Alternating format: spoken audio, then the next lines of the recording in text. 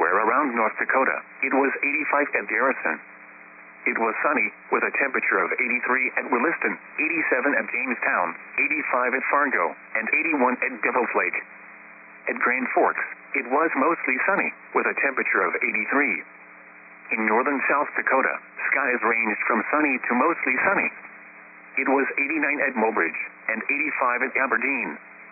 In eastern Montana, skies ranged from sunny to mostly sunny. It was 95 at Miles City, 90 at Glendive, and 93 at Sydney. Once again, at Bismarck, the temperature was 88 degrees under mostly sunny skies. The regional weather forecast from your National Weather Service office in Bismarck. Hot temperatures in the 90s will continue for many areas into the early evening hours.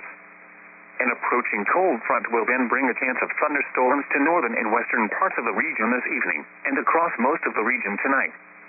A few storms could be severe, especially from southeast Saskatchewan into north central and northeast North Dakota this evening. Saturday morning showers and thunderstorms are expected to develop across central North Dakota, moving into eastern North Dakota and western Minnesota by the mid-afternoon. Much cooler weather will follow the front for the weekend, with highs only in the 70s and 80s. Here is the forecast for the Bismarck Mend and listening area. Tonight, increasing clouds. A 40% chance of showers and thunderstorms. Lows in the mid-60s. Southeast winds 5 to 10 miles per hour. Saturday, sunny. Slight chance of showers and thunderstorms in the morning. Highs in the lower 80s. North winds 10 to 15 miles per hour. Saturday night, mostly clear. Lows in the mid-50s. North winds 5 to 15 miles per hour. Sunday, sunny. Highs in the upper 70s. North winds 5 to 10 miles per hour. Sunday night, partly cloudy. Lows in the upper 50s. Northeast winds 5 to 10 miles per hour, shifting to the southeast after midnight. Monday, mostly sunny. Highs in the mid-80s. Monday night, increasing clouds. Chance of showers and slight chance of thunderstorms. Lows in the lower 60s. Chance of precipitation 40%. Tuesday, partly sunny. Chance of showers in the morning, then chance of showers and slight chance of thunderstorms in the afternoon. Highs in the lower 80s. Chance of precipitation 40%. Tuesday night, partly cloudy with a 20% chance of showers. Lows in the upper 50s. Wednesday, mostly sunny. Highs in the upper 70s. Wednesday night, mostly clear. Lows in the mid-50s. Thursday, sunny. Highs around 80. Thursday night, mostly clear. Lows in the mid-50s. Friday, sunny. Highs in the upper 80s. Here are the recreation area forecasts for western Lake Sakonkohia. Tonight, north winds 10 to 20 miles per hour. Partly cloudy in the evening, then becoming mostly cloudy. Lows in the lower 60s. Saturday, breezy. North winds 15 to 25 miles per hour. Slight chance of thunderstorms. Sunny. Highs in the upper 70s. For eastern Lake Sakonkohia, tonight, southeast winds 10 to 15 miles per hour, shifting to the north 10 to 20 miles per hour after midnight. Chance of thunderstorms through the night. Partly cloudy in the evening, then becoming mostly cloudy. Lows in the lower 60s. Saturday, north winds 10 to 20 miles per hour. Slight chance of thunderstorms. Sunny. Highs in the upper 70s. For northern Lake Oahe, tonight, southeast winds 10 to 20 miles per hour. Mostly clear in the evening, then becoming mostly cloudy. Lows in the mid-60s. Saturday, north winds 10 to 20 miles per hour. Slight chance of thunderstorms. Sunny. Highs in the lower 80s. Here are the weather conditions at 8 p.m. Central Daylight Time. Bismarck, mostly sunny. Temperature 88 degrees, relative humidity 40%. Wind southeast at 13 miles an hour. Pressure 29.74 inches and falling. Mandan, mostly sunny. 84 degrees, relative humidity 54%. Wind southeast at 9 miles an hour. Hazen, fair. 84 degrees, relative humidity 54%. Harvey, fair. 79 degrees, relative humidity 73%. Wind east at 8 miles an hour. Minot, mostly sunny. 83 degrees, relative humidity 56%. Wind northeast at 7 miles an hour. Dickinson, mostly sunny. 90 degrees, relative humidity 40%, heat index 91. Elsewhere around North Dakota, it was 85 at Garrison. It was sunny, with a temperature of 87 at Jamestown, 85 at Fargo, and 81 at Devil's Lake. It was mostly sunny, with a temperature of 83 at Williston and 83 at Grand Forks. In northern South Dakota, skies ranged from sunny to mostly sunny. It was 89 at Mobridge and 85 at Aberdeen. In eastern Montana, it was sunny. It was 95 at Miles City, 90 at Glendive, and 93 at Sydney. Once again, at Bismarck, the temperature was 88 degrees under mostly sunny skies. Now, some additional climate information for the region. Here are the high temperatures reported so far today. Bismarck had 95. The high at Williston was 97. Dickinson had 92. Jamestown reported 94. Minot had 89. The high Garrison was 92. In Hettinger, the high was 98. Here are the morning low temperature readings. Bismarck had 54. The low at Williston was 60. Dickinson had 57. Jamestown reported 58. Minot had 64. The low at Garrison was 55. In Hettinger, the low was 50. Here are some 24-hour precipitation reports across the region. Jamestown reported 0.01. The regional weather forecast from your National Weather Service office in Bismarck. Hot temperatures in the 90s will continue for many areas into the early evening hours. An approaching cold front will then bring a chance of thunderstorms to northern and western parts of the region this evening and across most of the region tonight. A few storms could be severe, especially from southeast Saskatchewan into north central and northeast North Dakota this evening. Saturday morning showers and thunderstorms are expected to develop across central North Dakota, moving into eastern North Dakota and western Minnesota by the mid-afternoon. Much cooler weather will follow the front for the weekend, with highs only in the 70s and 80s. Here is the forecast for the Bismarck Mend and listening area. Tonight, increasing clouds. A 40% chance of showers and thunderstorms. Lows in the mid-60s. Southeast winds 5 to 10 miles per hour. Saturday, sunny. Slight chance of showers and thunderstorms in the morning. Highs in the lower 80s. North winds 10 to 15 miles per hour. Saturday night, mostly clear. Lows in the mid-50s.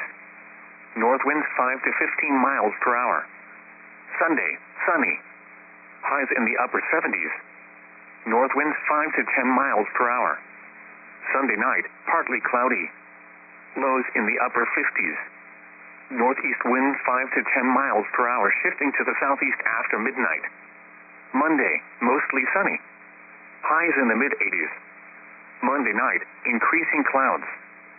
Chance of showers and slight chance of thunderstorms. Lows in the lower 60s. Chance of precipitation 40%. Tuesday, partly sunny. Chance of showers in the morning, then chance of showers and slight chance of thunderstorms in the afternoon. Highs in the lower 80s. Chance of precipitation 40%. Tuesday night, partly cloudy with a 20% chance of showers. Lows in the upper 50s. Wednesday, mostly sunny. Highs in the upper 70s. Wednesday night, mostly clear. Lows in the mid-50s. Thursday, sunny. Highs around 80. Thursday night, mostly clear. Lows in the mid-50s. Friday, sunny. Highs in the upper 80s. Here are the recreation area forecasts for western Lake Sakonkohia. Tonight, north winds 10 to 20 miles per hour. Partly cloudy in the evening, then becoming mostly cloudy. Lows in the lower 60s. Saturday, breezy. North winds 15 to 25 miles per hour. Slight chance of thunderstorms. Sunny. Highs in the upper 70s. For eastern Lake Sakonkohia, tonight, southeast winds 10 to 15 miles per hour, shifting to the north 10 to 20 miles per hour after midnight. Chance of thunderstorms through the night. Partly cloudy in the evening, then becoming mostly cloudy. Lows in the lower 60s. Saturday, north winds 10 to 20 miles per hour. Slight chance of thunderstorms. Sunny. Highs in the upper 70s. For northern Lake Oahe, tonight, southeast winds 10 to 20 miles per hour. Mostly clear in the evening, then becoming mostly cloudy. Lows in the mid-60s. Saturday, north winds 10 to 20 miles per hour. Slight chance of thunderstorms. Sunny. Highs in the lower 80s. Here are the weather conditions at 8 p.m. Central Daylight Time. Bismarck, mostly sunny. Temperature 88 degrees, relative humidity 40%. Wind southeast at 13 miles an hour. Pressure 29.74 inches and falling. Mandan, mostly sunny. 84 degrees, relative humidity 54%. Wind southeast at 9 miles an hour. Hazen, fair. 84 degrees, relative humidity 54%. Harvey, fair. 79 degrees, relative humidity 73%. Wind east at 8 miles an hour. Minot, mostly sunny. 83 degrees, relative humidity 56%. Wind northeast at 7 miles an hour. Dickinson, mostly sunny. 90 degrees, relative humidity 40%, heat index 91. Elsewhere around North Dakota, it was 85 at Garrison. It was sunny, with a temperature of 87 at Jamestown, 85 at Fargo, and 81 at Devil's Lake. It was mostly sunny, with a temperature of 83 at Williston, and 83 at Grand Forks. In northern South Dakota, skies ranged from sunny to mostly sunny. It was 89 at Mobridge, and 85 at Aberdeen. In eastern Montana, it was sunny. It was 95 at Miles City, 90 at Glendive, and 93 at Sydney. Once again, at Bismarck, the temperature was 88 degrees under mostly sunny skies.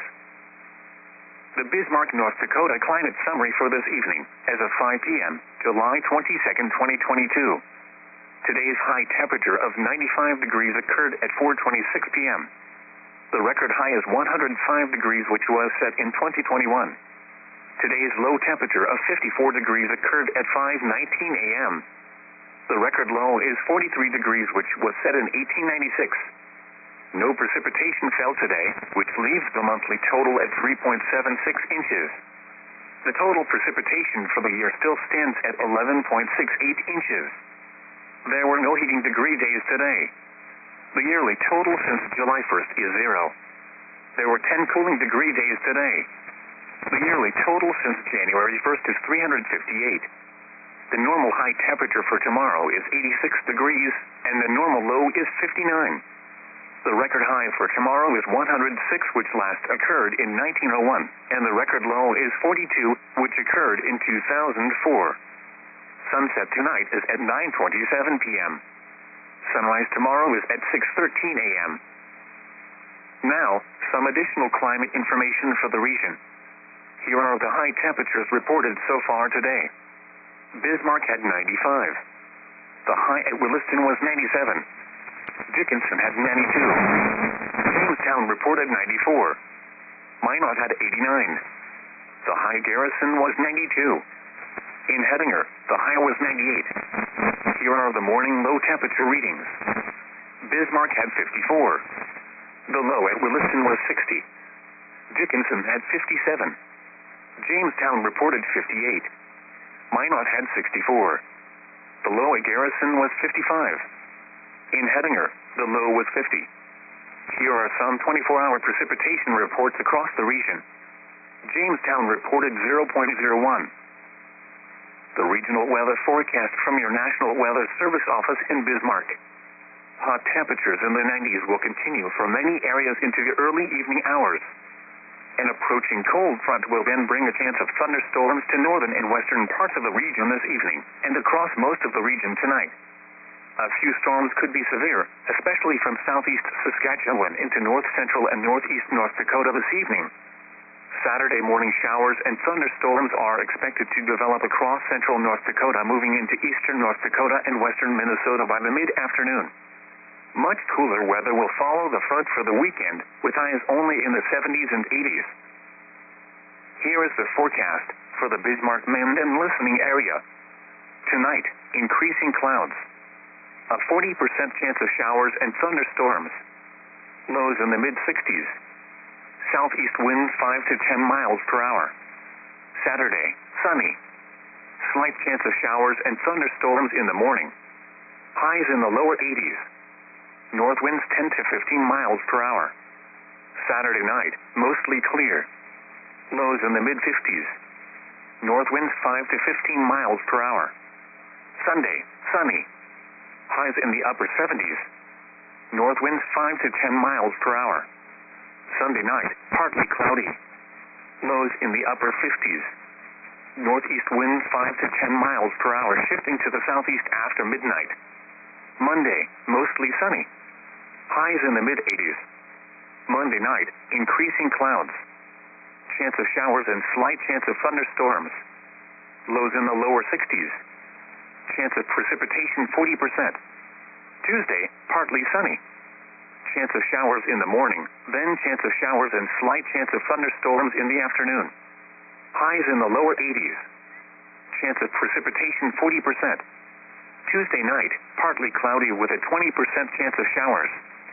Lows in the upper 50s. Wednesday, mostly sunny. Highs in the upper 70s. Wednesday night, mostly clear. Lows in the mid-50s. Thursday, sunny. Highs around 80. Thursday night, mostly clear. Lows in the mid-50s. Friday, sunny. Highs in the upper 80s. Here are the recreation area forecasts for western Lake Sakonkohia. Tonight, north winds 10 to 20 miles per hour. Partly cloudy in the evening, then becoming mostly cloudy. Lows in the lower 60s. Saturday, breezy. North winds 15 to 25 miles per hour. Slight chance of thunderstorms. Sunny. Highs in the upper 70s. For eastern Lake Sakonkohia, tonight, southeast winds 10 to 15 miles per hour, shifting to the north 10 to 20 miles per hour after midnight. Chance of thunderstorms through the night. Partly cloudy in the evening, then becoming mostly cloudy. Lows in the lower 60s. Saturday, north winds 10 to 20 miles per hour. Slight chance of thunderstorms. Sunny. Highs in the upper 70s. For northern Lake Oahe, tonight, southeast winds 10 to 20 miles per hour. Mostly clear in the evening, then becoming mostly cloudy. Lows in the mid-60s. Saturday, north winds 10 to 20 miles per hour. Slight chance of thunderstorms. Sunny. Highs in the lower 80s. Here are the weather conditions at 8 p.m. Central Daylight Time. Bismarck, mostly sunny. Temperature 88 degrees. Relative humidity 40%. Wind southeast at 13 miles an hour. Pressure 29.74 inches and falling. Mandan, mostly sunny. 4 degrees. Relative humidity 54%. Wind southeast at 9 miles an hour. Hazen, fair. 84 degrees. Relative humidity 54%. Harvey, fair. 79 degrees. Relative humidity 73%. Wind east at 8 miles an hour. Minot, mostly sunny. 83 degrees. Relative humidity 56%. Wind northeast at 7 miles an hour. Dickinson, mostly sunny. 90 degrees. Relative humidity 40%. Heat index 91. Elsewhere around North Dakota, it was 85 at Garrison. It was sunny, with a temperature of 87 at Jamestown, 85 at Fargo, and 81 at Devil's Lake.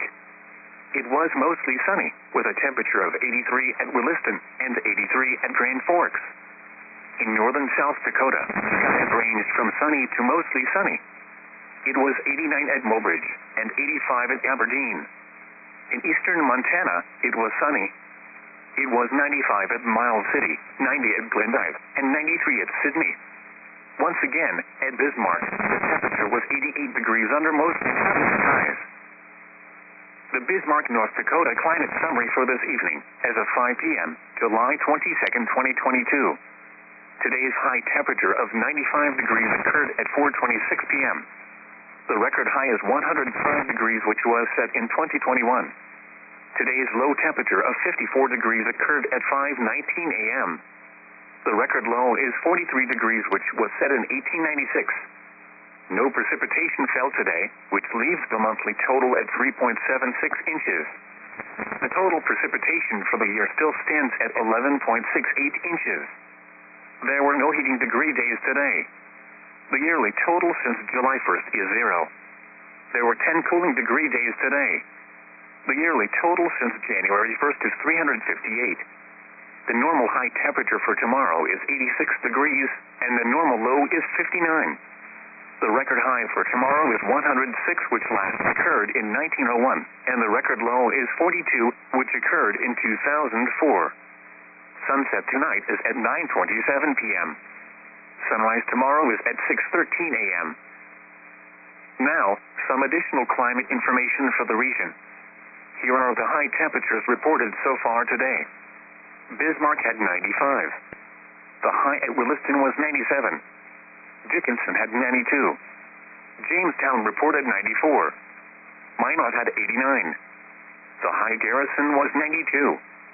In Hettinger, the high was 98. Here are the morning low temperature readings. Bismarck had 54. The low at Williston was 60. Dickinson had 57. Jamestown reported 58. Minot had 64. The low at Garrison was 55. In Hettinger, the low was 50. Here are some 24-hour precipitation reports across the region. Jamestown reported 0.01. The regional weather forecast from your National Weather Service office in Bismarck. Hot temperatures in the 90s will continue for many areas into the early evening hours. An approaching cold front will then bring a chance of thunderstorms to northern and western parts of the region this evening and across most of the region tonight. A few storms could be severe, especially from southeast Saskatchewan into north central and northeast North Dakota this evening. Saturday morning showers and thunderstorms are expected to develop across central North Dakota, moving into eastern North Dakota and western Minnesota by the mid-afternoon. Much cooler weather will follow the front for the weekend, with highs only in the 70s and 80s. This is NOAA Weather Radio Station WXL78 in Bismarck, North Dakota, operating on a frequency of 162.475 megahertz. Providing weather information 24 hours a day from your National Weather Service office in Bismarck. Here is the forecast for the Bismarck Mend and listening area. Tonight, increasing clouds. A 40% chance of showers and thunderstorms. Lows in the mid-60s. Southeast winds 5 to 10 miles per hour. Saturday, sunny. Slight chance of showers and thunderstorms in the morning. Highs in the lower 80s. North winds 10 to 15 miles per hour. Saturday night, mostly clear. Lows in the mid-50s. North winds 5 to 15 miles per hour. Sunday, sunny. Highs in the upper 70s. North winds 5 to 10 miles per hour. Sunday night, partly cloudy. Lows in the upper 50s. Northeast winds 5 to 10 miles per hour, shifting to the southeast after midnight. Monday, mostly sunny. Highs in the mid-80s. Monday night, increasing clouds. Chance of showers and slight chance of thunderstorms. Lows in the lower 60s. Chance of precipitation 40%. Tuesday, partly sunny. Chance of showers in the morning, then chance of showers and slight chance of thunderstorms in the afternoon. Highs in the lower 80s. Chance of precipitation 40%. Tuesday night, partly cloudy with a 20% chance of showers. Lows in the upper 50s. Wednesday, mostly sunny. Highs in the upper 70s. Wednesday night, mostly clear. Lows in the mid-50s. Thursday, sunny. Highs around 80. Thursday night, mostly clear. Lows in the mid-50s. Friday, sunny. Highs in the upper 80s. Here are the recreation area forecasts for western Lake Sakonkohia tonight. North winds 10 to 20 miles per hour. Partly cloudy in the evening, then becoming mostly cloudy. Lows in the lower 60s. Saturday, breezy. North winds 15 to 25 miles per hour. Slight chance of thunderstorms. Sunny. Highs in the upper 70s. For eastern Lake Sakakawea, tonight, southeast winds 10 to 15 miles per hour, shifting to the north 10 to 20 miles per hour after midnight. Chance of thunderstorms through the night. Partly cloudy in the evening, then becoming mostly cloudy. Lows in the lower 60s. North winds 10 to 20 miles per hour. Slight chance of thunderstorms. Sunny. Highs in the upper 70s. For northern Lake Oahe, tonight, southeast winds 10 to 20 miles per hour. Mostly clear in the evening, then becoming mostly cloudy. Lows in the mid-60s. Saturday, north winds 10 to 20 miles per hour. Slight chance of thunderstorms. Sunny. Highs in the lower 80s. Here are the weather conditions at 8 p.m. Central Daylight Time. Bismarck, mostly sunny. Temperature 88 degrees, relative humidity 40%. Wind southeast at 13 miles an hour. Pressure 29.74 inches and falling. Mandan, mostly sunny. 84 degrees, relative humidity 54%. Wind southeast at 9 miles an hour. Hazen, fair. 84 degrees, relative humidity 54%. Harvey, fair. 79 degrees, relative humidity 73%. Wind east at 8 miles an hour. Minot, mostly sunny. 83 degrees, relative humidity 56%. Northeast at 7 miles an hour. Dickinson, mostly sunny. 90 degrees, relative humidity 40%. Index 51. Elsewhere around North Dakota, it was 85 at Garrison. It was sunny, with a temperature of 87 at Jamestown, 85 at Fargo, and 81 at Devil's Lake. It was mostly sunny, with a temperature of 83 at Williston and 83 at Grand Forks. In northern South Dakota, skies ranged from sunny to mostly sunny. It was 89 at Mobridge and 85 at Aberdeen. In eastern Montana, it was sunny. It was 95 at Miles City, 90 at Glendive, and 93 at Sydney. Once again, at Bismarck, the temperature was 88 degrees under mostly sunny skies. The Bismarck, North Dakota climate summary for this evening, as of 5 p.m., July 22nd, 2022. Today's high temperature of 95 degrees occurred at 4:26 p.m. The record high is 105 degrees, which was set in 2021. Today's low temperature of 54 degrees occurred at 5:19 a.m. The record low is 43 degrees, which was set in 1896. No precipitation fell today, which gives the monthly total of 3.76 inches. The total precipitation for the year still stands at 11.68 inches. There were no heating degree days today. The yearly total since July 1st is 0. There were 10 cooling degree days today. The yearly total since January 1st is 358. The normal high temperature for tomorrow is 86 degrees, and the normal low is 59. The record high for tomorrow is 106, which last occurred in 1901, and the record low is 42, which occurred in 2004. Sunset tonight is at 9:27 p.m. Sunrise tomorrow is at 6:13 a.m. Now, some additional climate information for the region. Here are the high temperatures reported so far today. Bismarck had 95. The high at Williston was 97. Dickinson had 92. Jamestown reported 94. Minot had 89. The high Garrison was 92. In Hettinger, the high was 98. Here are the morning low temperature readings. Bismarck had 54. The low at Williston was 60. Dickinson had 57. Jamestown reported 58. Minot had 64. The low at Garrison was 55. In Hettinger, the low was 50. Here are some 24-hour precipitation reports across the region. Jamestown reported 0.01. The regional weather forecast from your National Weather Service office in Bismarck. Hot temperatures in the 90s will continue for many areas into the early evening hours. An approaching cold front will then bring a chance of thunderstorms to northern and western parts of the region this evening, and across most of the region tonight. A few storms could be severe, especially from southeast Saskatchewan into north central and northeast North Dakota this evening.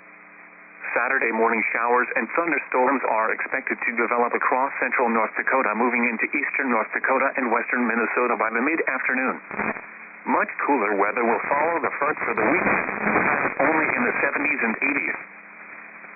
Here is the forecast for the Bismarck, Mend, and listening area. Tonight, increasing clouds. A 40% chance of showers and thunderstorms. Lows in the mid-60s. Southeast winds 5 to 10 miles per hour. Saturday, sunny. Slight chance of showers and thunderstorms in the morning. Highs in the lower 80s. North winds 10 to 15 miles per hour. Saturday night, mostly clear. Lows in the mid-50s. North winds 5 to 15 miles per hour. Sunday, sunny. Highs in the upper 70s. North winds 5 to 10 miles per hour. Sunday night, partly cloudy. Lows in the upper 50s. Northeast winds 5 to 10 miles per hour, shifting to the southeast after midnight. Monday, mostly sunny. Highs in the mid-80s. Monday night, increasing clouds. Chance of showers and slight chance of thunderstorms. Lows in the lower 60s. Chance of precipitation 40%. Tuesday, partly sunny. Chance of showers in the morning, then chance of showers and slight chance of thunderstorms in the afternoon. Highs in the lower 80s. Chance of precipitation 40%. Tuesday night, partly cloudy with a 20% chance of showers. Lows in the upper 50s. Wednesday, mostly sunny. Highs in the upper 70s. Wednesday night, mostly clear. Lows in the mid-50s. Thursday, sunny. Highs around 80. Thursday night, mostly clear. Lows in the mid-50s. Friday, sunny. Highs in the upper 80s. Here are the recreation area forecasts for western Lake Sakonkohia. Tonight, north winds 10 to 20 miles per hour. Partly cloudy in the evening, then becoming mostly cloudy. Lows in the lower 60s. Saturday, breezy. North winds 15 to 25 miles per hour. Slight chance of thunderstorms. Sunny. Highs in the upper 70s. For eastern Lake Sakonkohia, tonight, southeast winds 10 to 15 miles per hour, shifting to the north 10 to 20 miles per hour after midnight. Chance of thunderstorms through the night. Partly cloudy in the evening, then becoming mostly cloudy. Lows in the lower 60s. Saturday, north winds 10 to 20 miles per hour. Slight chance of thunderstorms. Sunny. Highs in the upper 70s. For northern Lake Oahe, tonight, southeast winds 10 to 20 miles per hour. Evening, then becoming mostly cloudy. Lows in the mid-60s. Saturday, north winds 10 to 20 miles per hour. Slight chance of thunderstorms. Sunny. Highs in the lower 80s. Here are the weather conditions at 8 p.m. Central Daylight Time. Bismarck, mostly sunny. Temperature 88 degrees. Relative humidity 40%. Wind southeast at 13 miles an hour. Pressure 29.74 inches and falling. Mendon, mostly sunny. 84 degrees. Relative humidity 54%. Wind southeast at 9 miles an hour. Hazen, fair. 84 degrees. Relative humidity 54%. Harvey, fair. 79 degrees. Relative humidity 73%. Wind east at 8 miles an hour. Minot, mostly sunny. 83 degrees. Relative humidity 56%. Wind northeast at 7 miles an hour. Dickinson, mostly sunny. 90 degrees. Relative humidity 40%. Heat index 91. Elsewhere around North Dakota, it was 85 at Garrison. It was sunny, with a temperature of 87 at Jamestown, 85 at Fargo, and 81 at Devil's Lake. It was mostly sunny, with a temperature of 83 at Williston and 83 at Grand Forks. In northern South Dakota, skies ranged from sunny to mostly sunny. It was 89 at Mobridge and 85 at Aberdeen. In eastern Montana, it was sunny. It was 95 at Miles City, 90 at Glendive, and 93 at Sydney. Once again, at Bismarck, the temperature was 88 degrees under mostly sunny skies.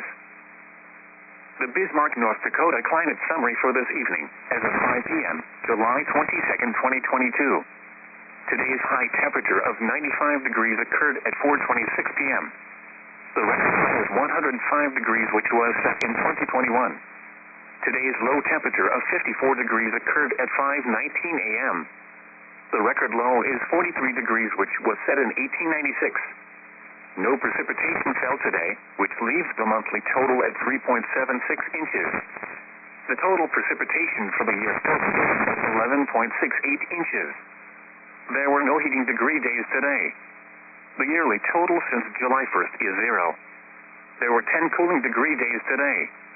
The yearly total since January 1st is 358. The normal high temperature for tomorrow is 86 degrees, and the normal low is 59.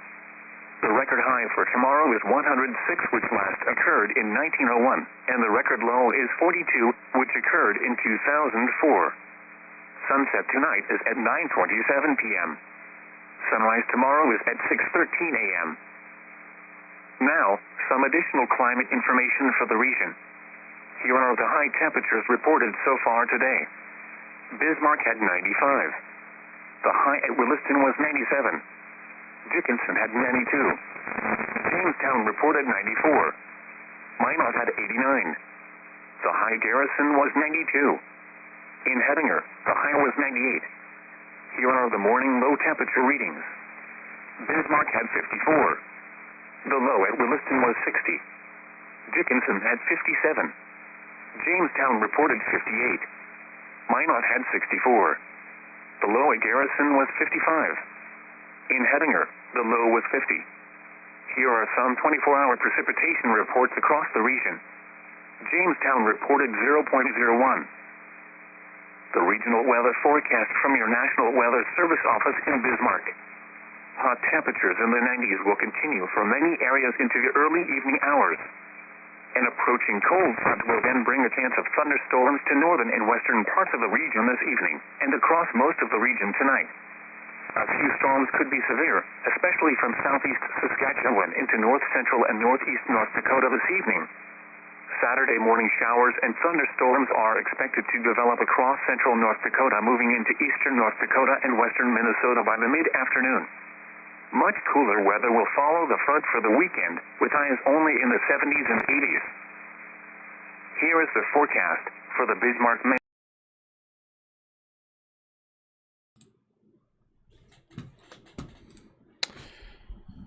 All right, hello everybody. Yeah, we're watching the storms up in north central, northwestern parts of North Dakota right now. These storms are basically moving down to the southeast, east-southeast about 30, well, yeah, we'll call it easterly at about 30 miles per hour. Some of the possible hazards right now include 2-inch hail and 70 mile per hour winds. So of course, people and animals outdoors, you need to be out. You need to be indoors. Otherwise, you're going to be injured. Expect hail damage to roof sidings, windows, vehicles, and so make sure for your protection, move to an interior room on the lowest floor. So right now, here's some of our higher areas, some of the areas of concern, their main areas of concern, just northwest of Lansford. Right now, we're looking at maybe some hail up to 1.5 inches or so. This one a little bit further down to the south, maybe around 1 inch. But it's been kind of fluctuating here and there. So far, we've had a couple of reports. Let's see here.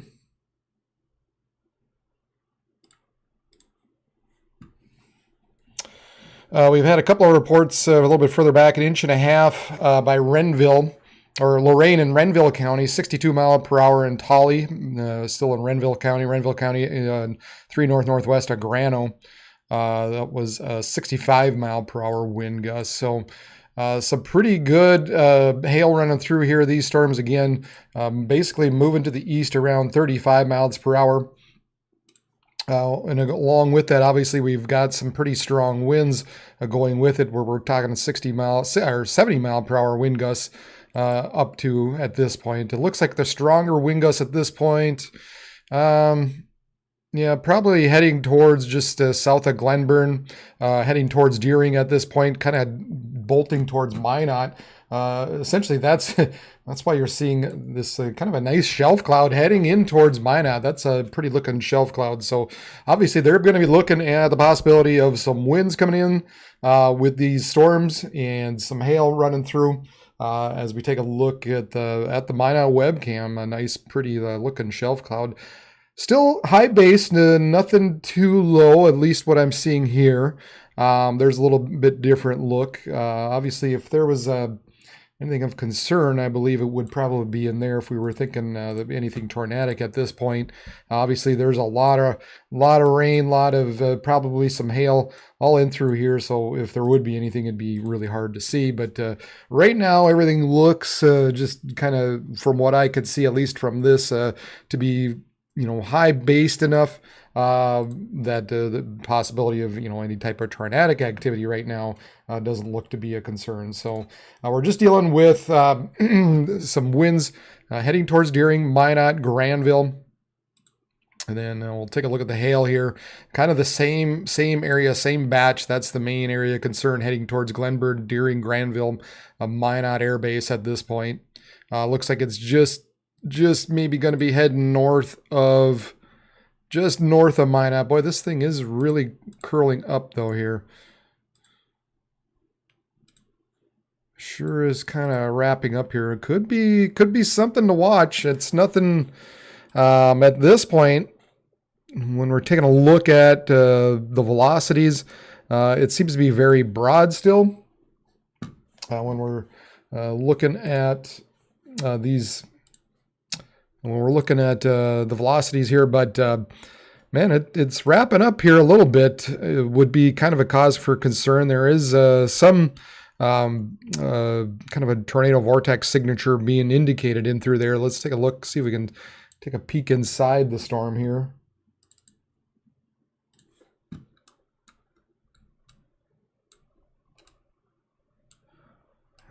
Obviously, some pretty good updrafts. Let's take a little wider scan.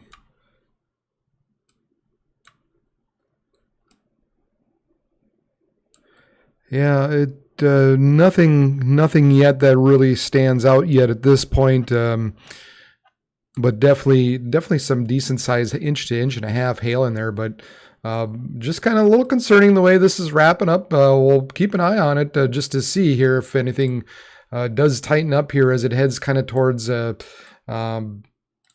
be kind of in this Glenburn, Deering, Minot Air Base area here. That'd be kind of the area of concern that we'd be watching here in the very near term. But at the very least, we're probably going to be looking at. Let's get a little better. We're probably going to be looking at very likely, at the very least, some strong winds heading in through this direction, along with the larger hail. Where we're looking at, probably inch or inch and a half sized hail. Could be up to 2 inches if these storms kind of cycle through and increase a little bit here. So a couple of areas, this kind of the main area I'd say to watch right now in through north central North Dakota. This would be, let's see, this is Ward County and McHenry County. So the latest National Weather Service warning is a severe thunderstorm warning for east central Ward, Bottineau County, southeastern Renville, northwestern McHenry County until 9:45. At 8:49 Central Time, severe thunderstorm is located along a line extending from Antler to 6 miles north of Lansford to 6 miles northeast of Carpio. Moving east at 35, they're saying 2-inch hail and 70 mile per hour winds. So again, people and animals outdoor will be injured. Expect damage to roof sidings, windows, and vehicles. Expect considerable tree damage. Wind damage is also likely to mobile homes, roofs, and outbuildings. This will be near Antler right about now, West Hope and Max Bass right around 9:05. Other locations include Glenburn, Newburgh, Deering, Surrey, and Lake Metagoshi State Park. Let's get a little better timing on this particular area right now. So this would be about 15 minutes from now. So we'd be looking at about 9:10, 9:25, 9:40, and then about 9:55 is what we're looking at. This would be roughly the timing of this particular area as it would head to the east. So we're just kind of keeping an eye on here and hoping it doesn't tighten up anymore here. Little bit more of a concern maybe. It's getting there. So I would say if you guys are at this point, just take that extra precaution if you're in that Glenburn, Deering, kind of in that Bantry area.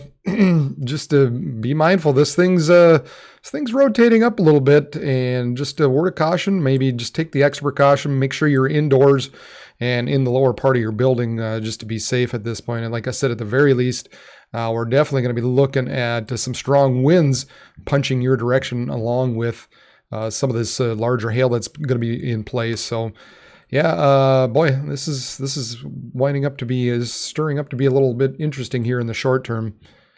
Nothing in the correlation coefficient that indicates any kind of drop. Again, we're still a little broad when we're talking about the coupling just yet. So hopefully that'll loosen up here a little bit and become more outflow dominant. Hopefully this becomes more outflow dominant and just continues to push eastward.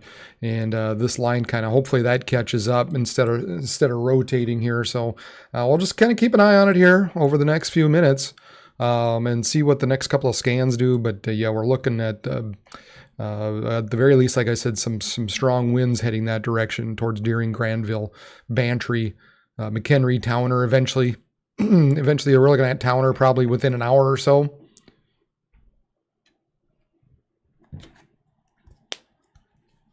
No, I haven't gotten to Longville yet. Sorry.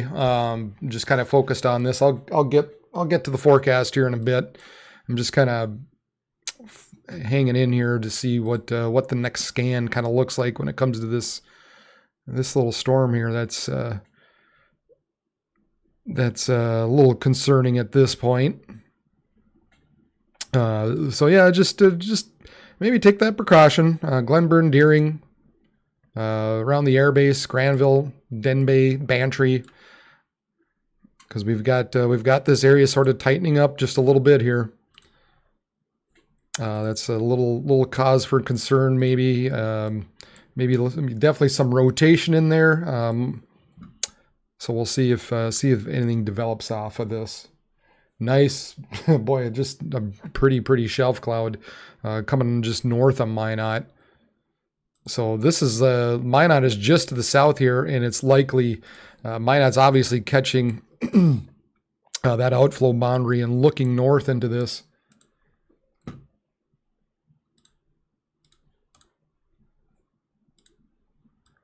Kind of wish they'd maybe pan the camera just a little to the right, but nevertheless, yeah, that's that outflow that you're seeing out there. So the stronger stuff kind of up and through here. This is kind of the area we're been looking at, a little concerned about, I guess. Hard. I mean, it's going to be hard to see with the rain and maybe even given the which direction exactly this camera is pointing. I think it's pointing a little bit further west than it'd be nice if it was a little further north, but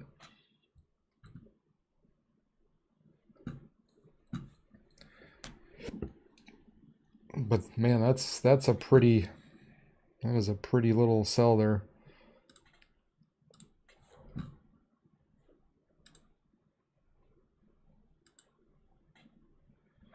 Man, it just keeps on kind of getting sucked in here, just a little more, and you got the rear flank kind of pushing out in through here, just jetting out. Not quite what we're wanting to see here.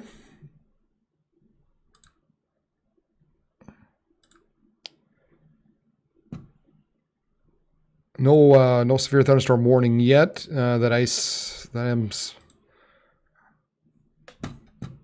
or no tornado warning yet, I should say.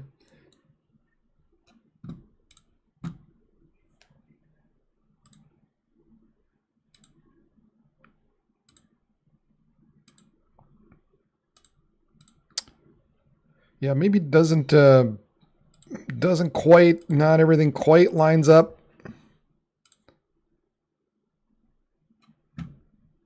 I know the conditions tonight aren't real favorable, but you know, when you get a big enough storm that creates its own environment out there, you just never know what could happen. So sometimes these storms just create their own little, you know, obviously their own little atmospheric, you know, conditions out there. They throw everything. They throw haymakers. They throw, you know, all kinds of different things in out there. They got their own outflows. They've got their own inflows when they become powerful enough. So sometimes, even though the atmosphere itself isn't necessarily right for it, just sometimes they manage to pull out a surprise here and there. But at this point, it's still that kind of area of circulation.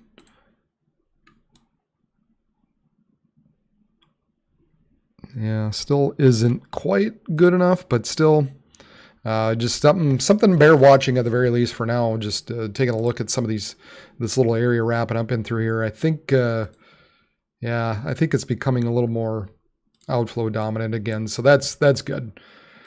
I like this picture a little better. That's starting to punch out a little more.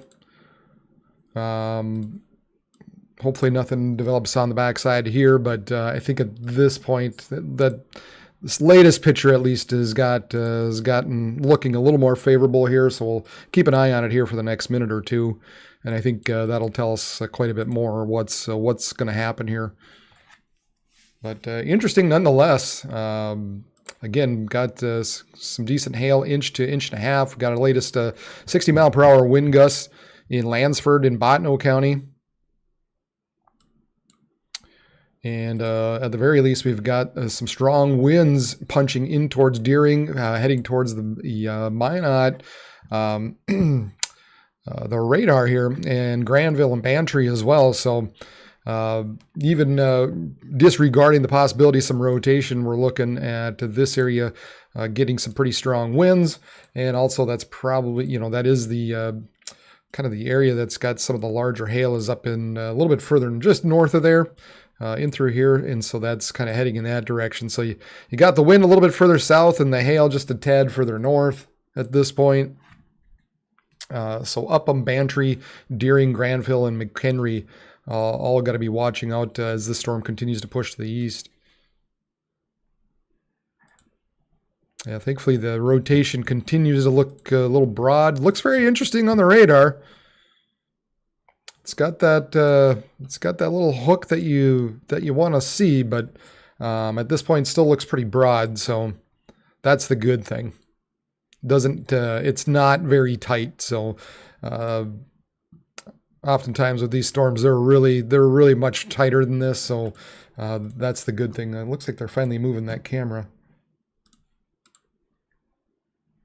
Move it this way, that way, more, a little more, just a little more. A little more that way. What are we focusing in on?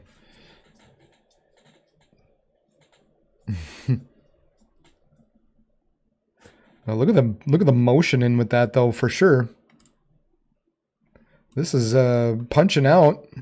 So there's some of that stronger wind that's punching out just north of Minot, and you can see how these these clouds are just pushing quickly to the east. Looks like. I move this thing. Looks like we got some dust down here as well, getting kicked up. Out ahead of the storm. Then you've got the rain kind of coming down and some of the inflow kind of curling back up again, feeding back into the clouds on the backside. But yeah, look at all the dust getting kicked up here, just north of Minot at this point.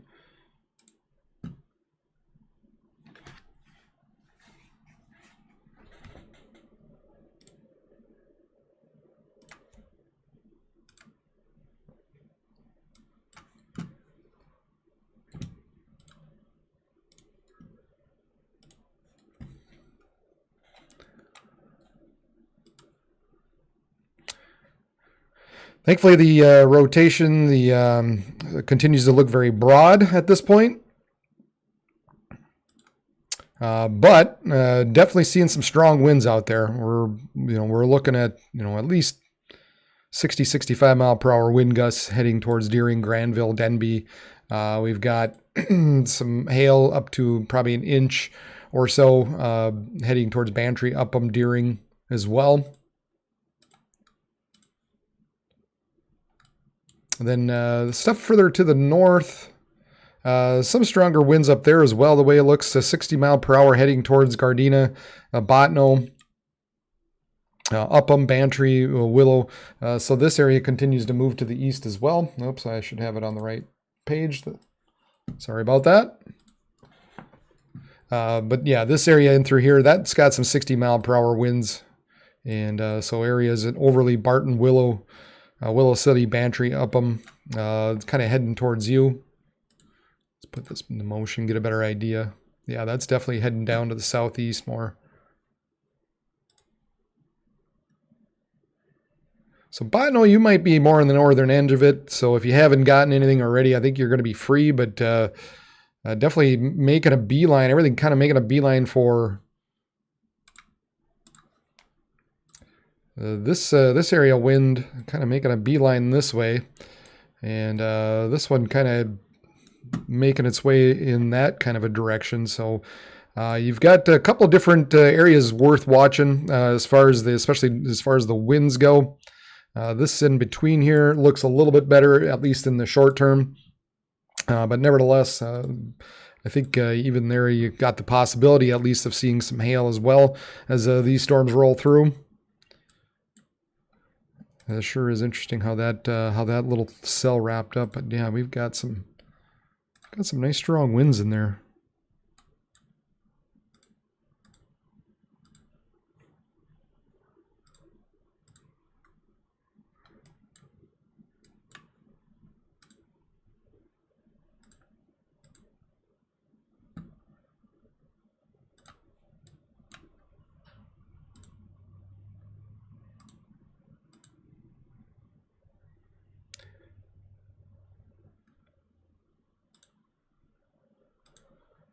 Yeah, well, it's looking a little better there, but looking really interesting there on the webcam. That's for sure. Differently, just because of that push push eastward from that area that's kind of curling up there. Obviously, you're probably going to get a little wall cloud out there and some kind of rotation. Just given the general movement out there, not surprised. Probably going to see some lower clouds out there. I would suspect somewhere back in through here, hidden back in through there is a little bit more of a wall cloud that you'd find out there just north of Minot.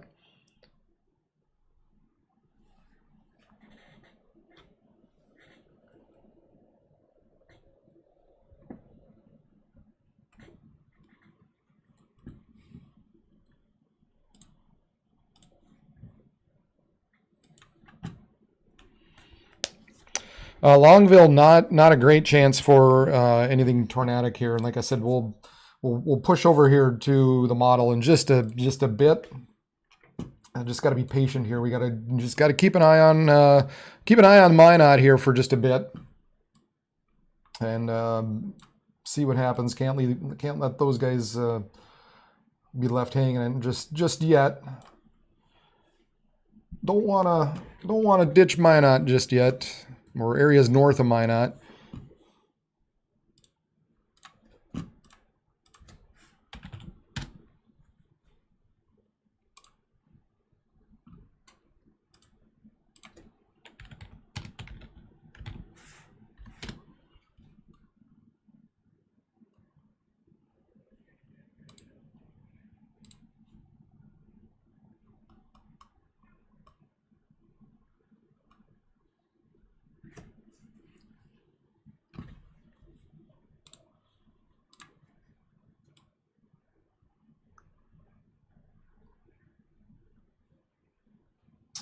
But I'll just say without, so we don't have to just break away here, but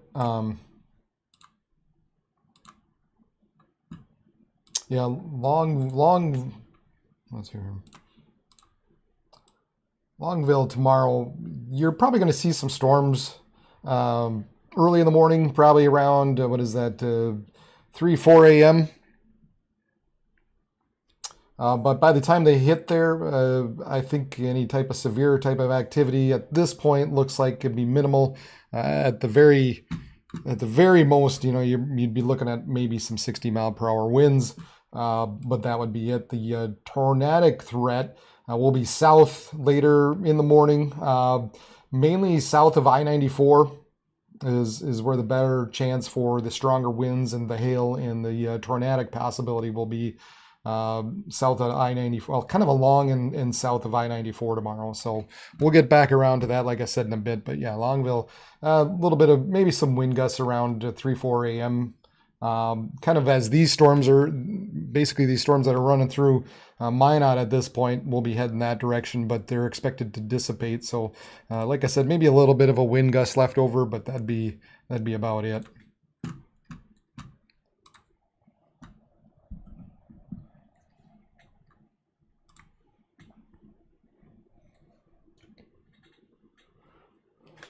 Clouds, man, they looks scary, doesn't it? When you look at the cam. But the good thing is, like I said, it doesn't look quite as ominous as it did before. Definitely kind of becoming more of an outflow type of scenario at this point.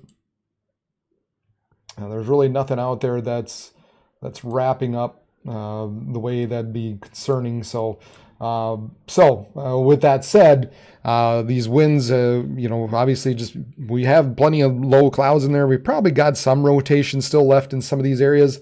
But at the very least, we're going to be seeing some, now they issue a tornado warning, right? When I say that, and then they make a liar out of me.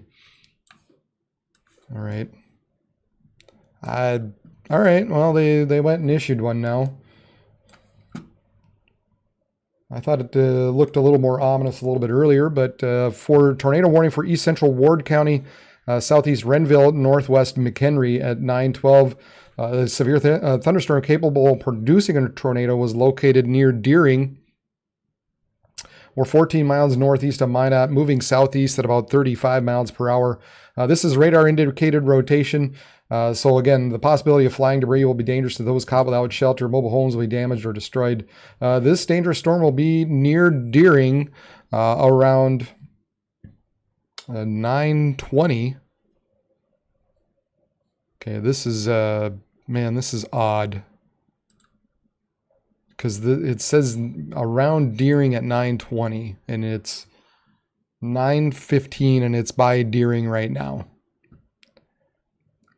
Other locations include Granville. So interesting. Was located near Deering. Yeah, there's some kind of typo they've got going on there.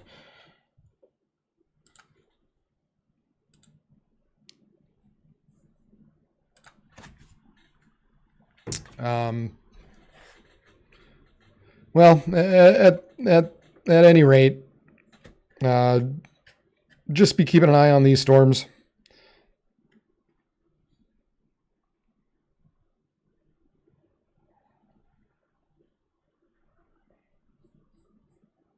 Yeah, I don't know, guys. I don't want to say there's nothing. I mean, it looks very ominous on the webcam up there. I'd say at the very least, I've just been saying, just do what needs to be done. Just take precautions, get inside, get indoors, move to a sturdy building, avoid windows. And if you're outdoors in a mobile home or in a vehicle, move to the closest substantial shelter and protect yourself. At the very least, we're going to be seeing some strong damaging winds heading that direction. It's kind of hard to pick out, where exactly they're thinking the rotation at this point will be, just because I think at this point it's looking a little more just not quite as interesting. But maybe they've got a spotter out there that's saying something different than what I'm seeing at this point. But I think if you just stay in a shelter, you're going to be fine out there. But again, This kind of heading towards Granville, McHenry, Denby at this point. Moving to the southeast at about 35 miles per hour associated with this tornado warning.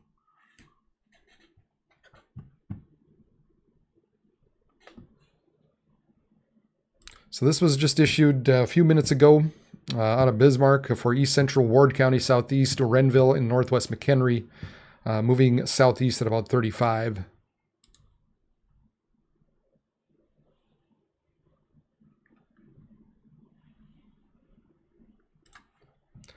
So if you're in that kind of Granville, Denby, McHenry area, just take your shelter. We've got some strong winds at the very least running through there.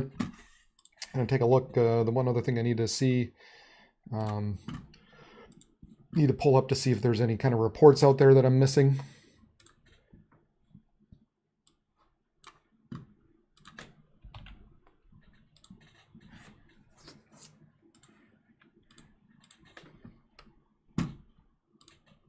I appreciate everybody.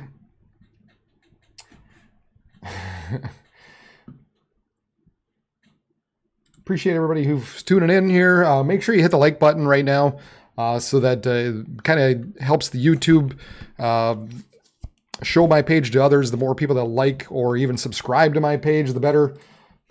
That helps other people find this webpage. So or this YouTube channel. So if you're not getting the information you're wanting, please just hit the like button, hit the subscribe button, and if you want, hit the share button as well, just because that helps. Obviously, anybody that might be looking for some information out there, they can get it right here. And the more people that do that, the better.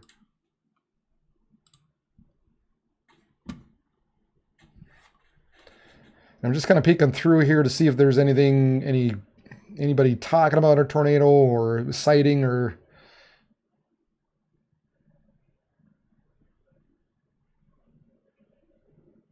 Wow, that's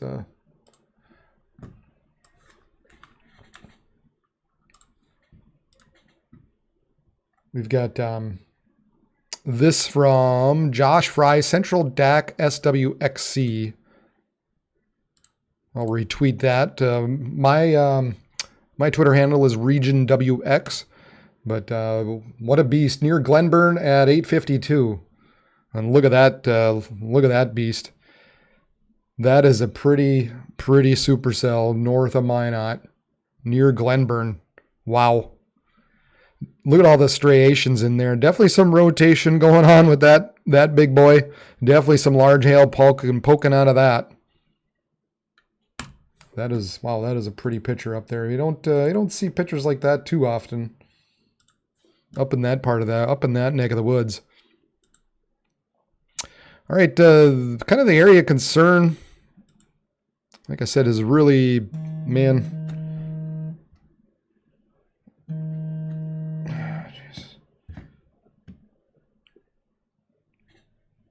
Really kind of hard to pick out, I guess, at this point. And I just think more and more of this is just, it's not wrapping up quite as much like it used to be. But we still got some stronger winds heading towards Granville and Denby and McHenry. So just make sure you're taking shelter. We also have some of these stronger winds from the north up and through here, heading down towards Towner and Rugby as well. So we've got this whole line basically heading in this general direction. So you guys out and through Rugby, Pierce, McHenry, you need to be watching out for these storms, for these gusty winds as they continue to push off to the south and east. Looks like the hail threat is decreasing a little bit, so that's a good thing. At least down here, kind of just north of Minot. This one just kind of coming up to Ekman and Russell. Still is around an inch, maybe an inch and a half. So the good thing is it seems these storms seem to be losing some of its punch. However, sometimes when that happens, if they start to decay a little bit, sometimes you get some stronger gusty winds that occur out of that. So I think that at this point, that's going to be the main focus, is just watching these winds as they continue to push to the south and east. We got to get this back up here.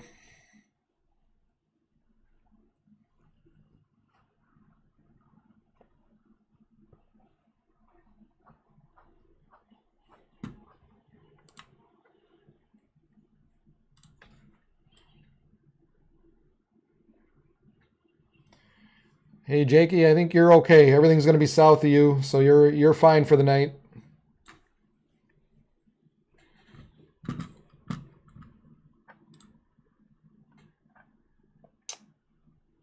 Because it'll this stuff will stay to the south. This stuff will say, stay south of you. Jakey lives up in Canada.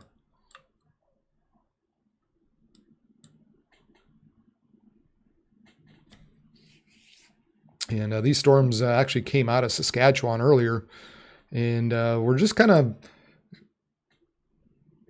creeping the northern, just the border, and then all of a sudden it started to take a bit of a right hook, and now is heading towards Granville and the Minot Air Base Bantry as well, or the Minot radar, heading right through the radar at this point.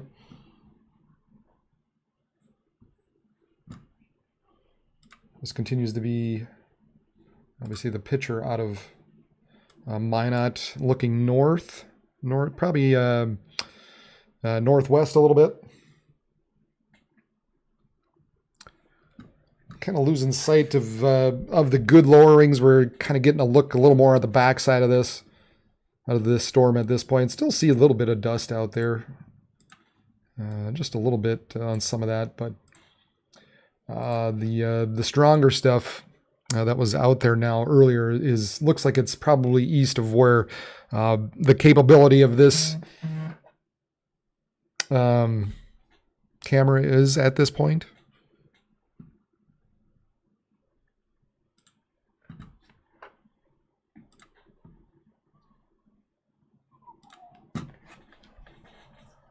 So a train spotter at the Minot Air Base reported a funnel cloud about 10 minutes ago. Funnel cloud reported by military train spotter, so that must be what prompted that tornado warning. They also reported 1-inch hail at the air base. Let's see. And wind gusts of 71 miles per hour as well that went through the air base. So they had it all going through the base. They had maybe just a quick little spin up there. A 65 mile per hour in Lansford. I think we had that a little earlier. Pea-sized hail also reported.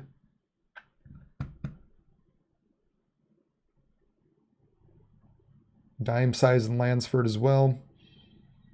So yeah, that obviously was what prompted the tornado warning. It was starting to look a little bit better at that point. Maybe it was just kind of gusting out a little bit. Maybe it was just enough to where it spun up a little funnel cloud, excuse me. So obviously that is what ultimately probably prompted the tornado warning, is because and there you go. There's the report right there of the funnel cloud just north of Minot. So I know the camera was trying to peek in there and was trying to get a view of, obviously it's kind of hard to see when these cameras, they're not the sharpest picture, and you're not always sure what exactly you're looking at from a distance. So but nevertheless, there was a bit of a funnel cloud reported out there earlier. And then, like I said, that was right about the time when it was looking like it was really starting to gust out. But sometimes that happens as they gust out. They get a little circulation in there, and they spin up just briefly. But at this point, as I'm looking at it, there's definitely, there's nothing that screams, anything on the ground or anything tornadic at this point.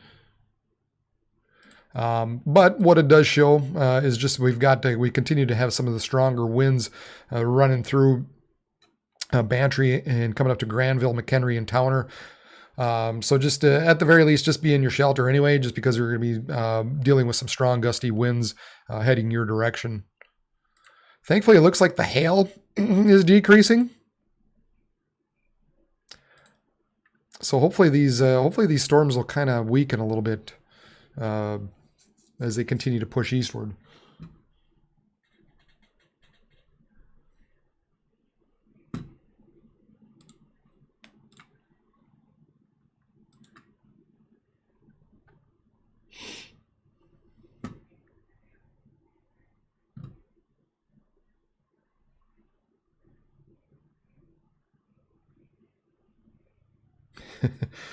Camera keeps trying to look, but they've got that tower there that they're dealing with.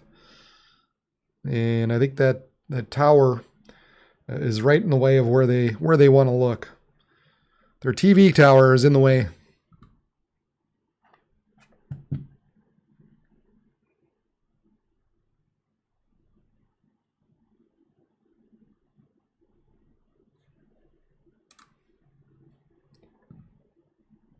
Plenty of shear going on out there. Wow. I mean, obviously that's what's helping drive these storms.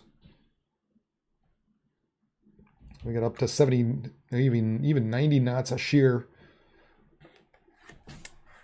So that really allows these storms to grow. And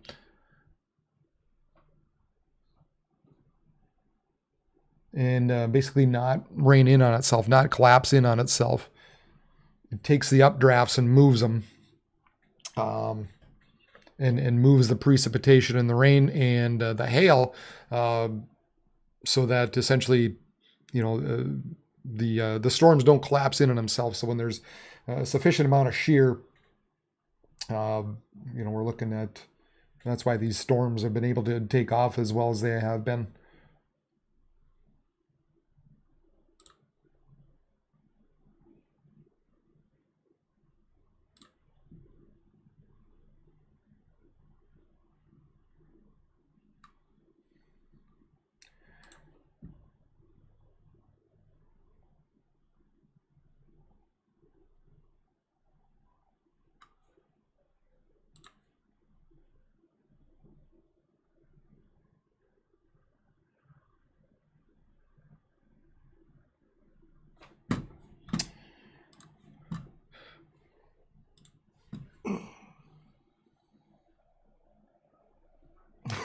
I did, Grace.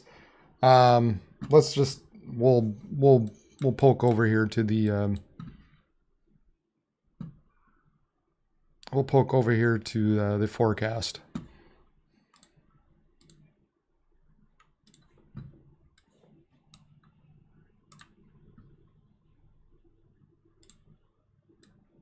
Right. Let's see here. Here's the latest model run, and so there we've got those storms that are coming down out of Canada. That's kind of running through north central parts of North Dakota. And you can see they continue to push to the east, a little bit south as well. So there looks like they're going to be running through that kind of that Devil's Lake area, and they could still produce some hail and some damaging winds with them as well. In fact, you can see there's just a little bit of a bow maybe associated with it, according to this particular model. So this is, let's see, this is 11 and midnight. They're just, so about 11 to midnight time frame running through that Devil's Lake area. And it looks like the strongest areas are just going to be on the southern edge, with these northern areas dealing with some probably some heavier rains, maybe some gusty winds as well. But ultimately, right down the highway to US 2, kind of heading towards Grand Forks-ish. Once it reaches Grand Forks right around 1 a.m., they're starting to lose a little bit, according to this model anyway. It looks like they might lose a little bit of its punch. I might still see some wind gusts, maybe some small hail out of that. And then 2 a.m., this, it gets beyond that Crookston Thief River Falls. And by this point, this is looking like, maybe some gustier winds of 50 miles per hour. But ultimately, we're just looking at rain and some thunderstorms at that point. As we go later into the night, we see the development of some storms down into south central parts of North Dakota, and that's ultimately going to be in response to this low-level jet that sets up here through the night. And you can see how that just kind of noses in there and helps things get taking off as we get later into the night. That along with kind of a area of higher winds and nice little trough that moves through here. Look at this area of higher winds just punching to the east. So this is around 9 a.m. at this point. And so that on top of, we still continue to have some stronger southwesterly low-level winds. So it looks like as these storms develop into south central parts of North Dakota later in the night and eventually move down to the southeast into northeastern parts of South Dakota, west central Minnesota. These storms are going to continue to move down in through this part of the state. Maybe I should get rid of my camera here just so you can get a little better view there. You don't need to see my pretty face. So anyway, so these storms, the main area severe looks like it's going to be south of I-94, but it will be getting closer, heading towards the Twin Cities area and kind of that Rochester as well. And so what we're going to be concerned with, and again, this is 9 a.m., 10, 11, so this is before noon already, and these storms are taking off as, we've got that punch of, upper level winds that are driving it, some strong low level winds. And on top of it all, of course, we've got the higher Cape values down there as well that are already getting down there early in the morning. We've got Cape values of 2,500. And then as you kind of get towards that noon time frame, look at this area just kind of poking in down to the south central part of the state right around the noon time frame. The energy helicity index, I'm going to suspect kind of does the same at that point. Yeah. Here you can see just an area of higher energy down to kind of southwest, south central part of the state by about 11 a.m. and noon. So that's going to be kind of the main area of concern as we get into the late morning and afternoon hours. And then those storms are expected to continue to move to the south and east. And really by 1, 2 p.m., 3 p.m., 4 p.m., most of those storms are just going to be exiting out of the far southeastern parts of the state. And so what we're mainly concerned about, obviously, is the strong damaging winds, large hail, and if they become discrete enough, like maybe these models are showing, the potential for a tornado or two is also within that mix. So that's something else we're going to have to keep an eye on. Further to the north, it's going to start off because it's kind of a rainier day across much of Minnesota in the morning. Those storms, as they continue to move to the south and east, are going to be the main focus.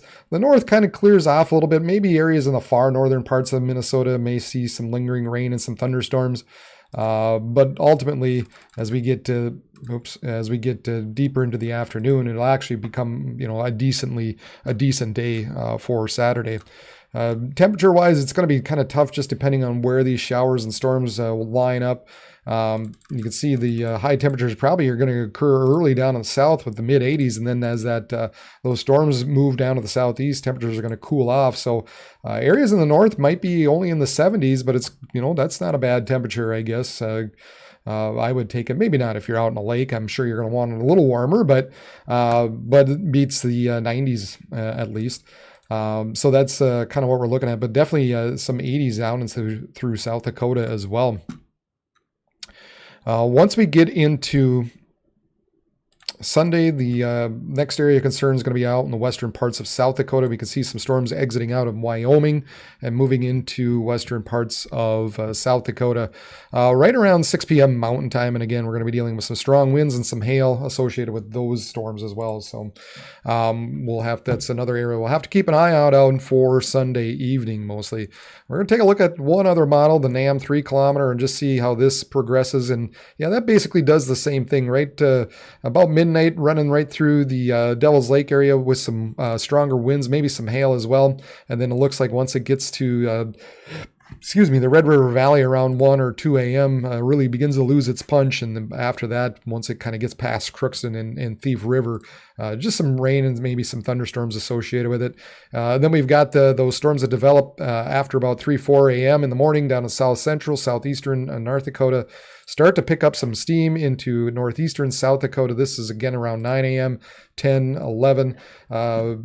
Begins to bow out already at this point. So this particular model would probably indicate more of the possibility of some damaging winds as they move east-southeastward. Here, this is 1 p.m., so just around that noon, 1 p.m. time frame would be reaching the Twin Cities area and then quickly moving through Rochester 2, 3, and 4 p.m. on Saturday. So, and this one not really clearing out the rain quite as much now up in the far north, but This model has been struggling a little bit more when it comes to the precipitation. So might tend to believe at this point that this is probably a little overdone. I don't think we'll probably be seeing that much rain that late into the afternoon, especially as these storms really get going. It's probably going to be taking away much of the energy as we get to late in the morning into the afternoon hours.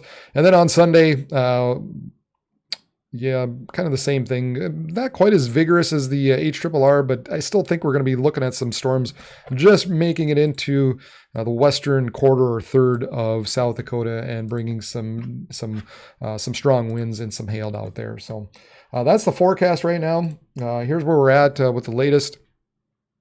And we still got a bit of a rotation in there being indicated. And that would be just kind of in between Granville and Denby, just coming up to US 82 at this point. Showing a little something there, but ultimately, I guess if I would think there'd be, you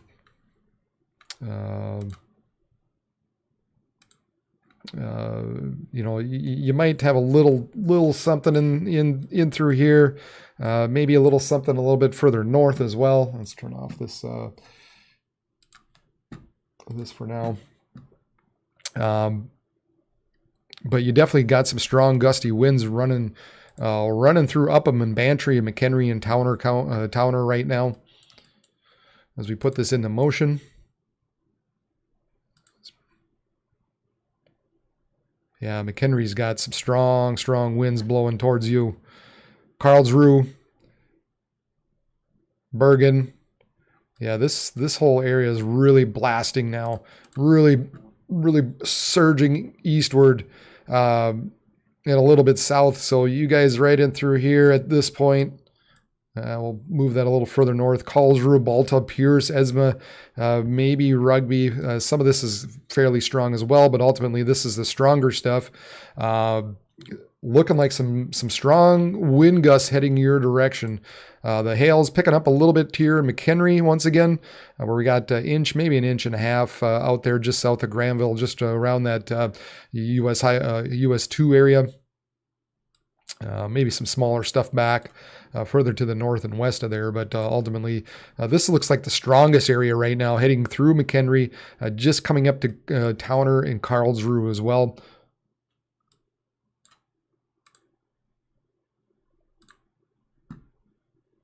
Continue to see a vortex signature in there.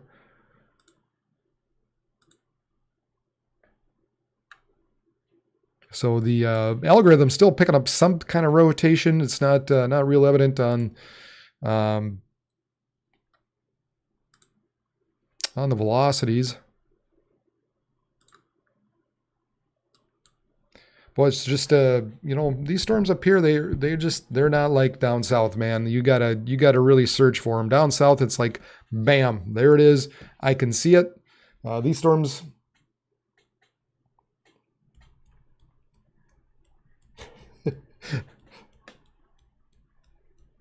Yeah. Okay, Grace. Here's the last time. You're going to be seeing some storms right around 2-3 a.m. Some rain, some thunderstorms, but nothing severe. All the severe stuff at that point will be south of you. So, but yeah, you might see some rain in Longville, but that'd be about it.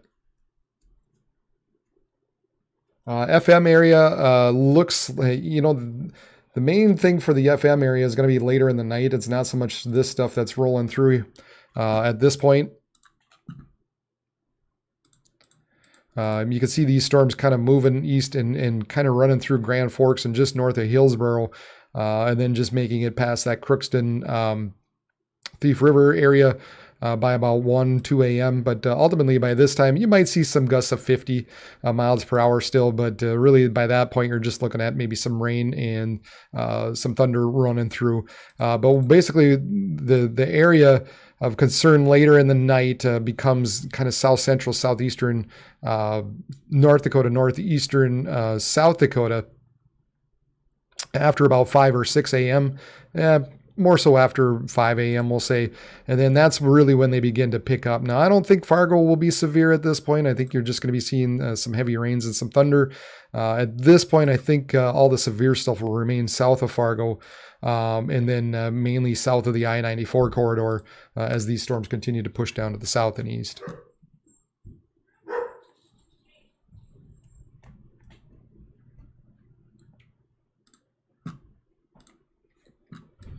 Yeah, you can't walk away. You just never know when I'm going to say something interesting. You just, all of a sudden, I just surprise you, and I'm like, bam. Don't leave, Grace. Please don't leave. Let's see here.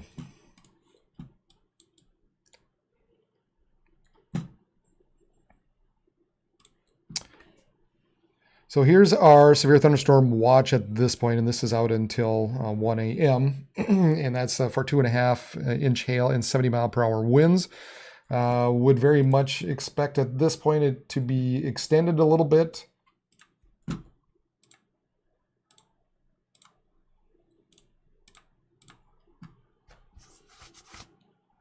And we'll just take a look and see what the latest is.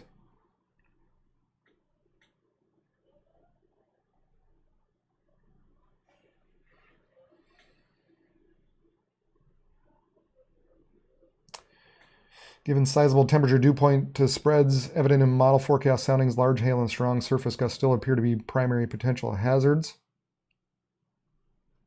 Gradually, the environment seems likely to support at least some further upscale growth with a continued propagation along and north of a surface frontal zone across the Devil's Lake vicinity into Grand Forks. So I wouldn't be surprised from just reading that out of the Storms Prediction Center that they would wind up issuing or extending that severe thunderstorm watch further east and probably a little further south as well.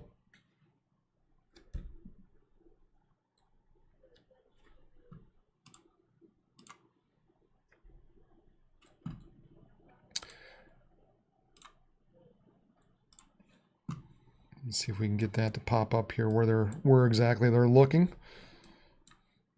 Sometimes it doesn't always cooperate, but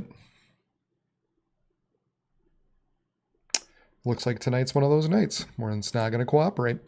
All right, there's a new severe thunderstorm warning that they've got out for eastern Bottineau, Pierce County, McHenry County, and Rowlett at 9:42, located along a line, let's see, moving southeast at about 35 miles per hour, golf ball size hail and 70 mile per hour winds possible. This will be near the International Peace Garden around 9:50 p.m. Other locations include St. John, Belcourt, Rolla, Drake, Animus, and Balta. So make sure for your protection to move to an interior room, the lowest floor of a building.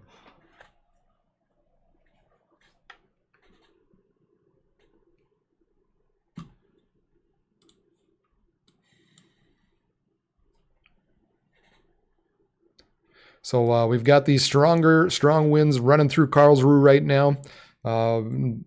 This is just really, really blasting eastward at this point. So if you're in that Karlsruhe, Belfort, Drake, Balta, Rugby area, looks like a stronger bit up in through here, coming up to Wolford. A little area of concern, actually. Got a little rotation associated with it. Little inflow notch there, going out there. Yeah, just a little bit of rotation, nothing significant at this point, but at the very least, again, we're looking at these strong winds beginning to blast to the east and southeast at about 35 miles per hour. So yeah, we've got this area that's really picked up and really running towards Rugby. Rugby right now, I'd say you're probably going to be seeing some stronger winds here shortly, or at least just north of you. You also got this area in through here that is kind of moving in that direction. So yeah, if you're Karlsruhe, east of Karlsruhe, Balta, Drake, Animus, Esmond, Martin, heading towards Maddock, these storms are running your way. They look like they're actually picking up a little bit of speed. And then you also got this area kind of just past Willow City, heading toward Wolford, Rugby, Knox, York. This looks like a pretty intense area of wind heading your way as well. Looks like the kind of the hail core heading towards kind of Karlsruhe, Guthrie, Oren, and Balta. So we've got some hail up to maybe 2 inches. And like I said, the hail kind of seems to be heading in this direction as well. So a couple different things just to keep an eye on here. I would say first and foremost is the wind. We'll just keep an eye and make sure there's no significant anything that kind of begins to rotate out there. That becomes a concern. Now, granted, this isn't your typical Boeing Echo as of yet, anyway. But sometimes you get these areas that just blast out, and sometimes you get these areas that just kind of poke out ahead of the main storm, and it's just enough to cause a little bit of rotation. So even though there might not be anything imminent to really showing up on the velocities or on the radar, just take the precaution with this type of scenario, especially down, I think, on the southern edge. Just make sure you're taking sheltered and being indoors, preferably in the lowest part of your building and away from windows and doors. And that, doing that would be the smart thing to do, especially if you're in that Balta, Oren, Almar, Animus, Drake, Guthrie area. This is stronger areas heading towards you. Then we've got this area just kind of looking like it might be running just north of Rugby, but heading more towards Wolford. Definitely heading towards Wolford.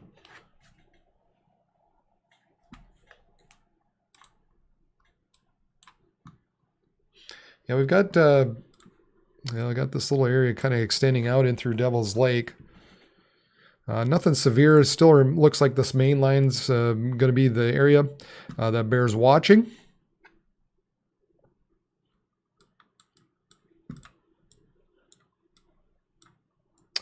And then, you got it extends down a little bit and just north of Cooperstown, but nothing severe there, obviously, at that point. This continues to be the main concern. Let's see what's happening on the old Skycam.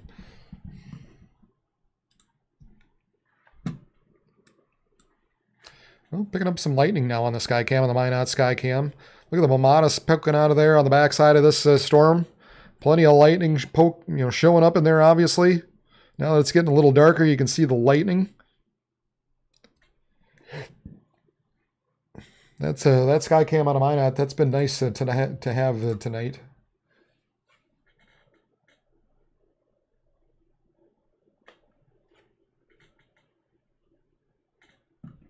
So yeah, they did issue a tornado warning a little bit earlier just because a train spotter out of the airbase reported a funnel cloud. So they had a tornado warning out there a little bit earlier.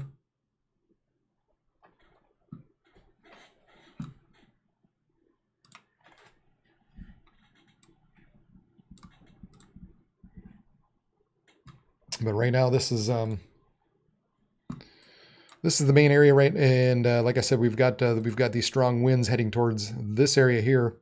Some pretty decent winds now starting to blast to the east-southeast.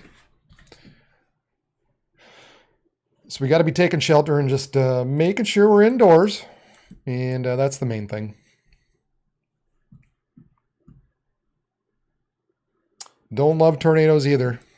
Especially, yeah.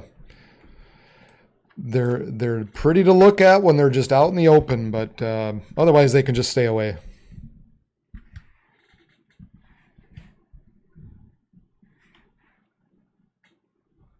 They're pretty to chase, I'll say that. But as long as they're out in the open, don't need to be destroying anything or destroying lives, obviously. Yeah,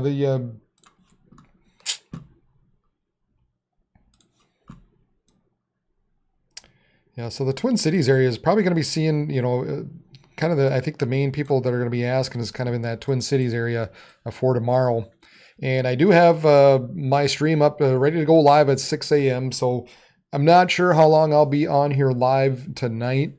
We'll kind of continue to keep an eye on things here a little bit, but I do plan on being up early in the morning. Right now I've got it scheduled for 6 a.m. to start another live stream, just to starting to watch these storms as they move to the south and east. And it looked like it'd be the Twin Cities around somewhere around 11 a.m., maybe noon, somewhere between 11 a.m. and 1 p.m. We'll put that type of window in it for now.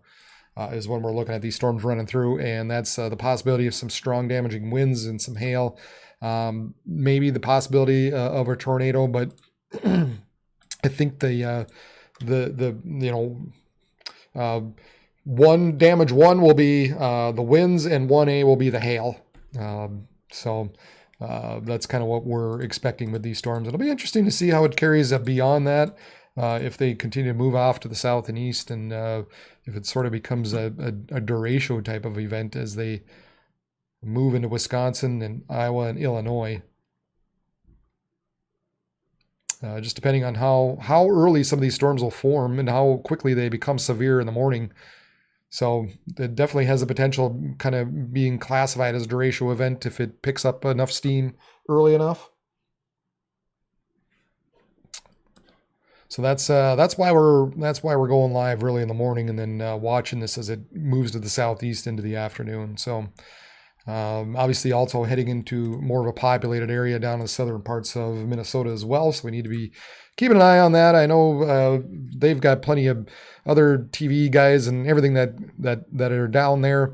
But we need to, obviously we need to watch them as well. You never know if all of a sudden, somebody in this day and age, the other reason why I got, started doing this is because, not a lot of people have, or more and more people are starting to cut cable and they rely on the internet. So YouTube might be the way to go for them to find their weather information. So do me a favor along that note.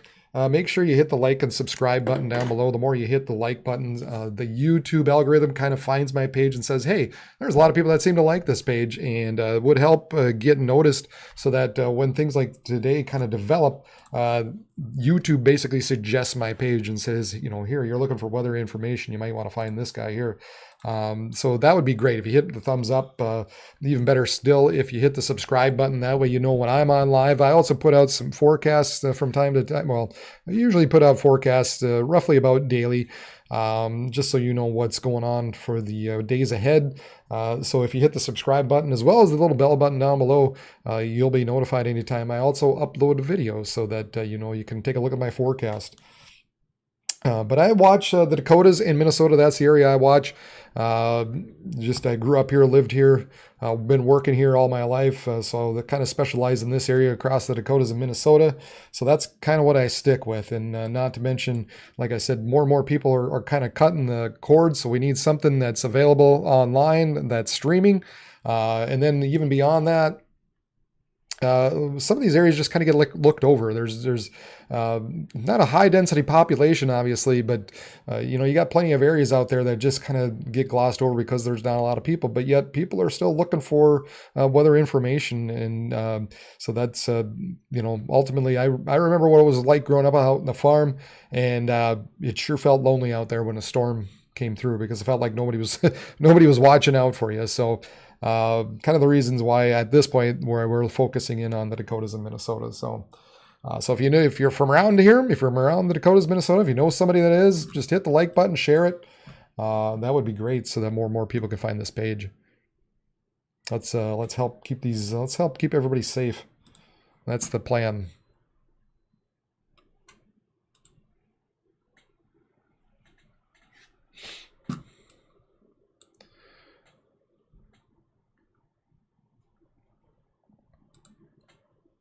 Yeah, here we got these areas are just, again, we talk about these areas that like to kind of poke out ahead of the rest. Let me fix this.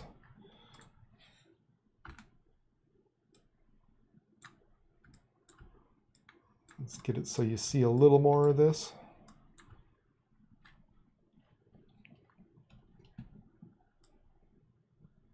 Smoosh it in.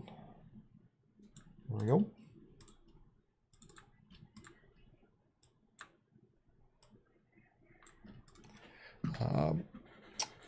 Fixing things on the fly, that's always fun.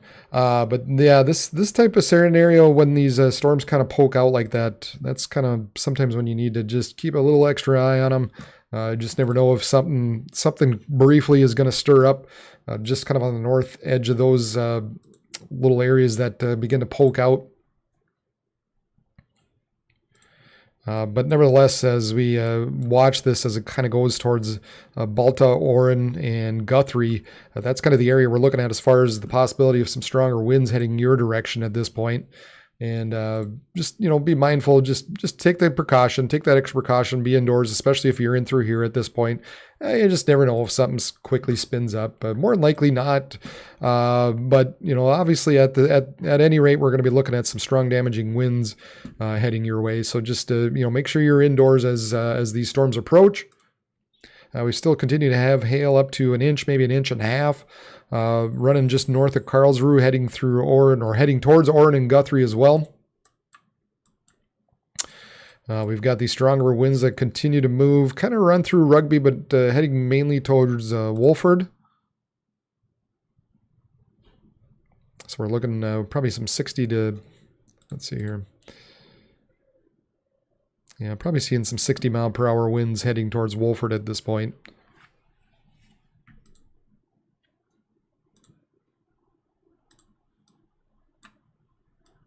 But this whole line is expected to continue to move eastward, and like I said, we'll be watching.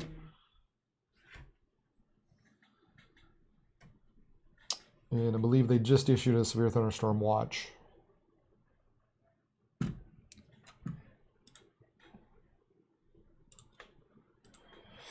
Let's see, I think they just issued one. I gotta find it.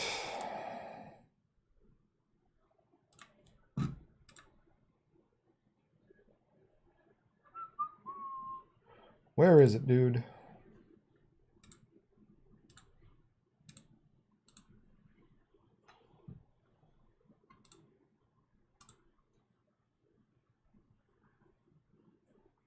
Okay. All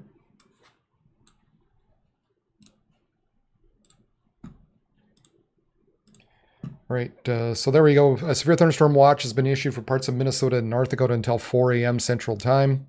Scattered hail up to ping pong size, possible wind, scattered gusts up to 70, frequent lightning. So that includes that Devil's Lake, Grafton, Walhalla, Grand Forks, Hillsboro, Crookston, Thief River. So kind of to the eastern parts of like Polk counties and such. Is what it's looking like. And, mind you, we said the way the models were looking is that kind of once it gets into right along the Red River Valley is when it kind of looked like it might start to dissipate some. So, of course, you might still see some wind gusts of 60 miles per hour poking just a little bit beyond that. And like I said, even beyond that, you might see some wind gusts of 50 miles per hour. But really, by this point, it looks like they start to dissipate as they move eastward. So you might still see some 60 mile per hour winds as they get beyond the Red River Valley. But nevertheless, we've got the severe thunderstorm watch because of that out until 4 a.m. In response to these storms now that are kind of into north central, just kind of approaching northeastern parts of North Dakota.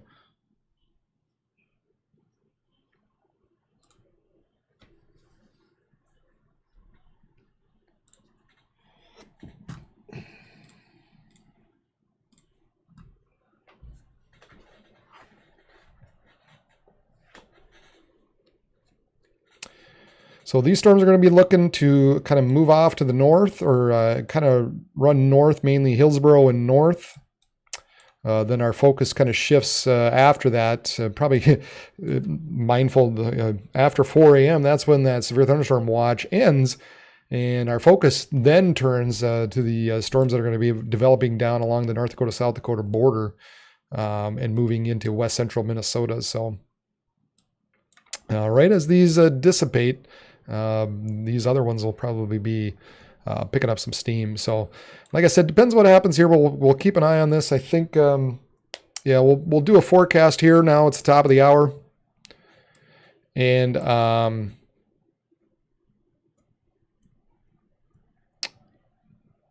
we'll do a forecast here now that it's top of the hour, and then I might bug out for just a bit.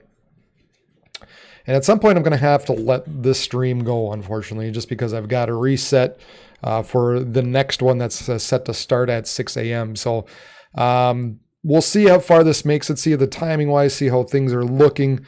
But unfortunately, at some point, just because we've got a couple of different things going on, and as this moves east, these storms will become, less and less dangerous.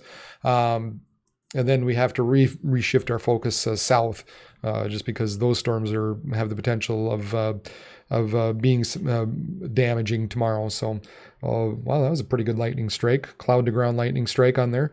And I don't know, we'll see. Somebody asked, I think somebody was wondering about just even if you think it's going to be moderate risk. I don't know. Enhanced seems pretty good at this point.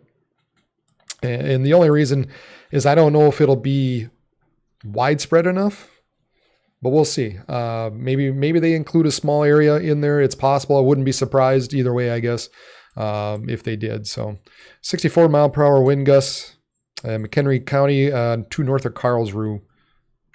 So just about 65 miles per hour running through there.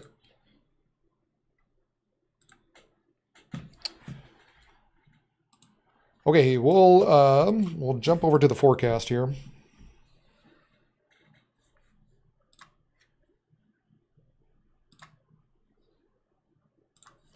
Yeah, I'm gonna try something along the way here, so we'll see if this works. Hopefully it doesn't kill out.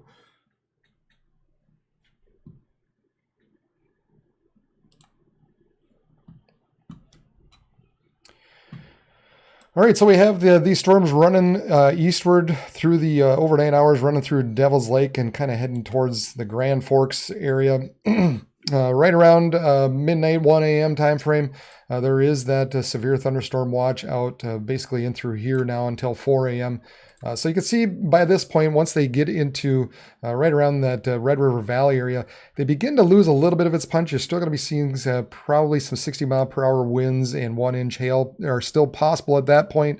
And then once they get beyond that, they begin to sort of lose their intensity. So by this point, we're looking at about 2 a.m. and you still might see some 55, 60 mile per hour winds. And then by 2 a.m., 50 mile per hour, but mostly we're just looking at some rain and, some decent rains and some thunder as these storms continue to move eastward throughout the morning hours. Then what happens is our focus sort of reshifts later in the night. We've got this strong southerly low level jet that sets up. And, if you've been on here before, you've noted that these low-level jets have the potential to develop storms just on the nose of the low-level jets that's set up overnight. And, of course, that's really what's going to happen here tonight. We've got some storms that are going to be developing on the nose of that jet. Along with that, we've got the nose of some upper level winds, some westerly winds, some strong westerly winds just beginning to poke its way into that region as well. So you've got some strong southwesterly winds at the low levels, westerly winds at the upper levels. And so that's where we're looking at these storms beginning to develop. Now, we'll take a look here. This is right around 7 a.m. and they're just starting to pick up a little bit more in intensity in the northeastern parts of South Dakota, west central Minnesota, 8 and 9 and 10 a.m. And by this time, they possibly could really be rolling. And we're looking at the possibility of some strong damaging winds, some large hail, and also the potential of an isolated tornado or two, especially if these cells are able to be discrete enough. Mind you, we continue to have at this point in the morning, we still have that strong kind of westerly winds at the upper levels, and we've got this shortwave moving through. But then down at about 5,000 feet, we continue to have the winds kind of out of the southwest. So you've got that backing motion going on that allows thunderstorms, for one, to maintain themselves because the storm is rotating. So that's where for sure you're going to be looking at some damaging winds and some large hail, but also potential of just the concern of that tornadic threat as well. I think as you get obviously later into the afternoon, um, or later in the morning, that kind of ramps up a little more, especially as it gets deeper into this low-level moisture down in the southern parts of Minnesota. I mean, we're looking at dew points down there well into the upper 60s to 70 down there. And our Cape values, obviously, once I pull that up, we've got Cape values above 35 to 4,000. And notice we've got this area kind of nosing, kind of pointing right into the storms at that point, right around this, again, around 10 a.m. And then this is 11 a.m. This is the surface-based Cape. This is our energy helicity index. So this takes into consideration not only the Cape, but the amount of rotation going on in the atmosphere. Here's our kind of our significant tornado parameter. Just kind of it gives a general idea of where to look. So again, this is about 11 a.m. and noon. And by that point, right around that noon time frame, these are kind of roughly where the storms are expected to be, is right in through here. So just kind of making it into the western suburbs at that point, kind of beelining towards Rochester, running across Faribault at this time. And that we're still looking at the potential of some strong damaging winds and some hail, maybe a tornado as well, if they're able to be discreet enough. By 1 p.m., 2 and 3 p.m., they're just starting to make it out of the far southeastern parts of the state, and they continue to look like they're going to have be tapping into some good Cape values down there still, kind of up to 4,000 joules per kilogram. And obviously the energy helicity index still poking in there as well. So definitely got some rotation going on still in there. So again, continuing by this point, we've started all the way back at 5, 6 a.m. in the morning, and these storms are going to be expecting to continue to push to the southeast. This is right around 3 p.m. in the afternoon and just beginning to exit the state. So that's the concern for tomorrow. And again, why basically we've got to kind of reset and set up another stream just because of the concern for these storms, the potential for them to be quite significant tomorrow. So with some damaging winds and hail and the possibility of tornadoes. Elsewhere outside of the severe weather, as we get in through the morning, we're looking at some rain across Minnesota. Once you get in the afternoon hours, it looks like most areas will probably clear out. You might still see some thunder in the far northern areas along the Canadian border. And then obviously just some leftover stuff down in the far south, as there's still going to be plenty of moisture down there. So even though the severe storms are might roll through, you might get an outflow boundary that pops up a storm behind it later in the afternoon after 3 or 4 p.m. And then it looks like once we get to 6, 7 p.m., most of the storms are gone. I think by this point, most of this will probably be dissipated. You might see an isolated cell here and there, but otherwise, the remainder of Minnesota north of the Twin Cities area will probably be dry at that point. And then that's really about it until we get into Sunday evening. We're looking at some storms exiting Wyoming and into western parts of South Dakota. So the western third of South Dakota might see some hail and some strong winds Sunday evening. And then as those continue to push eastward into the Unite, those are expected to decrease in intensity. So that's why I said mostly in the western quarter or western third of the state is probably where the concern for some severe weather would be on Sunday. So, and then that's really about it. After that, beyond that, let's see. So there's our Sunday. Well, yeah, we might see some storms. I did forget about that, but we might see a few storms into north central, northeastern parts of North Dakota early Monday morning. Don't believe at this point that they'd be severe, but maybe as they continue to push southeastward later in the day on Monday. Of course, looks like we've got a good frontal boundary in through central and northeastern parts of South Dakota at this point. So if that were to continue to push southeast, they probably would become severe eventually into the afternoon hours. So that might be another little area to watch on Monday. Looks like we've got a warm frontal boundary setting up. Yeah, that could be another interesting day if that if that develops like that's saying. So we'll have to keep an eye and see what the models continue to do as we get into Monday.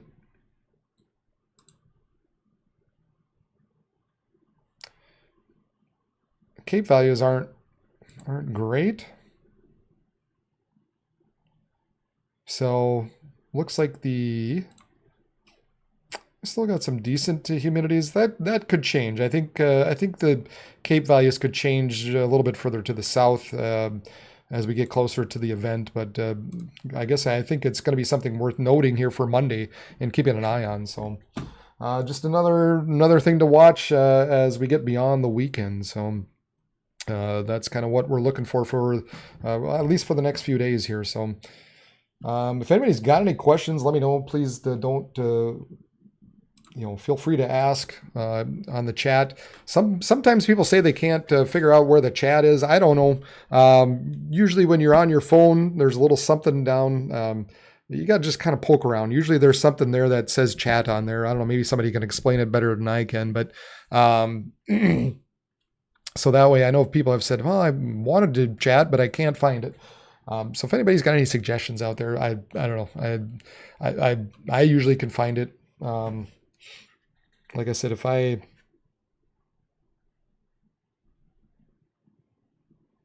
just trying to pull it up here and just so that way I know people have said, well, I wanted to.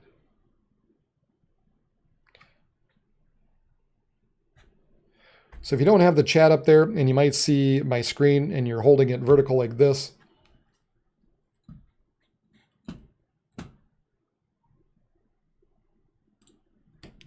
so you're seeing and you're looking vertical like this. Oops. Right there, kind of right beside the like button. Probably can't see it, but right beside the like and dislike button, there's a thing that says live chat on there. So if you just click on that, the live chat will pop up on there. So like I said, I've had a couple people say, I can't find it. It's right beside the like button. First you hit the like button, and then you hit the subscribe button, and then you hit the live chat button. Because actually you can't, I've got it set up so that you can't chat unless you subscribe, because I've had plenty of other people, or I've had spammers on here, and when I let these things go kind of by themselves and just kind of keep it automated, that becomes an issue, and that sort of gets rid of that spamming. So all you got to do is just become a subscriber, just even for a minute, and then you're allowed to chat. So that might be the other end of it, is you got to be a subscriber just for at least a minute. And what that does, that helps cut down the spam for me, and that's why I did that. So I was getting too much spam. Also a good incentive to subscribe to the channel. How about that? Well, things are looking at least a little better for now as far as the strong gustier winds. We got a little bit of rotation down in through here, or just north of Almer, south of Orrin. I've got a little inflow here, bit of a gust downdraft pushing out. Yeah, a little bit of rotation going on in there. So just south of Orrin at this point, in between Orrin and Almer, I can't say it.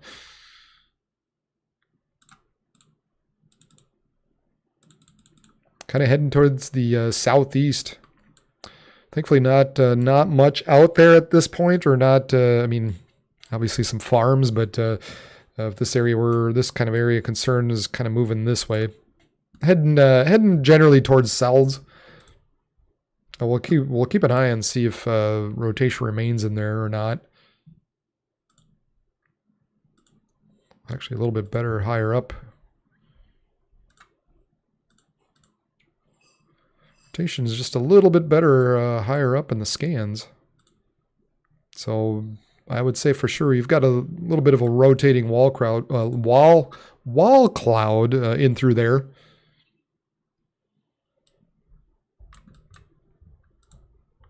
And then we continue to have these stronger winds running through Wolford at this point, just north of Knox, north of Highway 2.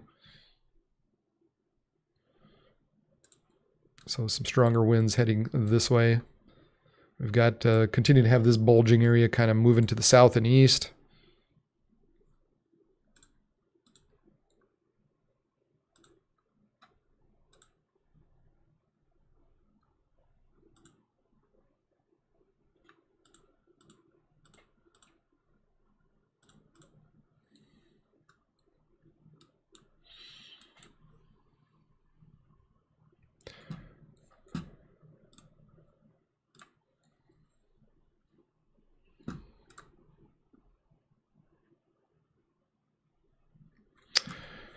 Oh, let's see if there's anything cool on the old Twitter machine.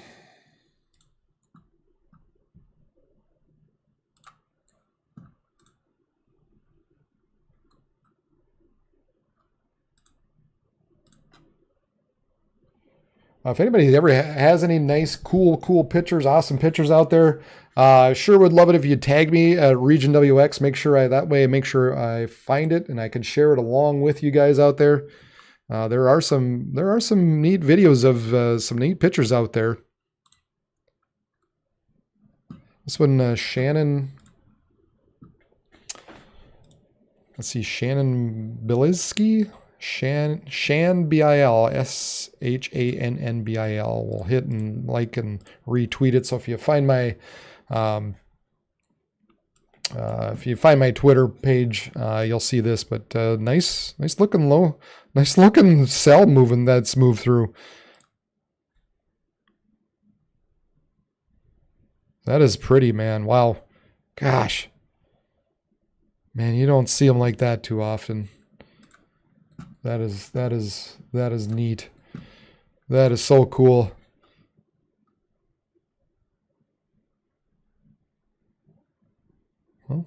Well, this is from last night.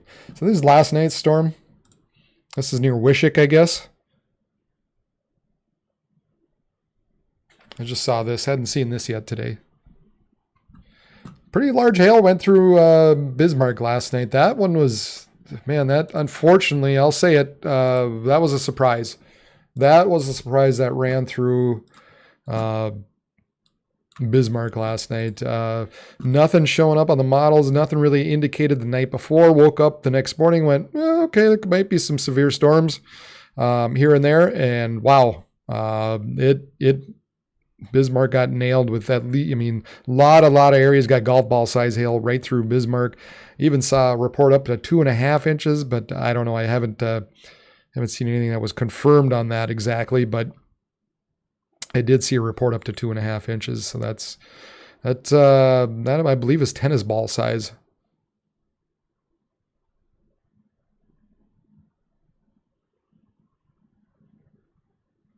But that little video there that was from, around Wishick, that was from the storm that ran through Bismarck earlier.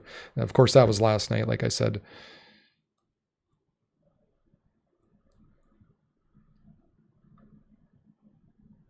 So this is a cool little time lapse from off that cam from the Minot cam.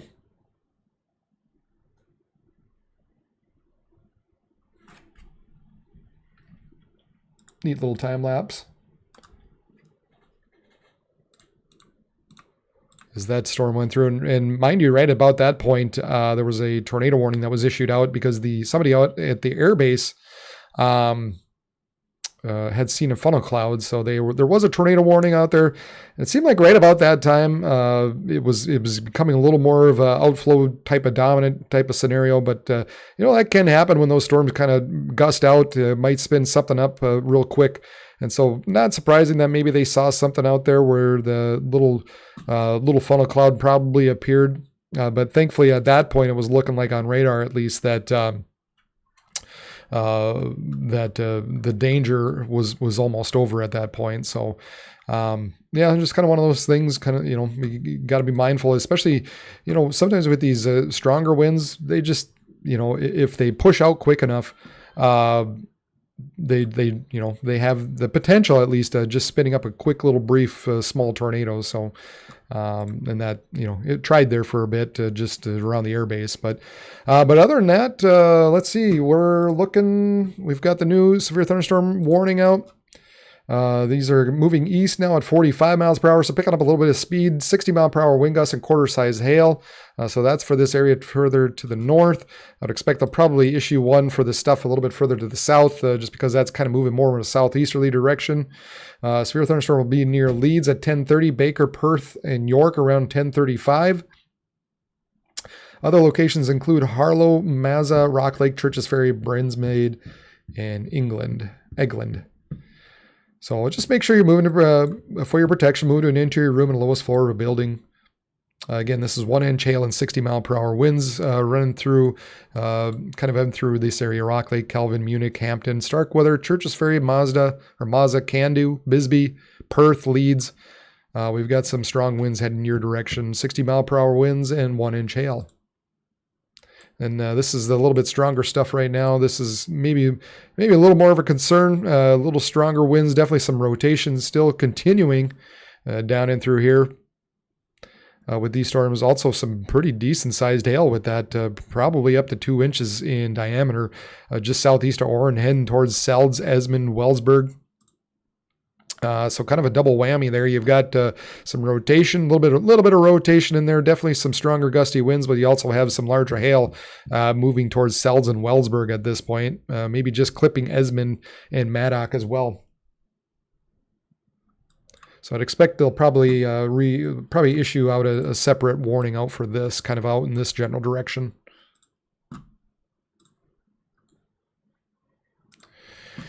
So, all right. Hopefully I'm not the kiss of death. Sometimes it is, but I'm going to step out for a bit. I'm going to step out for about 30 minutes.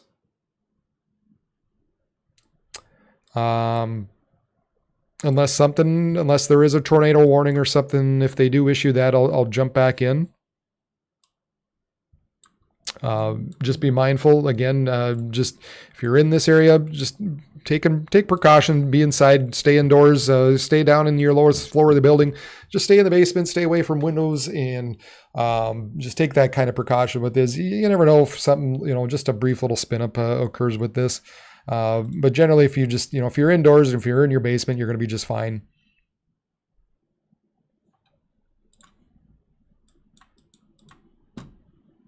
So just make sure you do that. All right, guys, I'll take a bit of a break and I'll be back at the top of the hour. Tuesday, partly sunny.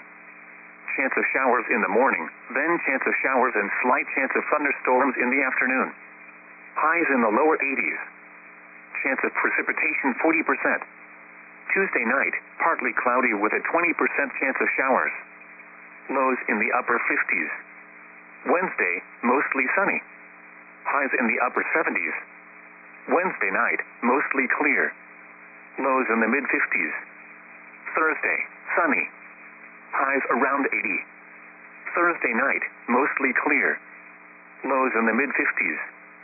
Friday, sunny. Highs in the upper 80s. Here are the recreation area forecasts for western Lake Sakonkohea tonight. North winds 10 to 20 miles per hour. Partly cloudy in the evening, then becoming mostly cloudy. Lows in the lower 60s. Saturday, breezy. North winds 15 to 25 miles per hour. Slight chance of thunderstorms. Sunny. Highs in the upper 70s. For eastern Lake Sakonkohea tonight, southeast winds 10 to 15 miles per hour, shifting to the north 10 to 20 miles per hour after midnight. Chance of thunderstorms through the night. Partly cloudy in the evening, then becoming mostly cloudy. Lows in the lower 60s. Saturday, north winds 10 to 20 miles per hour. Slight chance of thunderstorms. Sunny. Highs in the upper 70s. For northern Lake Orohi tonight, southeast winds 10 to 20 miles per hour. Mostly clear in the evening, then becoming mostly cloudy. Lows in the mid-60s. Saturday, north winds 10 to 20 miles per hour. Slight chance of thunderstorms. Sunny. Highs in the lower 80s. Here are the recreation area forecasts for western Lake Sakonkohea rest of tonight. North winds 10 to 20 miles per hour. Slight chance of thunderstorms. Partly cloudy late in the evening, then becoming mostly cloudy. Lows in the lower 60s. Saturday, breezy. North north winds 15 to 25 miles per hour. Slight chance of thunderstorms. Sunny. Highs in the upper 70s. For eastern Lake Sakoncoquia, rest of tonight, east winds around 10 miles per hour shifting to the north 10 to 20 miles per hour after midnight. Chance of thunderstorms. Partly cloudy late in the evening, then becoming mostly cloudy. Lows in the lower 60s. Saturday, north winds 10 to 20 miles per hour. Slight chance of thunderstorms. Sunny. Highs in the upper 70s.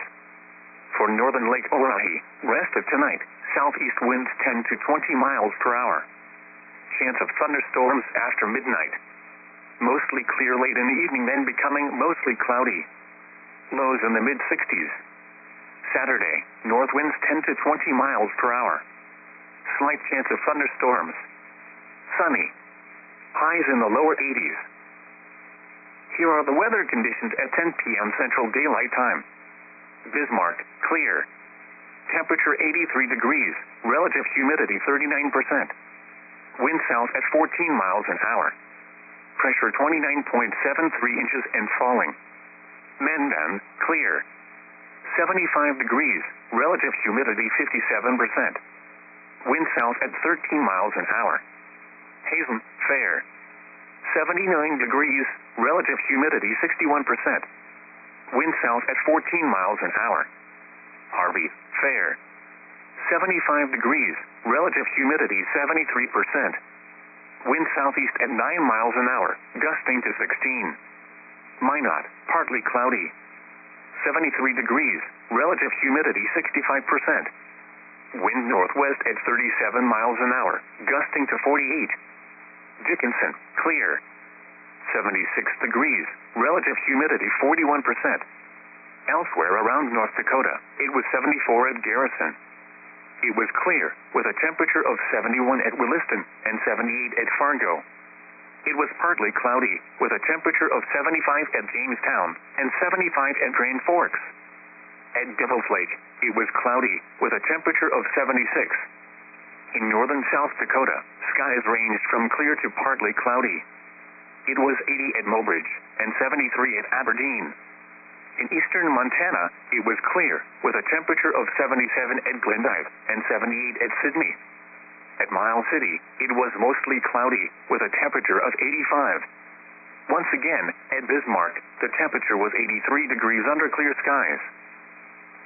Now, some additional climate information for the region. Here are the high temperatures reported so far today.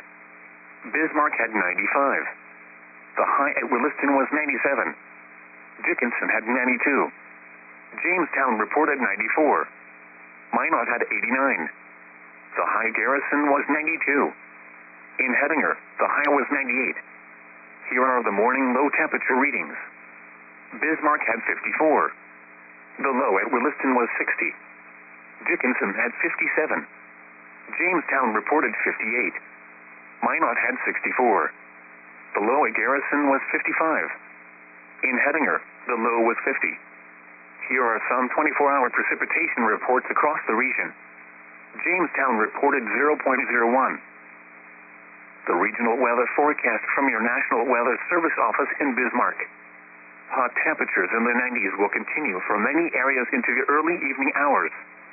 An approaching cold front will then bring a chance of thunderstorms to northern and western parts of the region this evening and across most of the region tonight. A few storms could be severe, especially from southeast Saskatchewan into north central and northeast North Dakota this evening. Saturday morning showers and thunderstorms are expected to develop across central North Dakota, moving into eastern North Dakota and western Minnesota by the mid-afternoon. Much cooler weather will follow the front for the weekend, with highs only in the 70s and 80s. Here is the forecast for the Bismarck-Mandan listening area. Rest of tonight, partly cloudy late in the evening, then mostly cloudy with a 40% chance of showers and thunderstorms after midnight. Lows in the mid-60s. Southeast winds 5 to 10 miles per hour. Gusts up to 30 miles per hour late in the evening. Saturday, sunny. Slight chance of showers and thunderstorms in the morning. Highs in the lower 80s. North winds 10 to 15 miles per hour. Saturday night, mostly clear. Lows in the mid-50s.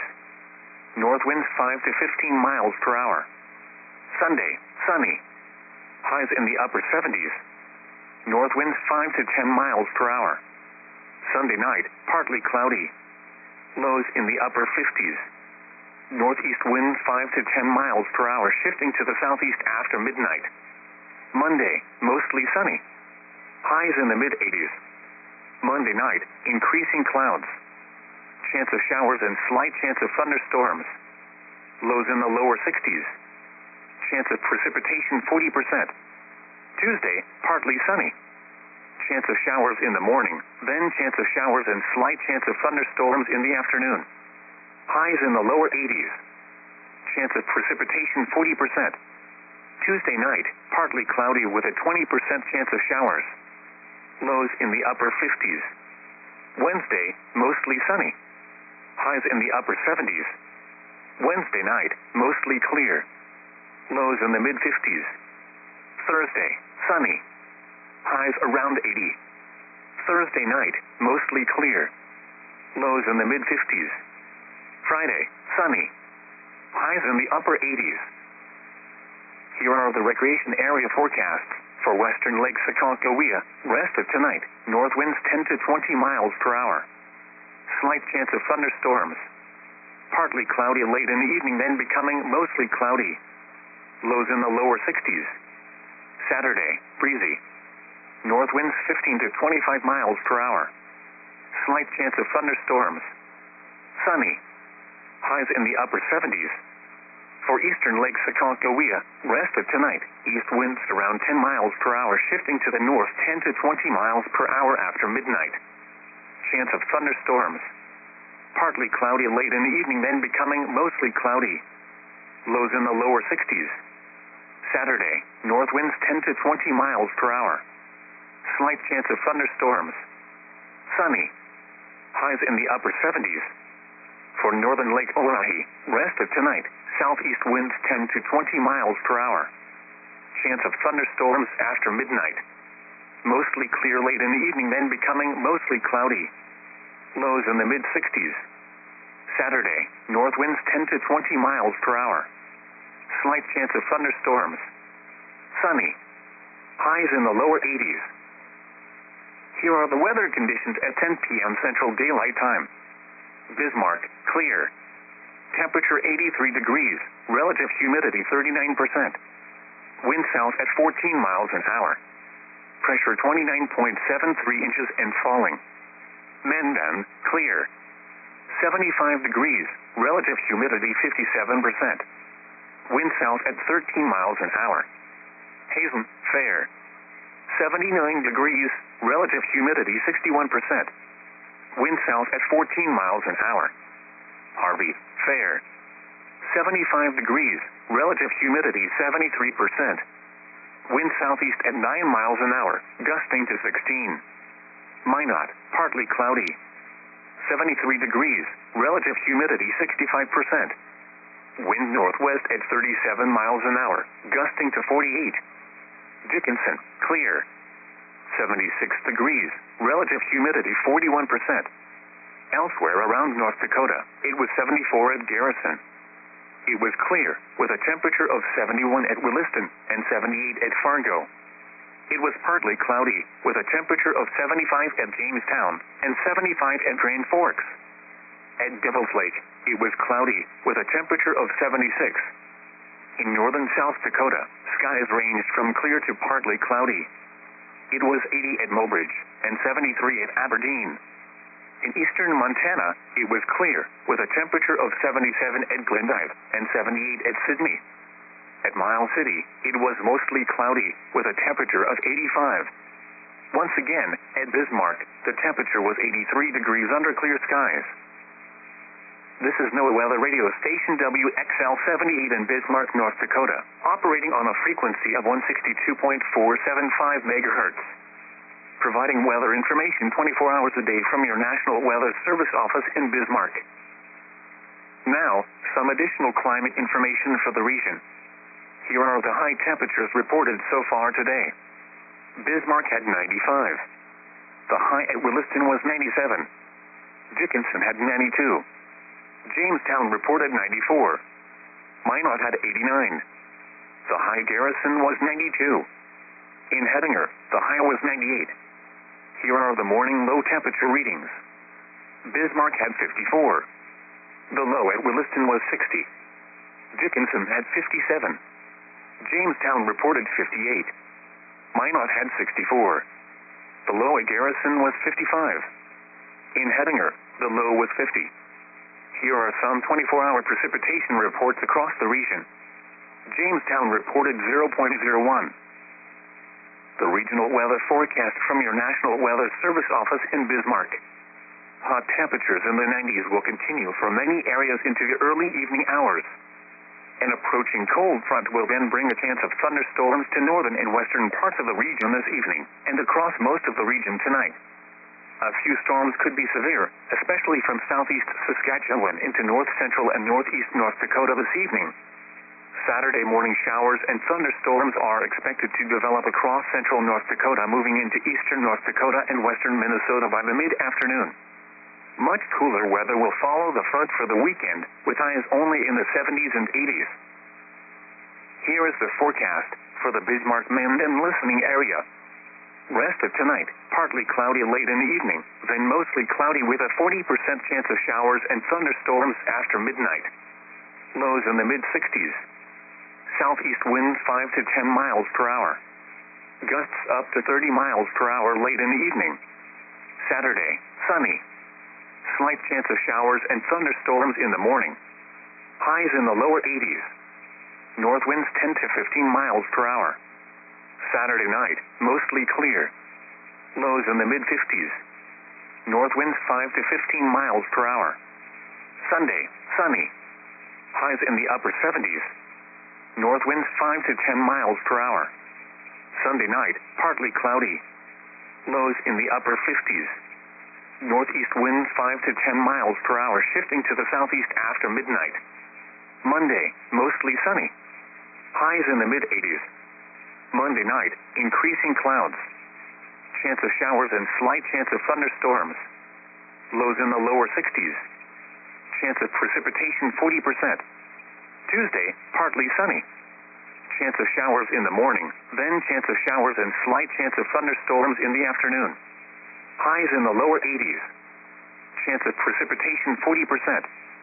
Tuesday night, partly cloudy with a 20% chance of showers.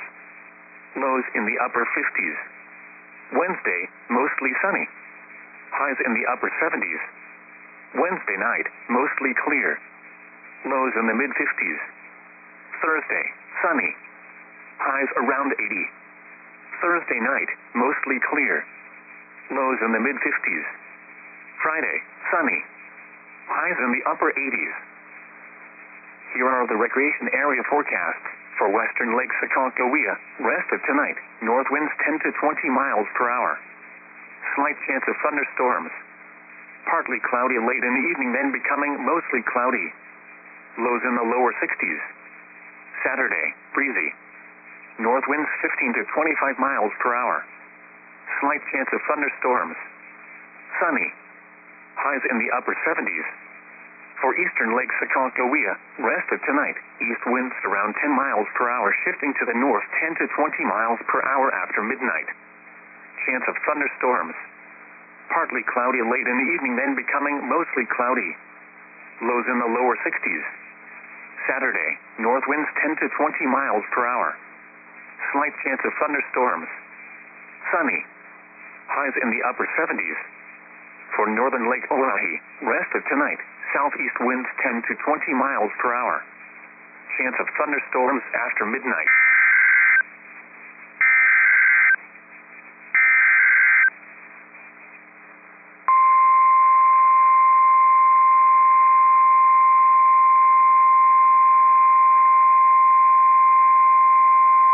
The National Weather Service in Bismarck has issued a severe thunderstorm warning for northern Wells County in south central North Dakota, southwestern Pierce County in north central North Dakota, until 11:45 p.m. Central Daylight Time. At 10:38 p.m. Central Daylight Time, a severe thunderstorm was located 7 miles northeast of Harvey, moving southeast at 35 miles per hour. Expected hazards include 70 miles per hour wind gusts and ping-pong ball-size hail. This is a radar-indicated threat. The following impacts are expected. People and animals outdoors will be injured. Expect hail damage to roofs, siding, windows, and vehicles. Expect considerable tree damage. Wind damage is also likely to mobile homes, roofs, and outbuildings. This severe thunderstorm will remain over mainly rural areas of northern Wells and southwestern Pierce counties, including the following locations: Manfred, Silva, Emmerich, Bremen, Fels, Hamburg, Heimdall, and Wellsburg. For your protection, move to an interior room on the lowest floor of a building.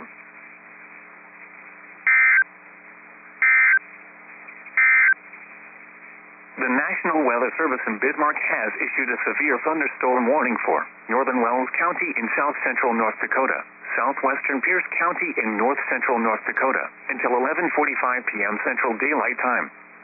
At 10:38 p.m. Central Daylight Time, a severe thunderstorm was located 7 miles northeast of Harvey, moving southeast at 35 miles per hour. Expected hazards include 70 miles per hour wind gusts and ping-pong ball-size hail. This is a radar-indicated threat.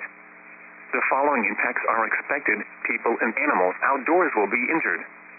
Expect hail damage to roofs, siding, windows, and vehicles. Expect considerable tree damage. Wind damage is also likely to mobile homes, roofs, and outbuildings. This severe thunderstorm will remain over mainly rural areas of northern Wells and southwestern Pierce counties, including the following locations: Manfred, Silva, Emmerich, Bremen, Fels, Hamburg, Heimdall, and Wellsburg. For your protection, move to an interior room on the lowest floor of a building. Here is the forecast for the Bismarck Mend and listening area. Rest of tonight, partly cloudy late in the evening, then mostly cloudy with a 40% chance of showers and thunderstorms after midnight.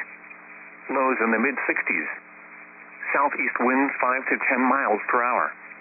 Gusts up to 30 miles per hour late in the evening. Saturday, sunny. Slight chance of showers and thunderstorms in the morning. Highs in the lower 80s. North winds 10 to 15 miles per hour. Saturday night, mostly clear. Lows in the mid-50s. North winds 5 to 15 miles per hour. Sunday, sunny. Highs in the upper 70s. North winds 5 to 10 miles per hour. Sunday night, partly cloudy. Lows in the upper 50s. Northeast winds 5 to 10 miles per hour, shifting to the southeast after midnight. Monday, mostly sunny. Highs in the mid-80s. Monday night, increasing clouds.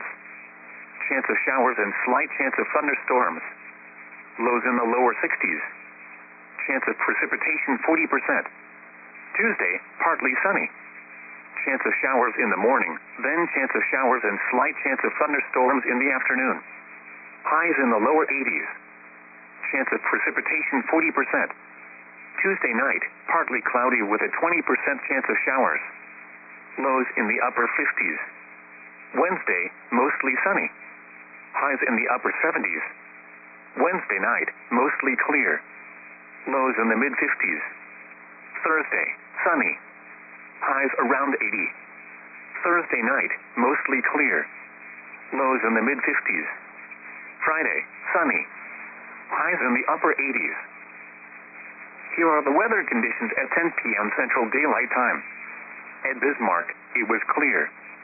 The temperature was 83 degrees, and the relative humidity 39%. The wind was south at 14 miles an hour. At Minot, it was partly cloudy. The temperature was 73 degrees, and the relative humidity 65%. The wind was northwest at 37 miles an hour, gusting to 48. At Dickinson, it was clear. The temperature was 76 degrees, and the relative humidity 41%. At Williston, it was clear. The temperature was 71 degrees, and the relative humidity 68%. The wind was north at 15 miles an hour. At Jamestown, it was partly cloudy. The temperature was 75 degrees, the relative humidity 68%. The wind was south at 9 miles an hour. The National Weather Service in Bismarck has issued a severe thunderstorm warning for northern Wells County in south-central North Dakota, southwestern Pierce County in north-central North Dakota, until 11:45 p.m. Central Daylight Time.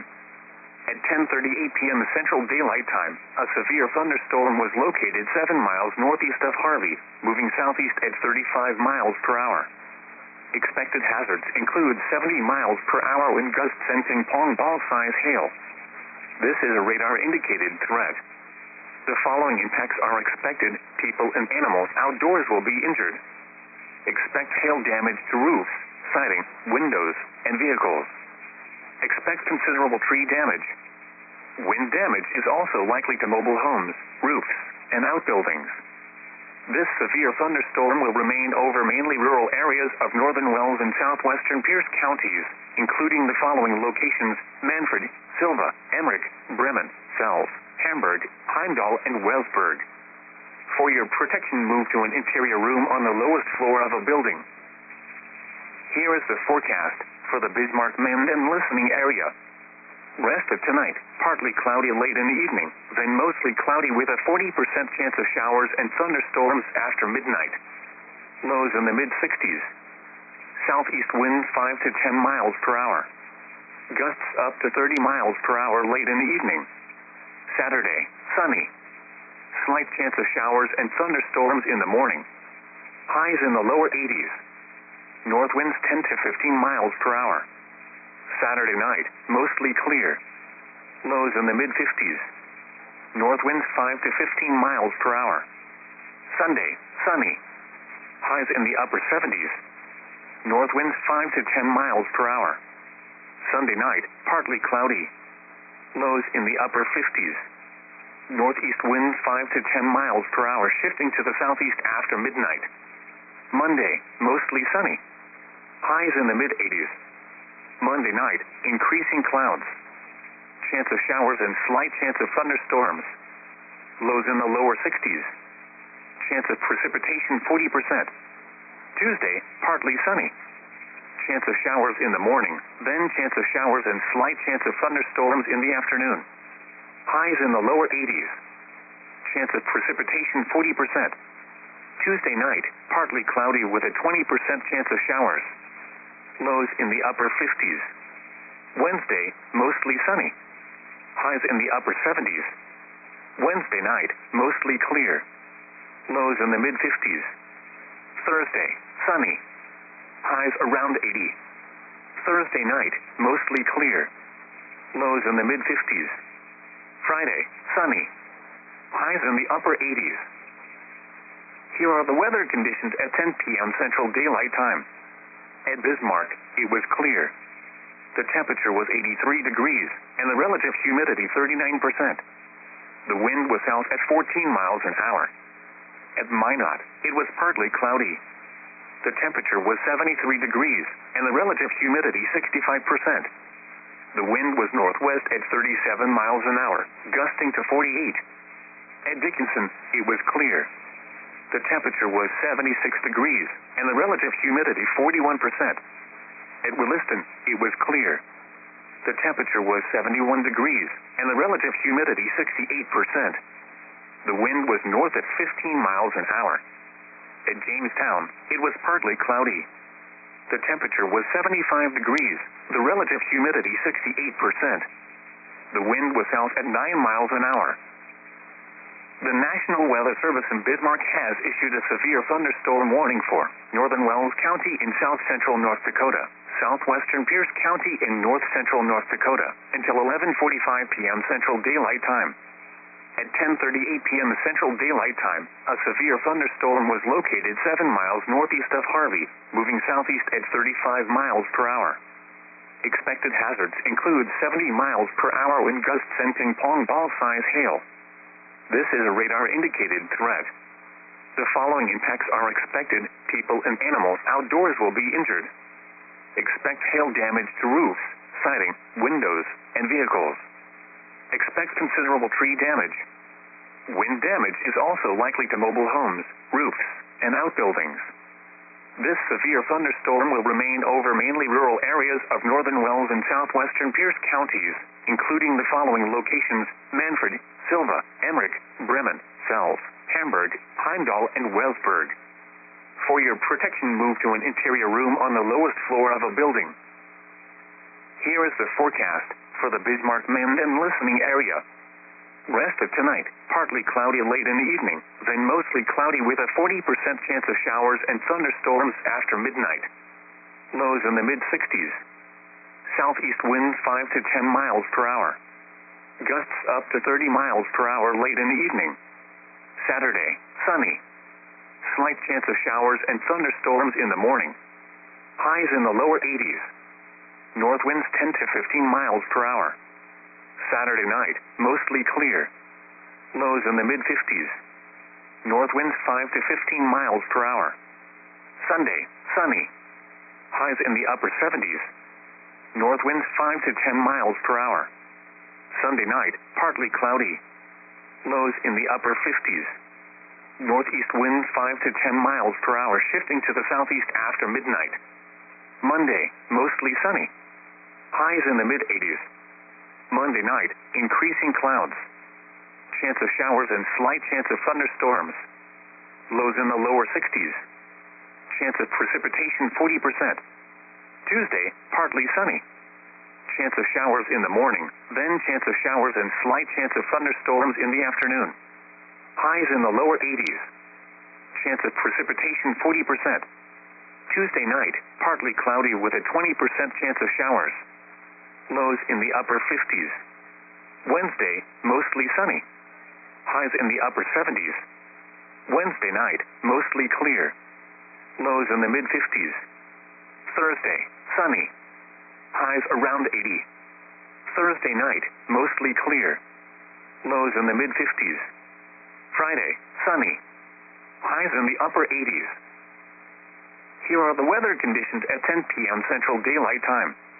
At Bismarck, it was clear. The temperature was 83 degrees, and the relative humidity 39%.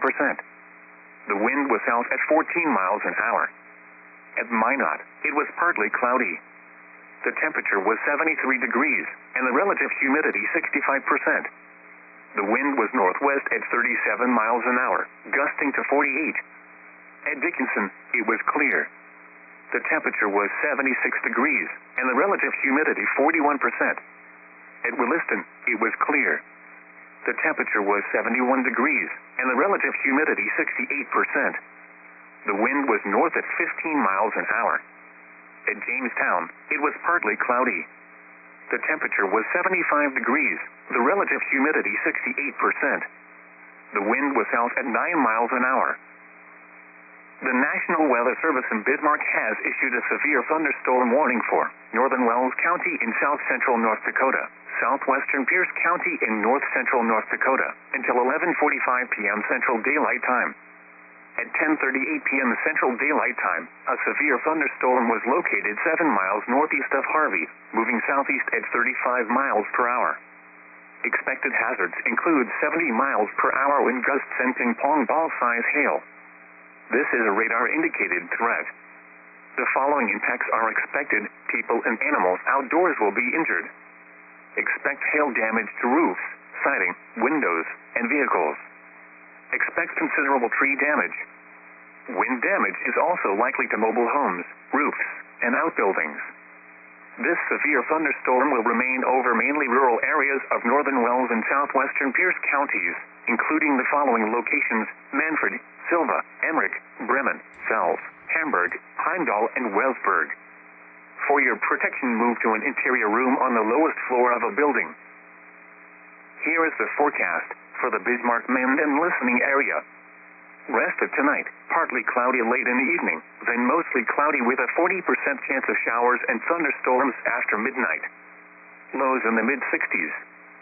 Southeast winds 5 to 10 miles per hour. Gusts up to 30 miles per hour late in the evening. Saturday, sunny. Slight chance of showers and thunderstorms in the morning. Highs in the lower 80s. North winds 10 to 15 miles per hour. Saturday night, mostly clear. Lows in the mid-50s. North winds 5 to 15 miles per hour. Sunday, sunny. Highs in the upper 70s. North winds 5 to 10 miles per hour. Sunday night, partly cloudy. Lows in the upper 50s. Northeast wind 5 to 10 miles per hour, shifting to the southeast after midnight. Monday, mostly sunny. Highs in the mid-80s. Monday night, increasing clouds. Chance of showers and slight chance of thunderstorms. Lows in the lower 60s. Chance of precipitation 40%. Tuesday, partly sunny. Chance of showers in the morning, then chance of showers and slight chance of thunderstorms in the afternoon. Highs in the lower 80s. Chance of precipitation 40%. Tuesday night, partly cloudy with a 20% chance of showers. Lows in the upper 50s. Wednesday, mostly sunny. Highs in the upper 70s. Wednesday night, mostly clear. Lows in the mid-50s. Thursday, sunny. Highs around 80. Thursday night, mostly clear. Lows in the mid-50s. Friday, sunny. Highs in the upper 80s. Here are the weather conditions at 10 p.m. Central Daylight Time. At Bismarck, it was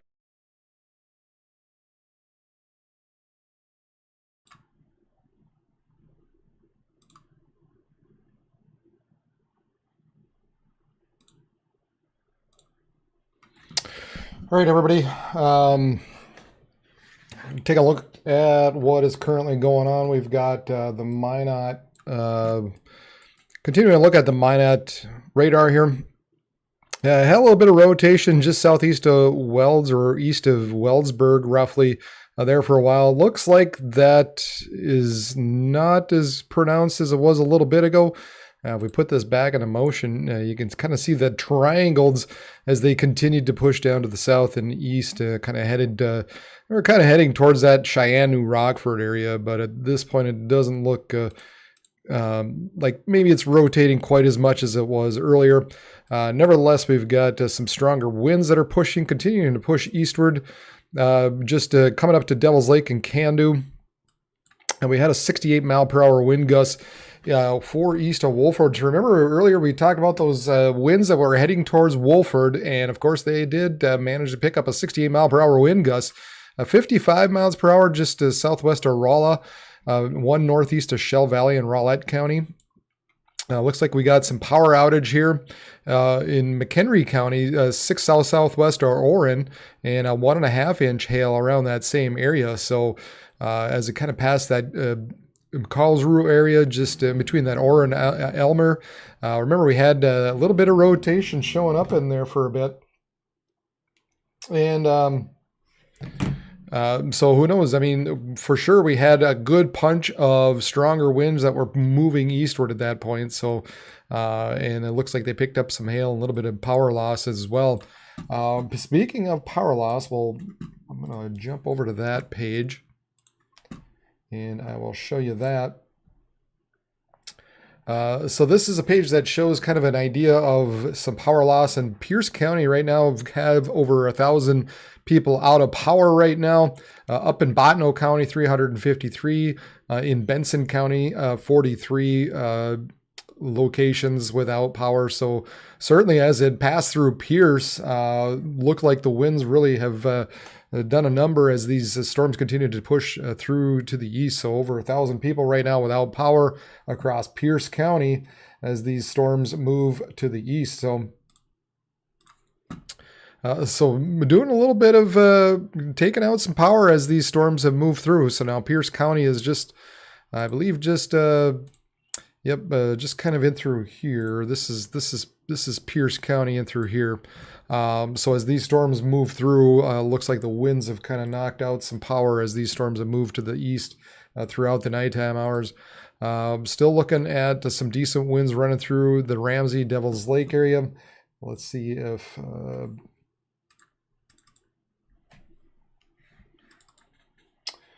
change a couple things here. Hold on, stand by.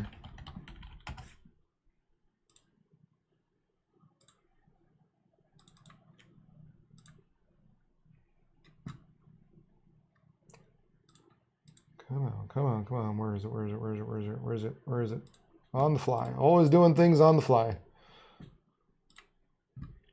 So there's the Mayville radar. So that's the radar a little bit further to the east now. And yeah, so some stronger winds heading up to Oberon, Minnewaca, and Devil's Lake at this point. Coming up also through Munich, Starkweather, Hampton as well. Looks like we got some 60 to 70 mile per hour wind gusts right now. The latest severe thunderstorm warnings say 70 mile per hour wind gusts and quarter size hail. These storms are moving. Let's see. Moving east at about 45 miles per hour is how fast these storms on the north end are moving. We've got this stuff down to the south that are moving a little more to the southeast. Let's see, they're saying 70 mile per hour and ping pong ball sized hail possible moving southeast at 35 miles per hour. There you can see some of the stronger or some of the bigger hail areas, inch and a half right now, heading up to Hamburg, in between that Hamburg and Maddock area. Looks like we had 62 mile per hour wind gusts to north of Maddock and Benson County as these storms rolled through. A 79 mile per hour now looks like a 6 southeast of Leeds in Benson County. Let's see, Endon Station reports 79 mile per hour gusts at 10 meters. So yeah, kind of in between that Leeds, Churches Ferry, Brinsmaid. So almost to 80 miles per hour as these storms continue to push eastward. So definitely, you want to be taking cover. These storms they're knocking out power. They're likely causing a little bit of damage as it does so. Probably taking out maybe doing some damage to some smaller buildings as well. 80 miles per hour. That's a pretty good wind gust as these storms continue to push to the south or to the east now at about 35 to 45 miles per hour. So eventually we're going to be looking at, God, come on.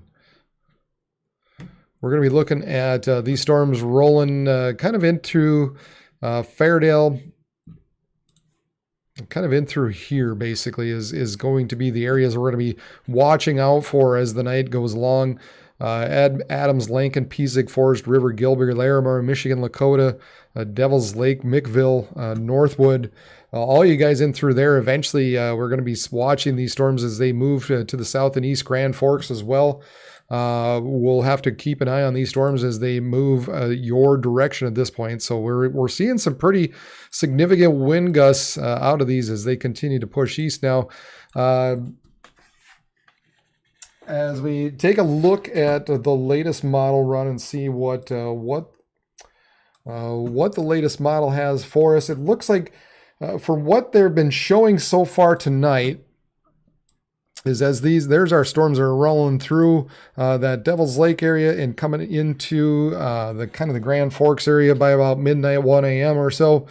And then you might still see some gusts of 50 or 60 miles per hour once it passes the Red River Valley here. And of course that Severe Thunderstorm Watch does extend out just a bit until 4 a.m. So beyond that, kind of once you get into that eastern Polk County or so, you still might see some 60 mile per hour winds and 1 inch hail. More than likely, you're going to be dealing more so with the winds. And then once you get to that 2 and 3 a.m. time frame, you might still see some gusts of 50, maybe 55 with these. So you still might see some wind out of this. And you can see basically how these storms are rolling through. Maybe some stronger winds kind of along and north of Highway 2 is kind of where maybe some of the stronger stuff will be, where you're looking at that 50, maybe 55 mile per hour wind gusts. And then after that, after about 3 or 4 a.m., they really begin to decrease.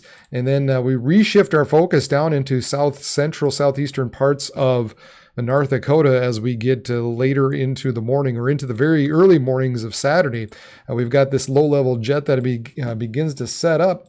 And so with the strong southwesterly winds kind of on the nose of these winds is oftentimes where we see these storms develop through the overnight and morning hours. That along top of we've got some stronger mid-level winds, mid and upper level winds that are moving through along with this trough that's sweeping through the area. So you've got the strong southwesterly winds at the low levels. In the mid and upper levels, you got some 50 to 55 knot westerly winds moving through at the same time. So that's going to be kind of the the area that's going to be refocusing or taking our focus as we get kind of beyond that 6 and 7 a.m. time frame. There you can see the storms kind of developing and moving into northeastern South Dakota, west central Minnesota, right around 9 a.m. and then 10 a.m. and 11, and they start to pick up even more steam as they continue to push eastward. Now, we'll continue this on right here. Right here is the noon time frame, and by that point, you know, we got some nice capes down in the south that these storms are going to be tapping into 4,000 joules per kilogram in cape values. As you've heard me talk about before, that's the kind of like the amount of gunpowder in the keg. So generally, the higher these are, geez Louise. Hold on one second. Sorry.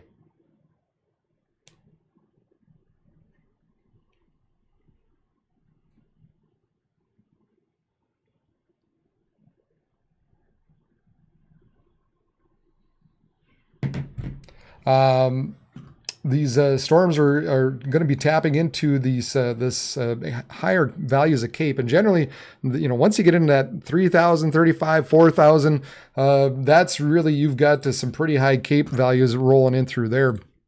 And by that point, also, so if you put together the cape and the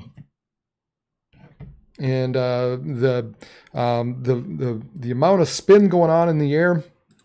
We're looking at some of these storms really beginning to rotate as they kind of get into the southern part of the state. So that's where we become kind of concerned with the potential of not only the damaging winds and the hail, but there might be the possibility of an isolated tornado or two as well as these storms continue to move off to the south and east. And like I said, right here, this is about 1 p.m. in the afternoon. These storms rolling through portions of the cities. This model now, this is the latest model, has some stuff developing again on the back side of this main line. We'll see if that happens. It can happen. And generally with that, you know, you might be dealing with a little bit some hail and some stronger winds, but ultimately the main line out in through here would be the biggest concern as it continues to move down to the south and east. Obviously, when you have the higher cape values, you have plenty of higher dew points. You're talking dew points still in the 60s and 70s, and then with this storm kind of redeveloping further back, still looking at dew points maybe in the mid 60s. And so if you got any kind of outflow boundary, yeah, you might see some redevelopment on the backside of the main line, and that could be severe. But ultimately, I think our focus will remain as these storms move to the southeast with the main line, the first line that kind of moves through the morning and early afternoon hours. So backing it up just a bit, now you can see those storms, the rain showers kind of moving through northern parts of Minnesota through the early morning hours. Refocus for our areas kind of mainly south of Fargo. I think Fargo will see some rain and some thunder early in the morning, but I think the severe stuff will be south of them. I think it's really looking like most of the severe weather will be kind of north of I-94, at least until it hits the Twin Cities. As it continues eastward, it's possible some of this might begin to bow out a little bit more. Maybe I should take my fat head off of there.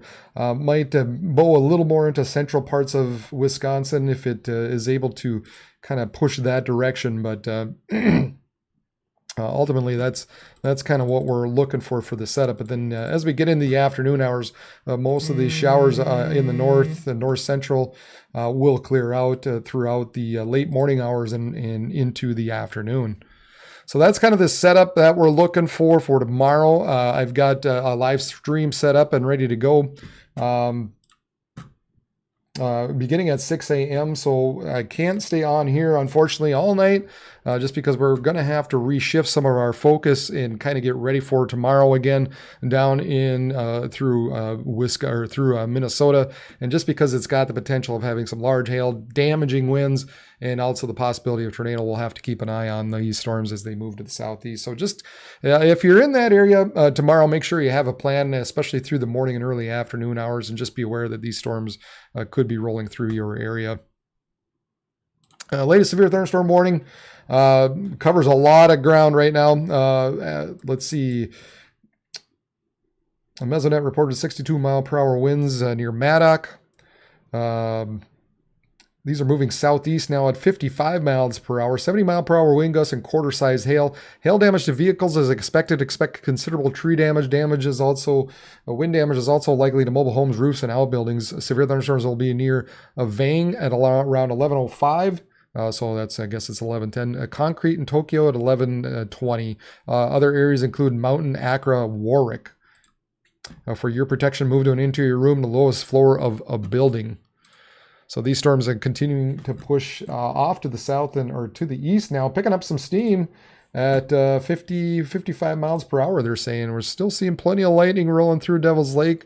We're seeing some good, you can kind of pick up.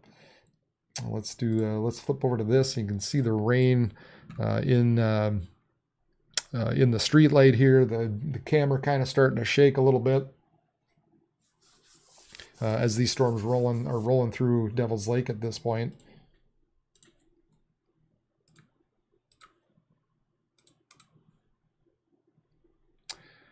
Looks like the stronger stuff might be just south of Devil's Lake, ran through Minnewacan, but heading towards Lakewood Park and Fort Taunton. Also another area kind of heading towards that Cheyenne, New Rockford area. Man, I tell you what, Cheyenne, New Rockford, they always seem to get the weather down there. There is just a pattern with these storms oftentimes. They like to come through here. They like to go through New Rockford. Sorry, let's do this. And just south of Devil's Lake, oftentimes you're starting to see that camera shake a little more. Looks like the winds are really starting to pick up into Devil's Lake.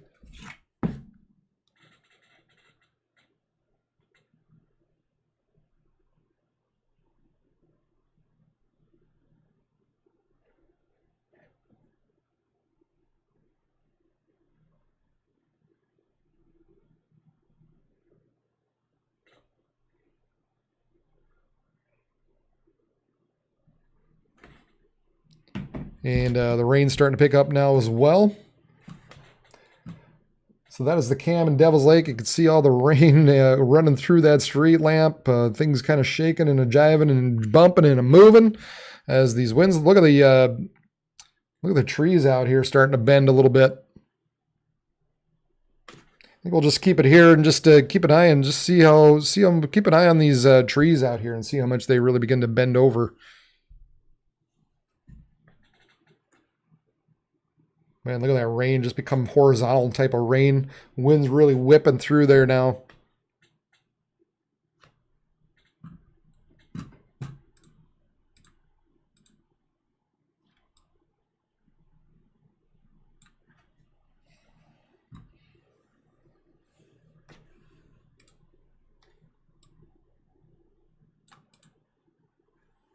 Move the radar.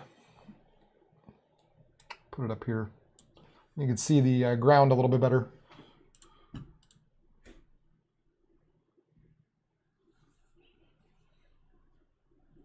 So again, this is Devil's Lake. So North Dakota, kind of in the northeastern part of North Dakota, west of, kind of in between Grand Forks and Minot along US Highway 2.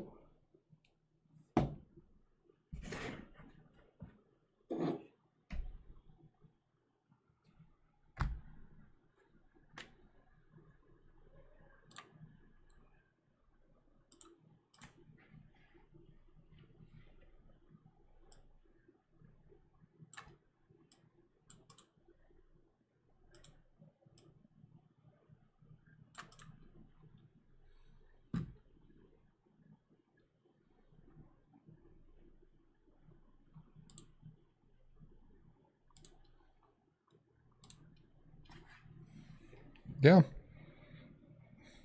That's yeah, that was coming down there for a while. Looks like it's lightening up a little bit, but man, that rain was sure kind of, it wasn't coming down so much straight as it was kind of moving this way a little more. And these trees kind of bent over for a bit. Camera was shaking.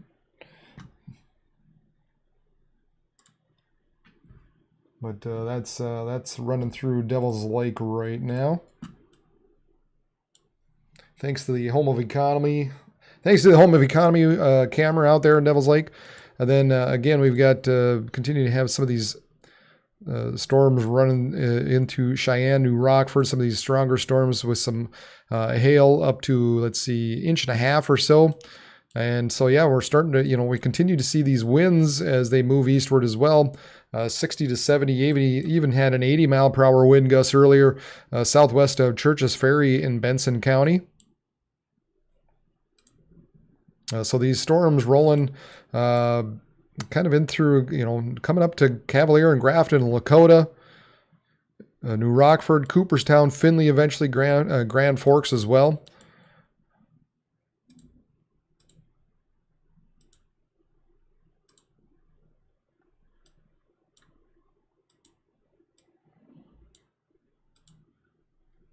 So eventually these storms are going to be heading in up to the Red River Valley here shortly. We're going to take a look and just get a little bit of an idea how quick these storms are moving.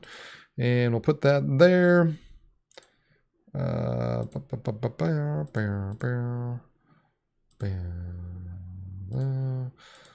of put the storm track right about there. That's probably about where the strongest winds are. So you're looking, these tick marks are about every 15 minutes. So we're roughly 11:15. So this is 11:30, 11:45, midnight, and 12:15. So just beyond 12:15, maybe 12:30 or so by the time it runs into Grand Forks. Probably a little bit before that, somewhere between midnight and 12:15 for Grafton. Kind of in between that midnight 12:15 for Mickville, Larimore, and Netta as well. So that just kind of gives you an idea of the timing as these storms move to the southeast at about 55 miles per hour. And mind you, you're going to be seeing some rain out ahead of this. You're going to be seeing some rain before it, but it looks like at this point anyway, the winds that are associated with it, the stronger winds are just a little bit behind the area of rain. So you got the rain that's starting to move through Peasic and Fordville, but the winds really aren't going to pick up until a little bit later. Once you get more kind of back in through here, it's just kind of coming up to Edmore and Lawton and Crary at this point in Warwick. And so this is kind of the line of the stronger winds right now that are moving to the south and east at about 55 miles per hour.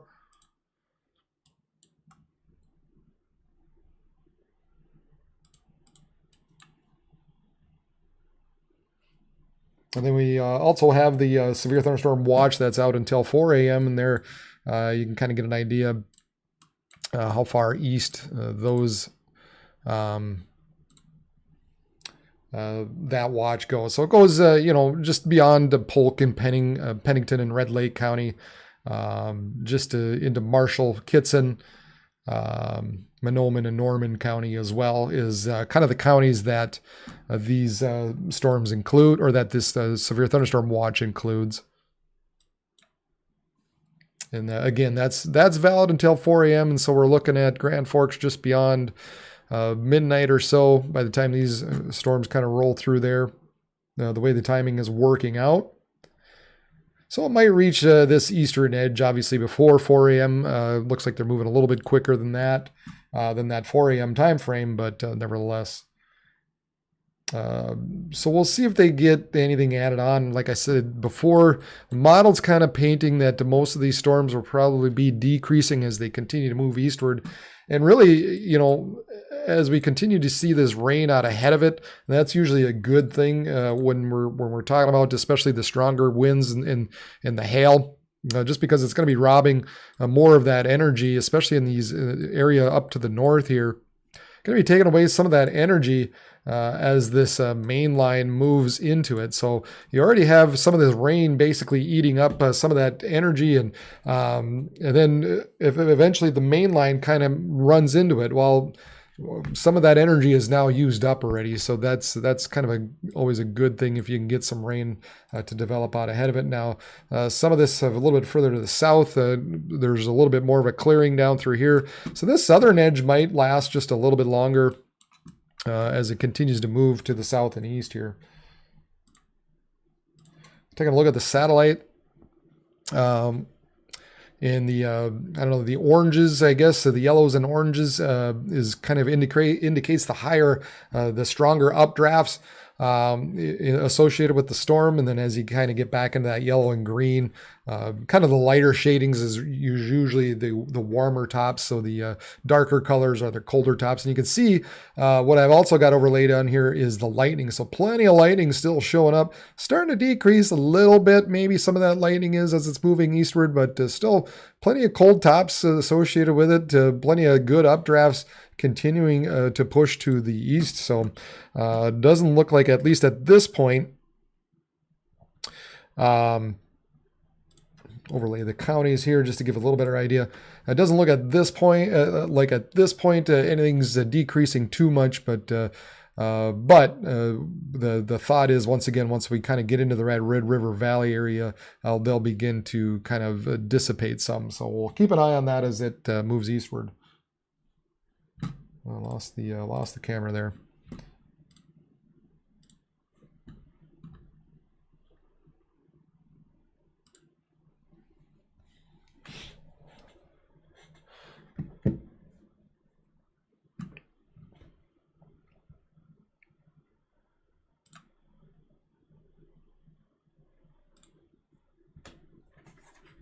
Looks like they moved the camera just a bit. Still raining, obviously raining pretty good. The camera continues to shake.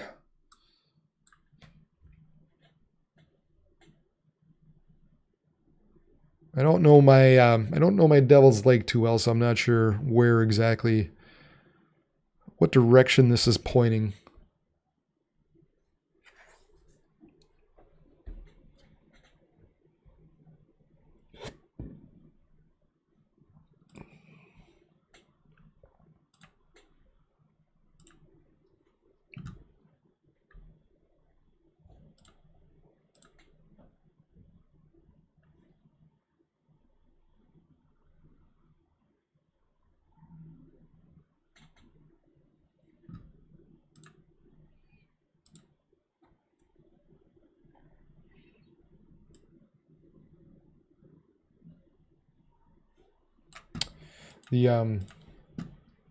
Take a look at the mesoanalysis real quick here.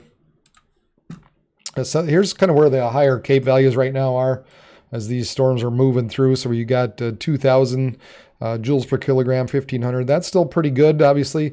A little bit, they're starting to decrease as they move eastward. Now, some of this will probably bulge out eastward a little bit along with these storms. Here's the forecast. You can see some of those higher Cape values kind of move eastward with it. And then we also continue to have that, let's see here, that frontal boundary basically right in through here. So that's, you got a couple things going on. You've got some upper level winds that are helping aid and push these storms to the east. You got that frontal boundary. So these storms are being aided by the upper levels, pushing it east, and they're riding just north of the warm front. But the temperatures do decrease here. As you continue to move eastward. So that's where the kind of the thinking is, as they continue to move to the east. These storms will begin to dissipate some. Also, you have that low-level jet that's expected to pick up. I don't know what's going on here, but that's a little weird image. But that jet is expected to increase across south central parts of North Dakota.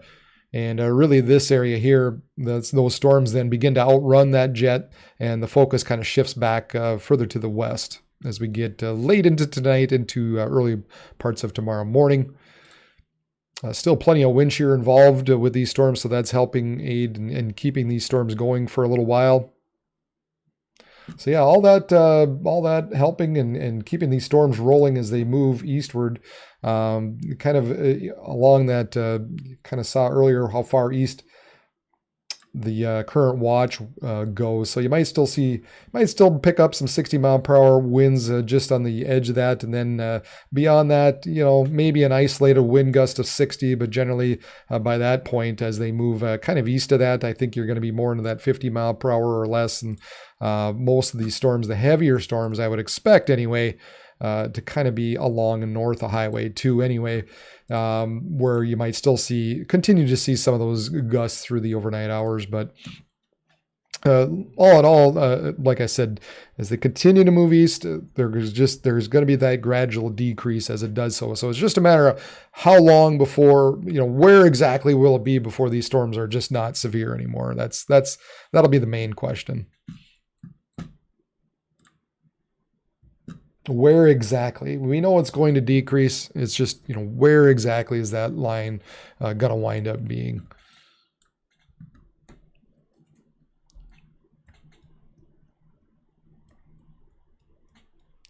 Yeah, it sure does. I tell you, it's the valley has a weird effect in you talk about local, just local things that happen. And here's here's the benefit of living and working here and noticing these things. And that's, the benefit of staying with the Dakotas and Minnesota is you pick up on just some of the small things that tend to happen. And it's funny how, watch these storms. They're gonna slide down to the. They're already looking like that's what's gonna happen. But there is something about this corridor just south of Grand Forks. Let's revamp this. Looks like I gotta fix something here. Not that.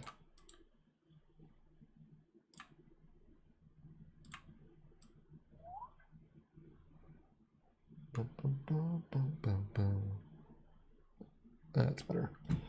Okay. Yeah. So as I was saying, there is something about this corridor in through here, and I don't know. Hey, thanks Tristan Burnett for subscribing. Appreciate it. Also, 6'5" Gasser subscribed about an hour ago. I appreciate it. Not everybody pops up on here, so if you've done so already, I appreciate the subscribes. Any subscribe that you've done tonight. I'm sorry if I missed you or it didn't necessarily pop up. That happens, I guess, unfortunately. But yeah, it seems like there's just those local things that tend to happen. Let's see here. And there's. I've got a buddy that lives just south of the air base, south of Amaretto, and he basically tells me all the time, he said, you want a storm chase, just come out to his farm, because he says he always sees the storms coming out there, and it sure seems like it. I don't doubt that at all. But yeah, the storms, the heavier stuff will move down to the south, and then they get to the Red River Valley and they begin to, it seems like it's weird, but they either begin to decrease or they ramp up. We had storms a while back. I'm forgetting when. I think it was late June, and man, they crossed the Red River and started heading more eastward and just blasted some of these areas in through Lakes Country east of Fargo. That was east of Fargo, kind of in that Wolf Lake, Park Rapids area.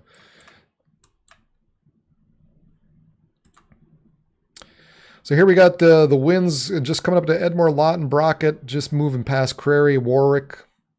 Devil's Lake looks like they picked up a 61 mile per hour wind gust as these storms moved eastward. So, and now they're going to be kind of making a beeline.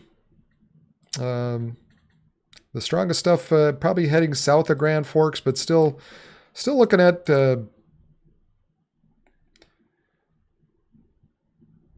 We're still looking at some stronger winds here. Where I guess we'll.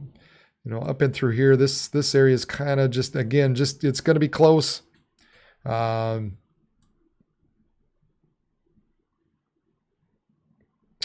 then kind of back and through there as well. It does look like now this area that was moving to the southeast is now starting to make more of an eastward move, which was sort of expected, I guess, that these storms would eventually kind of curl back and instead of making a southeasterly move a little more easterly. So I think this area in the blue probably is the main area as far as the winds are concerned. The hail, probably more so in through here the way it's looking right now. So in the yellow is more kind of the main concern for the hail. And here he is in between in the blue here.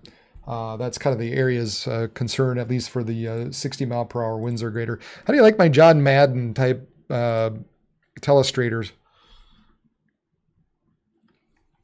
I really miss John Madden, and maybe I should talk like him. I don't know, boost things up a little bit and say, these storms are going to hit and pow right in the kisser, right across this area. Sorry, I'm getting a little weird, but anyway, I miss John Madden. He was a good guy to listen to. Now here you got a storm. This storm's this is gonna move off in this way, and these storms are gonna move here. That's what John Madden would do.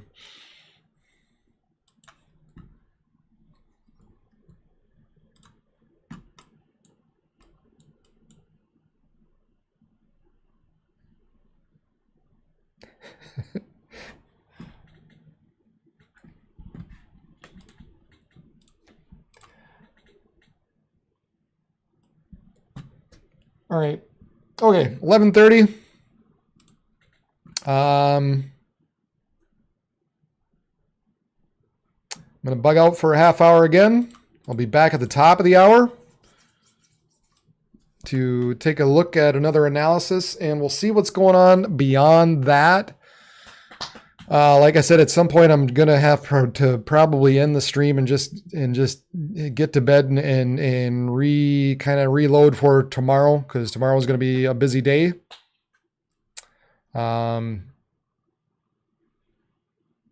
So we'll take a look at the top of the hour and kind of decide beyond that what we're gonna do. So I kind of hate to leave everybody hanging associated with these storms, but you know, the main thing is with these, at any rate, you know, as long as you're in a shelter, as long as you're not out tenting somewhere, you know, you're going to be fine as these storms roll through, essentially.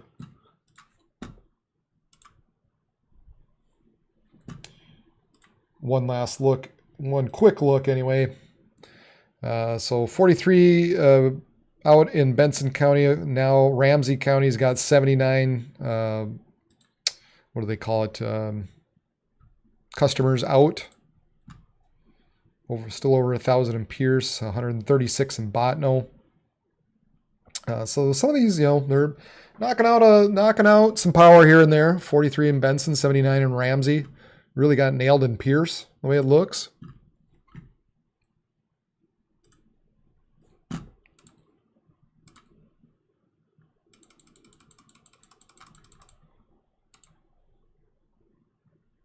And if anybody's got any pictures out there,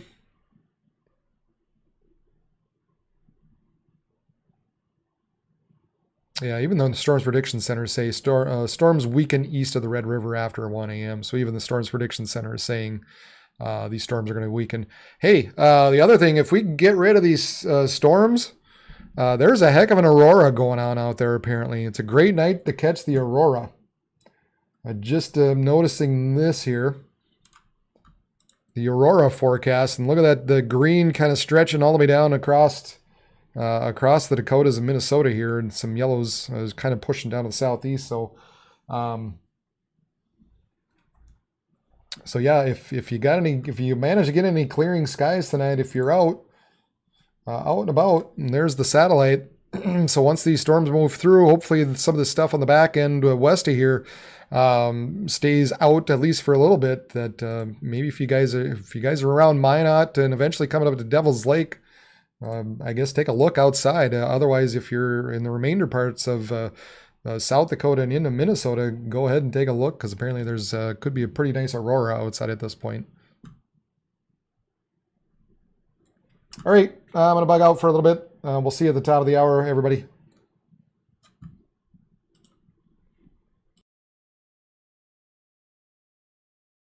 Then chance of showers and slight chance of thunderstorms in the afternoon.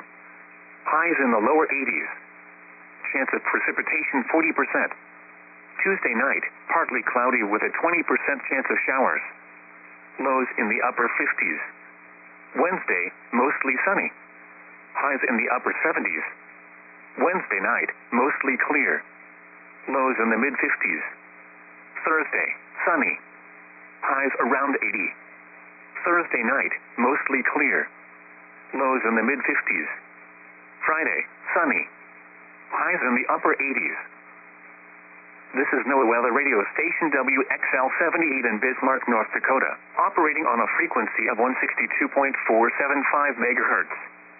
Providing weather information 24 hours a day from your National Weather Service office in Bismarck. Here are the weather conditions at 11 p.m. Central Daylight Time.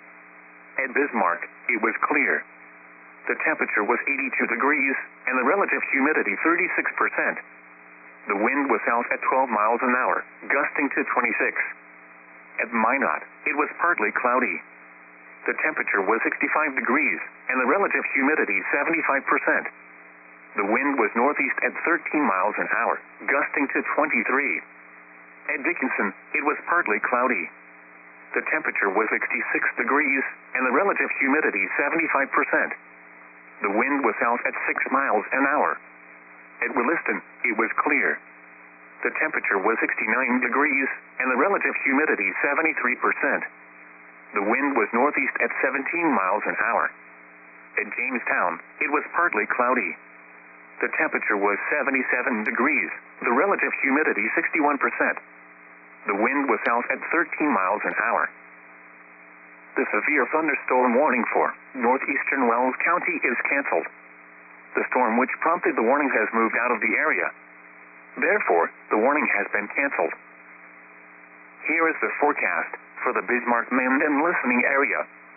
Rest of tonight, partly cloudy late in the evening, then mostly cloudy with a 40% chance of showers and thunderstorms after midnight. Lows in the mid-60s. Southeast winds 5 to 10 miles per hour. Gusts up to 30 miles per hour late in the evening. Saturday, sunny. Slight chance of showers and thunderstorms in the morning. Highs in the lower 80s. North winds 10 to 15 miles per hour. Saturday night, mostly clear. Lows in the mid-50s. North winds 5 to 15 miles per hour. Sunday, sunny. Highs in the upper 70s. North winds 5 to 10 miles per hour. Sunday night, partly cloudy. Lows in the upper 50s. Northeast winds 5 to 10 miles per hour, shifting to the southeast after midnight. Monday, mostly sunny. Highs in the mid-80s. Monday night, increasing clouds. Chance of showers and slight chance of thunderstorms. Lows in the lower 60s. Chance of precipitation 40%. Tuesday, partly sunny. Chance of showers in the morning, then chance of showers and slight chance of thunderstorms in the afternoon. Highs in the lower 80s. Chance of precipitation 40%. Tuesday night, partly cloudy with a 20% chance of showers. Lows in the upper 50s. Wednesday, mostly sunny. Highs in the upper 70s. Wednesday night, mostly clear. Lows in the mid-50s. Thursday, sunny. Highs around 80. Thursday night, mostly clear. Lows in the mid-50s. Friday, sunny. Highs in the upper 80s. The regional weather forecast from your National Weather Service office in Bismarck.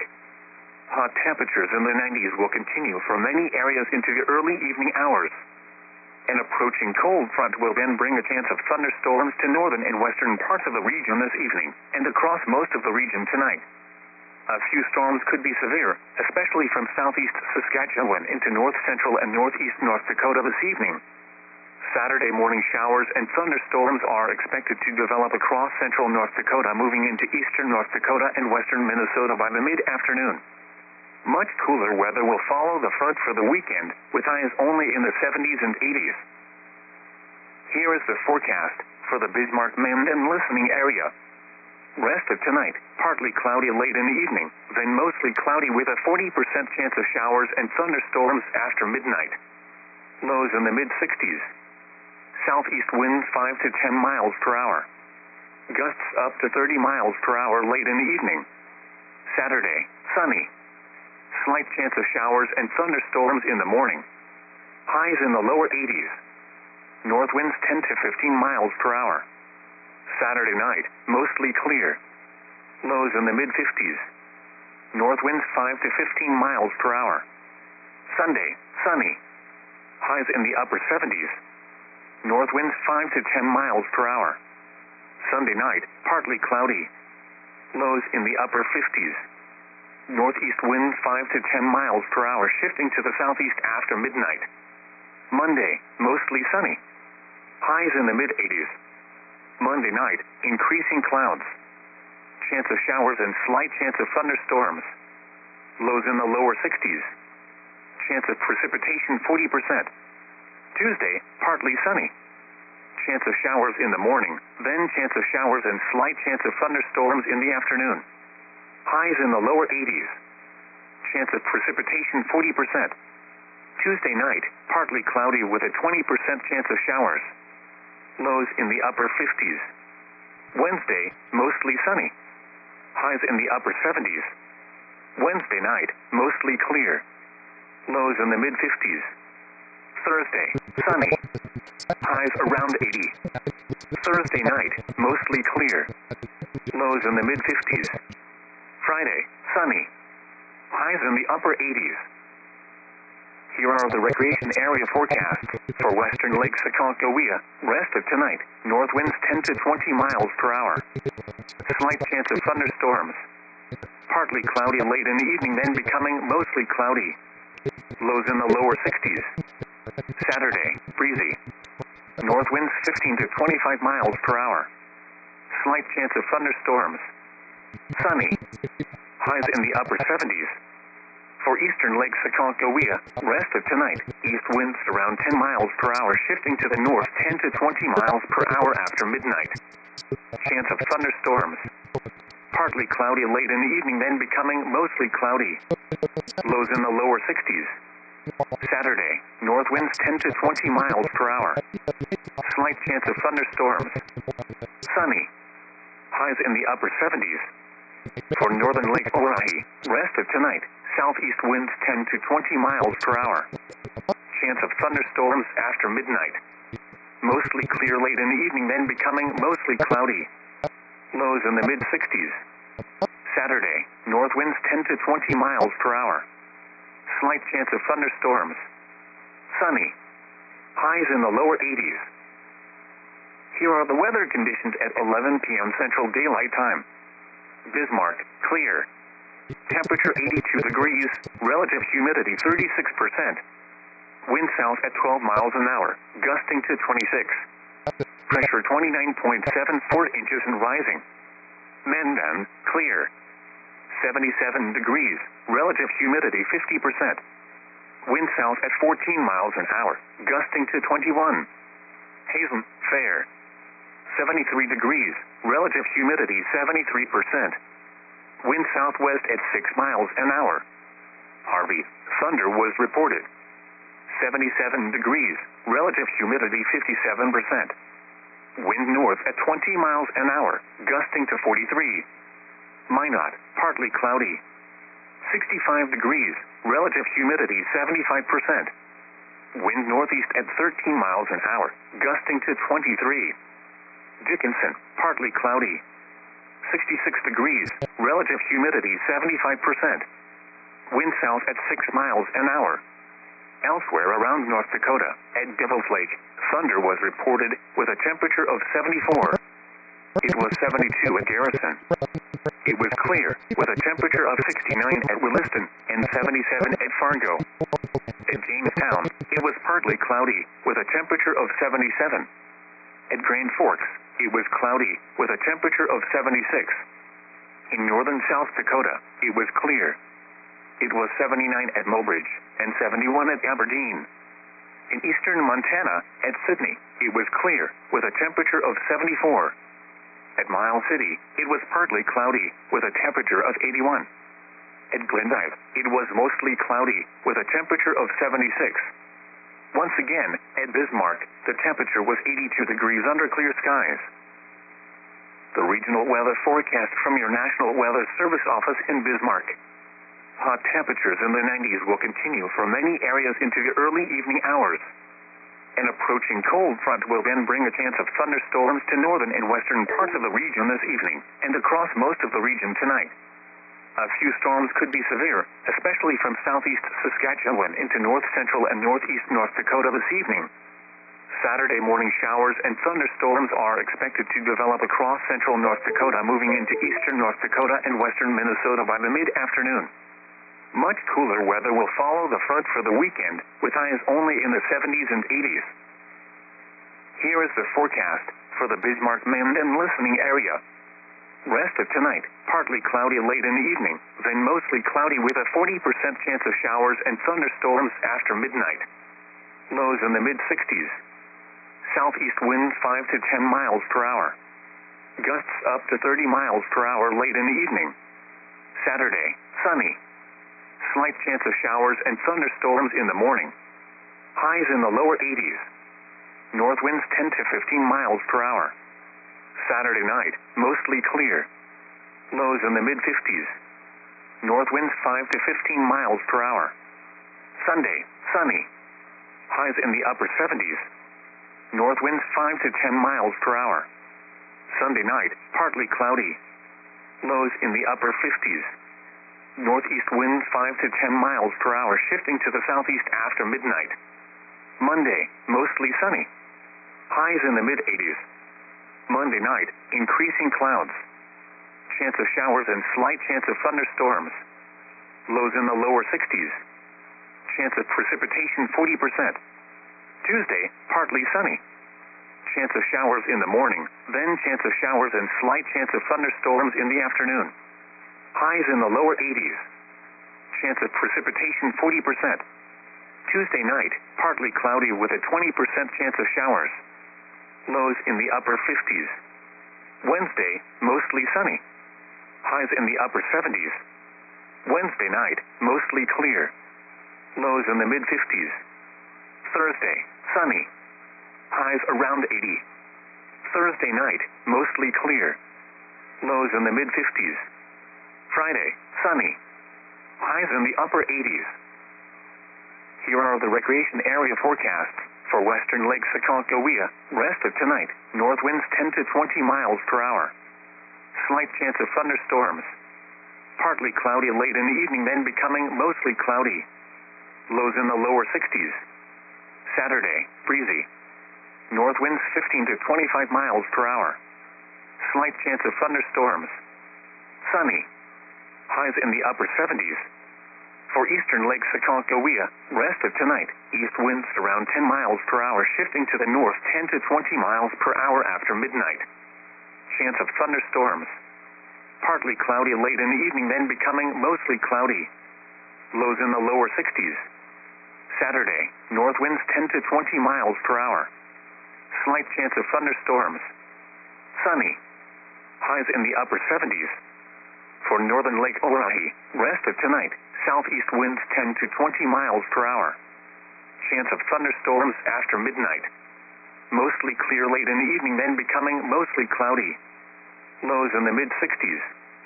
Saturday, north winds 10 to 20 miles per hour. Slight chance of thunderstorms. Sunny. Highs in the lower 80s. Here are the weather conditions at 11 p.m. Central Daylight Time. Bismarck, clear. Temperature 82 degrees, relative humidity 36%. Wind south at 12 miles an hour, gusting to 26. Pressure 29.74 inches and rising. Mandan, clear. 77 degrees, relative humidity 50%. Wind south at 14 miles an hour, gusting to 21. Hazen, fair. 73 degrees, relative humidity 73%. Wind southwest at 6 miles an hour. Harvey, thunder was reported. 77 degrees, relative humidity 57%. Wind north at 20 miles an hour, gusting to 43. Minot, partly cloudy. 65 degrees, relative humidity 75%. Wind northeast at 13 miles an hour, gusting to 23. Dickinson, partly cloudy. 66 degrees, relative humidity 75%. Wind south at 6 miles an hour. Elsewhere around North Dakota, at Devil's Lake, thunder was reported with a temperature of 74. It was 72 at Garrison. It was clear with a temperature of 69 at Williston and 77 at Fargo. At Jamestown, it was partly cloudy with a temperature of 77. At Grand Forks, it was cloudy with a temperature of 76. In northern South Dakota, it was clear. It was 79 at Mobridge and 71 at Aberdeen. In eastern Montana, at Sydney, it was clear with a temperature of 74. At Miles City, it was partly cloudy with a temperature of 81. At Glendive, it was mostly cloudy with a temperature of 76. Once again, at Bismarck, the temperature was 82 degrees under clear skies. The regional weather forecast from your National Weather Service office in Bismarck. Hot temperatures in the 90s will continue for many areas into the early evening hours. An approaching cold front will then bring a chance of thunderstorms to northern and western parts of the region this evening and across most of the region tonight. A few storms could be severe, especially from southeast Saskatchewan into north central and northeast North Dakota this evening. Saturday morning showers and thunderstorms are expected to develop across central North Dakota, moving into eastern North Dakota and western Minnesota by the mid-afternoon. Much cooler weather will follow the front for the weekend, with highs only in the 70s and 80s. Here is the forecast for the Bismarck Mend and listening area. Rest of tonight, partly cloudy late in the evening, then mostly cloudy with a 40% chance of showers and thunderstorms after midnight. Lows in the mid-60s. Southeast winds 5 to 10 miles per hour. Gusts up to 30 miles per hour late in the evening. Saturday, sunny. Slight chance of showers and thunderstorms in the morning. Highs in the lower 80s. North winds 10 to 15 miles per hour. Saturday night, mostly clear. Lows in the mid-50s. North winds 5 to 15 miles per hour. Sunday, sunny. Highs in the upper 70s. North winds 5 to 10 miles per hour. Sunday night, partly cloudy. Lows in the upper 50s. Northeast winds 5 to 10 miles per hour, shifting to the southeast after midnight. Monday, mostly sunny. Highs in the mid-80s. Monday night, increasing clouds. Chance of showers and slight chance of thunderstorms. Lows in the lower 60s. Chance of precipitation 40%. Tuesday, partly sunny. Chance of showers in the morning, then chance of showers and slight chance of thunderstorms in the afternoon. Highs in the lower 80s. Chance of precipitation 40%. Tuesday night, partly cloudy with a 20% chance of showers. Lows in the upper 50s. Wednesday, mostly sunny. Highs in the upper 70s. Wednesday night, mostly clear. Lows in the mid-50s. Thursday, sunny. Highs around 80. Thursday night, mostly clear. Lows in the mid-50s. Friday, sunny. Highs in the upper 80s. Here are the recreation area forecasts for western Lake Sakonkohia. Rest of tonight, north winds 10 to 20 miles per hour. Slight chance of thunderstorms. Partly cloudy late in the evening, then becoming mostly cloudy. Lows in the lower 60s. Saturday, breezy. North winds 15 to 25 miles per hour. Slight chance of thunderstorms. Sunny. Highs in the upper 70s. For eastern Lake Sakonkohia, rest of tonight, east winds around 10 miles per hour, shifting to the north 10 to 20 miles per hour after midnight. Chance of thunderstorms. Partly cloudy late in the evening, then becoming mostly cloudy. Lows in the lower 60s. Saturday, north winds 10 to 20 miles per hour. Slight chance of thunderstorms. Sunny. Highs in the upper 70s. For northern Lake Oahe, rest of tonight, southeast winds 10 to 20 miles per hour. Chance of thunderstorms after midnight. Mostly clear late in the evening, then becoming mostly cloudy. Lows in the mid-60s. Saturday, north winds 10 to 20 miles per hour. Slight chance of thunderstorms. Sunny. Highs in the lower 80s.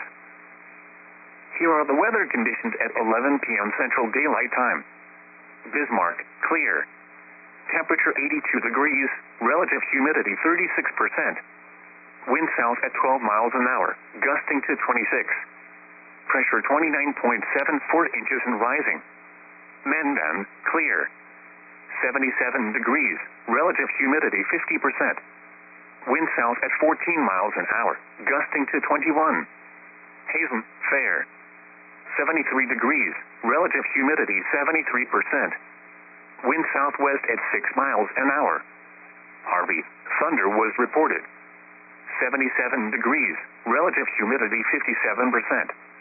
Wind north at 20 miles an hour, gusting to 43.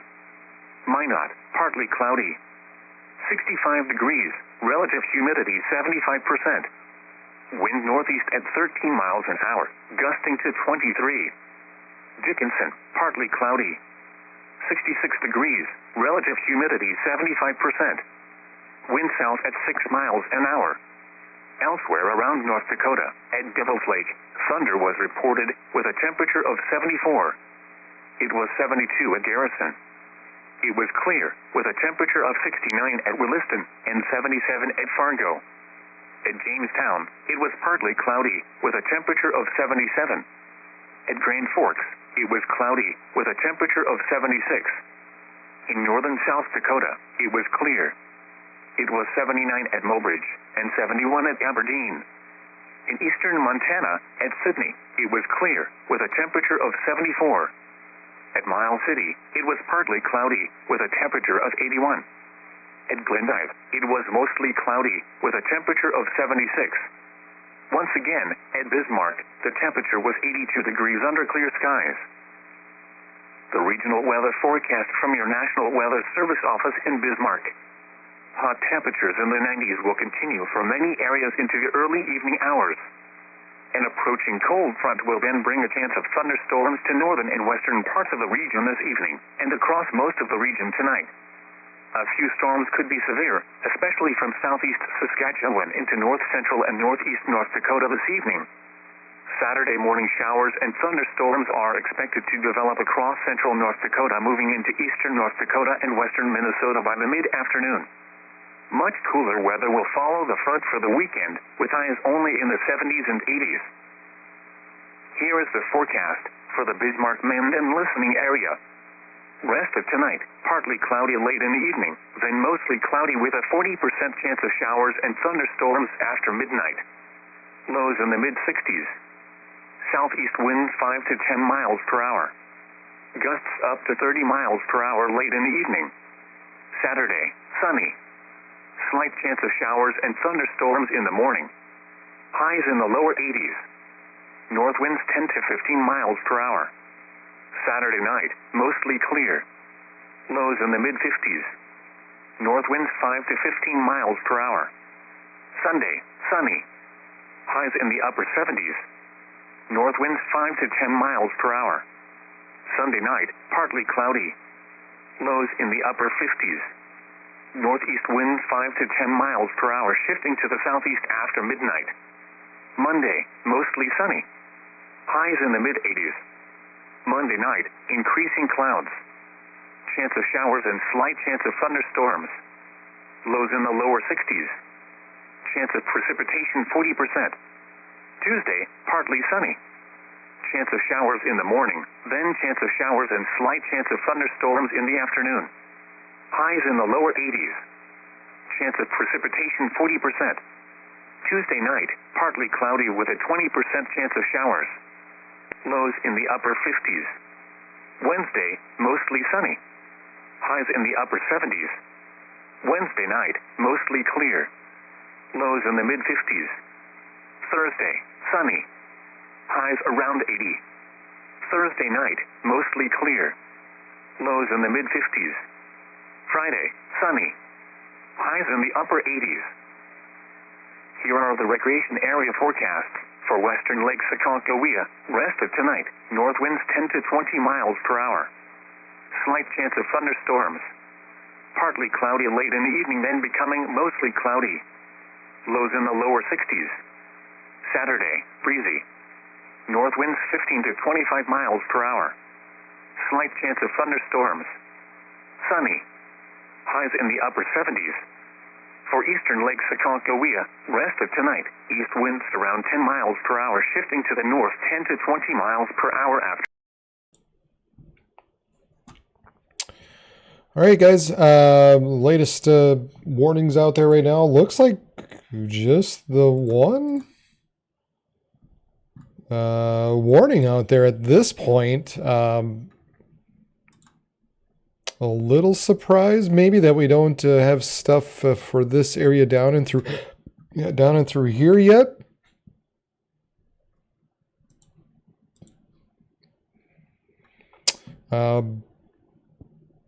But at any rate, as these storms kind of move through Devil's Lake, we did have a 69 mile per hour wind gusts around the airport area back when these storms went through. It was about a little over an hour ago or so when this one was reported. But most of this, I believe, has been kind of, yeah, it continues to kind of move towards Grand Forks and Reynolds and Thompson and Buxton. So yeah, I guess I'm a little surprised. Maybe they don't have something out for this area a little bit further to the south. Also continues to be an area where maybe there could be a little bit of hail left in there, coming up in that Mickville area, coming towards Annetta.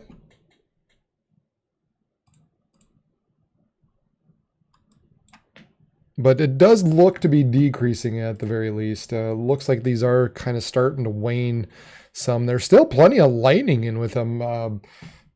We could kind of keep up the Grand Forks, keep up the Grand Forks webcam up there.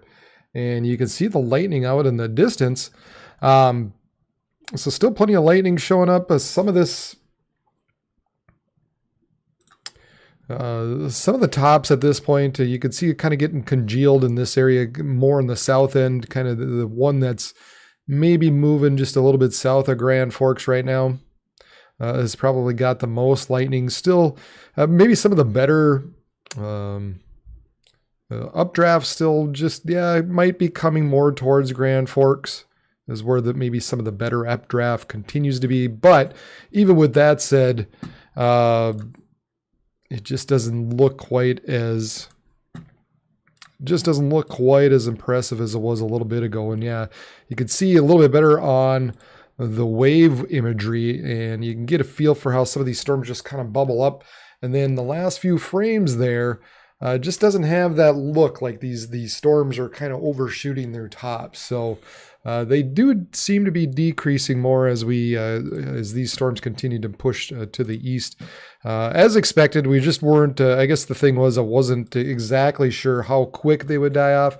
I would still expect to see some wind gusts out of there, and obviously the Weather Service is thinking that as well as they continue to have that severe thunderstorm warning out. Okay, and they did issue now.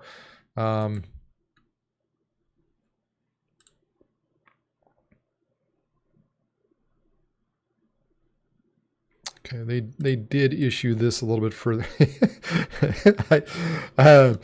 Yeah, I think this area is probably. Whoops. Let's get rid of that. Oh, come on. Oh, this dumb thing.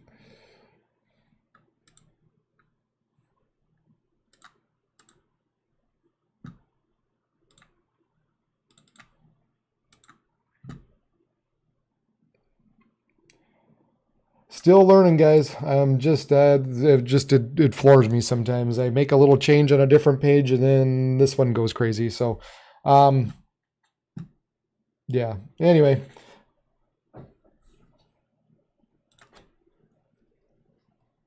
Park River and Grafton, yeah, looks like you're probably getting the winds right about now. You're kind of on the edge of some of the stronger winds of the 60 mile per hour wind gusts.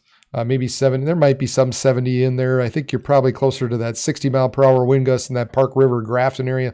probably look like it's running through you right about now, at least especially in Park River, and then coming up to Grafton here shortly. And then you've also got these stronger winds heading towards Northwood and Annetta. Now, I guess as I was saying a little bit ago, they really kind of put this severe thunderstorm warning quite a bit further south. I think we can maybe get rid of that. Looks like this has pretty much made that left turn and now is heading more easterly instead of southeast. But nevertheless, they've got the severe thunderstorm warning until 12:45 a.m.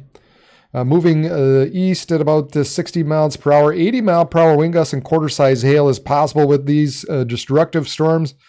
Flying debris will be dangerous to those caught without shelter. Mobile homes will be heavily damaged. Expect considerable damage to roofs, windows, and vehicles. Severe thunderstorm will be near Annetta at 12:10, Sharon, Cooperstown, and Wimbledon around 12:15. Other locations include Leal and Daisy. This includes I-94 between mile markers 286 and 291. So for your protection, move to an interior room on the lowest floor of the building. So they're still looking at the possibility of some 80 mile per hour wind gusts as these storms continue.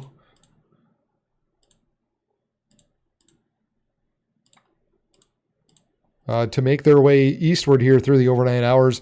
And it really looks like I said, instead of moving southeast, it looks like to me they've kind of taken a little bit more of that turn where they're going a little more easterly than they were south before. Before they were kind of, this area was kind of heading this way, but now it seems like it's starting to make that hook just a bit. So I don't...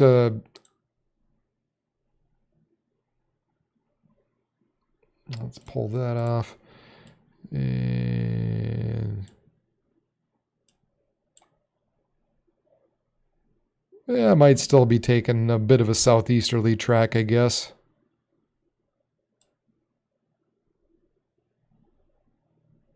I still think you can cut off about that much of the latest severe thunderstorm warning. But at any rate, anyway, I digress. So still some stronger winds, 70, 80 mile per hour winds heading east-southeast, about 60 miles per hour right now. So if you're in, let's put this back in motion just to get a little better feel for exactly how some of the stronger winds are moving. So generally, if you're kind of within this area, I would say you're going to be looking at the possibility of, 70, maybe 80 mile per hour winds. So Forest River, Gilby, Grand Forks, Amaretto, Northwood, Hatton, Mayville, Trail, Buxton, Reynolds, Thompson, Climax, Neelsville, Shelley, Crookston, all you guys in through there. We're looking at the possibility of some of those stronger winds running through there. Just to get a timing, we'll kind of overlay the track here on it. Let's see. And there, you got about every 15 minutes, so it's 12:08 right now, so we'll just say 12:10 roughly at this point. So 12:25. 12:40, 12:55, and then you've got roughly about 1:10 in the morning. By the time it kind of reaches, by the time it reaches Grand Forks, that kind of slowed down compared to what I was seeing earlier, because it was looking like, it would be running through Grand Forks sometime after midnight. But I think the way this is kind of curly-cued around a little bit maybe has made it...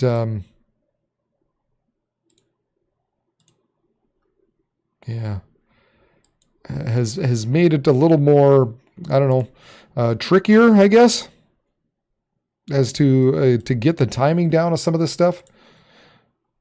But at any rate, it is just on the eastern or western edge of Grand Forks County. Some of the stronger winds The rain is actually a little bit out ahead of it, so you might be seeing some rain well before the heavier wind gusts move through. So even though you might be, Grand Forks, we might be seeing some rain right now for sure. Amaretto, Manville, up and through Minto and Grafton, you're seeing some of the rain, but the winds are still remaining back a ways. Maybe not so much for a little bit further south, though. You still get some stronger storms down in Annetta and Binford and Jesse. And I'm starting to hear the thunder outside my window right now.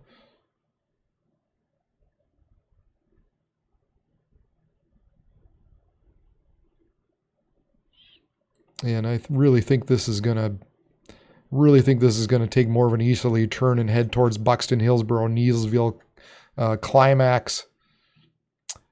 So I think everybody south of Hillsboro should be fine the way it's looking right now. But definitely some stronger wind gusts heading north, kind of north of Hillsboro and south of, we'll call it Drayton, is what it is looking like.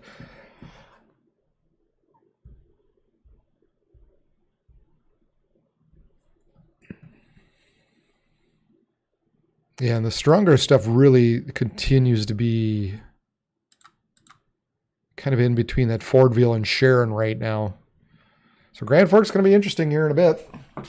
It'll be we'll have to keep an eye on out the window here. Man, and I got to get to bed because the other problem is I've got another round of storms, big storms rolling through starting early tomorrow. So 80 miles per hour in Pekin, 2 northeast of Pekin in Nelson County. So it continues to be some strong winds as these push eastward. So 80 miles per hour, that'll take out some power.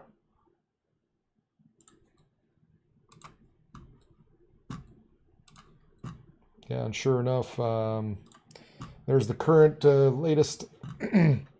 Nelson County has 18 customers out, 83 in Ramsey, 48 in Benson. Continues to be over 1,000 in Pierce.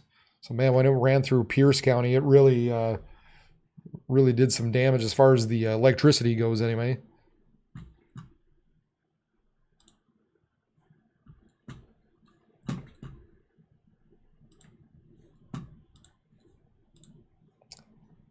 And there's the Grand Forks Sky Cam up in the corner as well.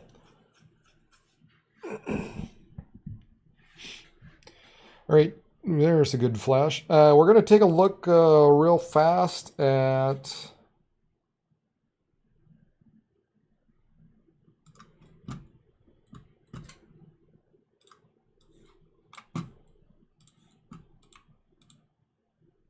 the latest forecast, just real quick here. So there we've got those storms running through us here right around the midnight to 1 a.m. time frame. Continuing to move east, probably going to lose more of its intensity as it continues to move eastward, especially once it gets kind of beyond that Polk County, Norman area and beyond. Looks like the heavier stuff will kind of stay north of Highway 2, and you might still see some wind gusts of 50, maybe an isolated 60 out there once you get to that 2, 3 a.m. or so. Probably closer to 3 a.m. the way it's looking. But ultimately, I think kind of once here we are right around 1, 2 a.m., probably closer to 2 a.m. And after, I think most of these storms will really begin to dissipate as they move east. And then the focus again becomes with these storms that are expected to develop down in south central, southeastern North Dakota. They're going to continue to move into northeast South Dakota and west central Minnesota. And then as they do so, they're going to strengthen. They're going to start to tap into some of those higher dew points that are expected down into southern parts of Minnesota. And so we're going to be looking at the possibility already beginning after 9 or 10 a.m. of some strong storms developing with some hail, damaging winds, and even the possibility of an isolated tornado even as early as 10 a.m. is possible. Kind of out of the ordinary, but just given the circumstances for how these storms are rolling through. Now, by around noon or so, those storms might be rolling through the Twin Cities area. And this is kind of the latest scenario, something that the last now couple of runs of this triple R model has done is it's taken these frontline storms and began to dissipate it and made these backline storms become a little more dominant. So a little surprising, I guess, just because typically as these frontline storms develop, they take up most of the energy and they develop. They essentially just develop the line as they continue to move to the south and east. We'll see if this type of scenario happens at any rate.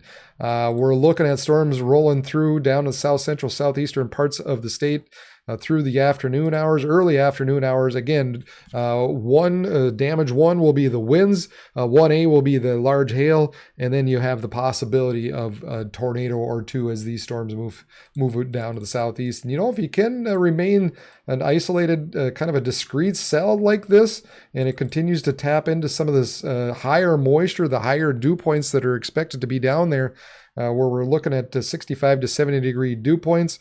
We're going to have Cape values. Obviously, that's going to relate to higher Cape values as they move to the southeast. Cape values over 3,500 joules per kilogram.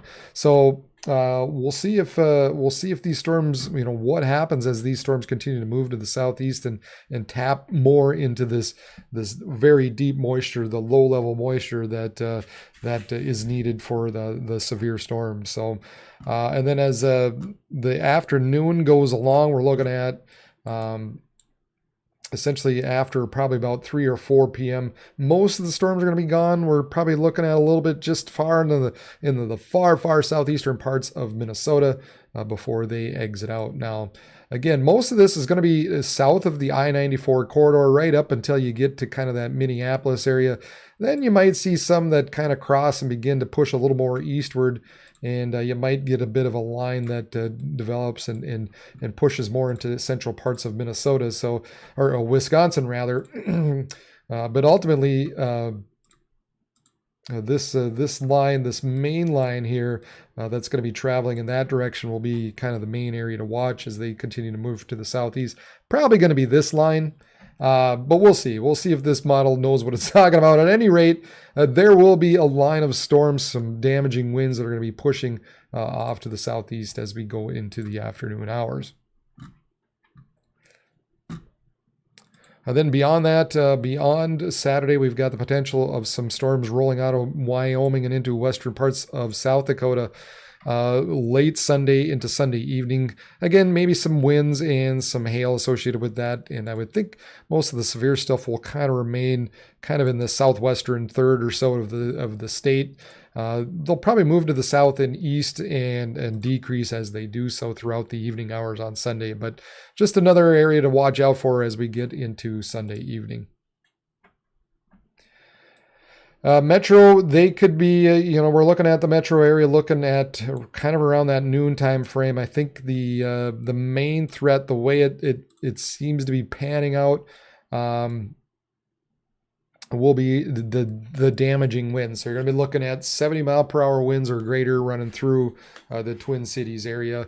It looks like you'll probably also see some hail of an inch or inch and a half as they go through. I wouldn't be surprised if you see an 80 mile per hour wind gust associated with this. It just depends exactly how some of these storms line up at that point. But yeah, you could see 80 mile per hour winds and inch and a half hail. And then it depends also when you're looking at the tornado threat. If these first cells kind of stay isolated and remote and discrete by themselves, and dip to the south, that looks like the best chance for any type of tornadic activity. It will be maybe south of the metro. But at any rate, metro is still looking at the possibility of some 80 mile per hour winds running through as early as, maybe as early as 11 in the morning, but probably closer to noon.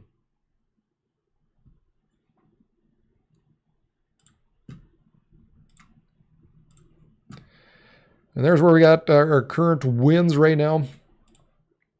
Kind of heading in this direction. Manville, Grand Forks, Gilby, El Dorado, Thompson, Reynolds, Buxton, Shelley, Neilsville, Climax, Beltrami, and Crookston.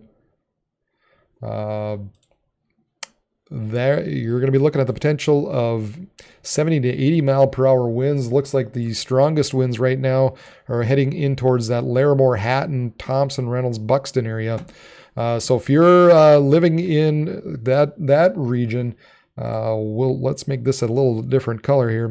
If you're kind of in through here, that's you guys really need to be watching out. We had an 80 mile per hour wind gust earlier as these storms rolled through, and they've been causing some power outages, obviously, as they've pushed eastward.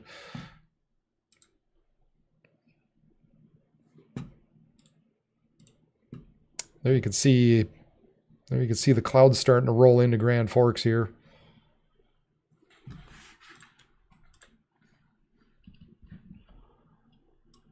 On-air adjustments.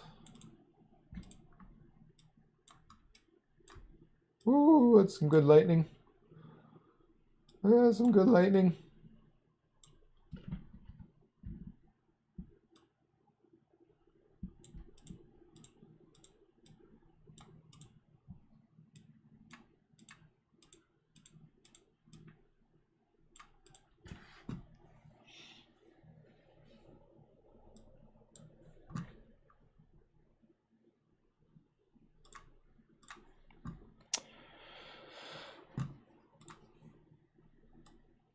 Yeah, and then we continue to have this severe thunderstorm watch out again until about 4 a.m.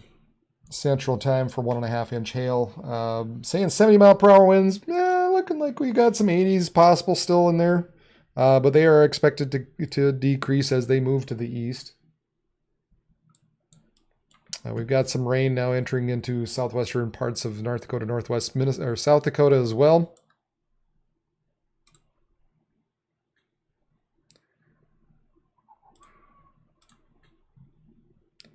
There's our southerly low-level jet that is nosing into south central North Dakota.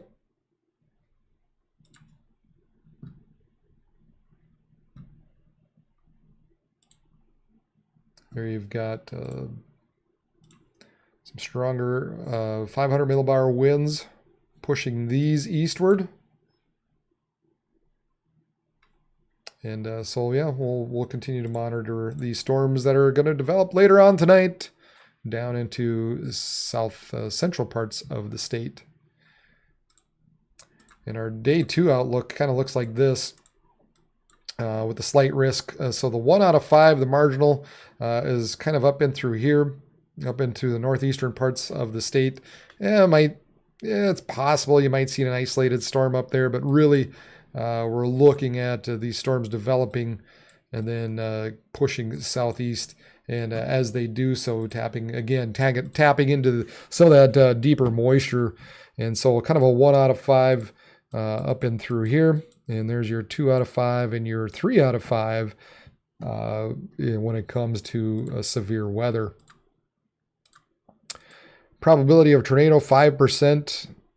Kind of running in through Minneapolis. I think got a feeling this is going to adjust southward. I really do. I think this might be more down in through here by the time the morning comes.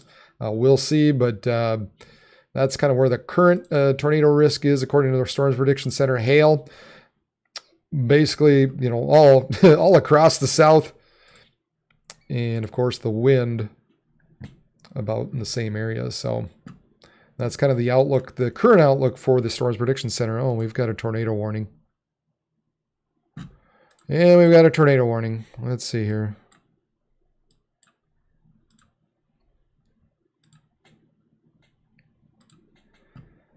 Tornado warning for southern Grand Forks County in northeastern North Dakota, northwest Trail County. At 12:22, a tornado-producing storm was located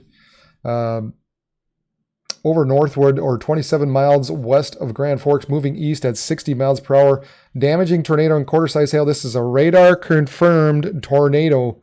Flying debris will be dangerous to those caught without shelter. Mobile homes will be damaged or destroyed. Damaged to roofs, windows likely. This will be near Hatton around 12:30 a.m., Holmes around 12:35 a.m. Other locations include Reynolds, Buxton, and Thompson. This includes Interstate 29 between mile markers 115 and 133. A tornado is on the ground. Take cover now. Move to a basement or interior room at the lowest floor of a sturdy building. Avoid windows, and if you're outdoors in a mobile home or vehicle, move to the closest substantial shelter. Protect yourself from flying debris. So radar confirmed tornado here coming up to Northwood. Coming up to Northwood, heading south, heading kind of towards that Reynolds-Thompson area, the way it's looking. Sorry. Yeah, looks like just maybe just south of Northwood, the way it's looking right now.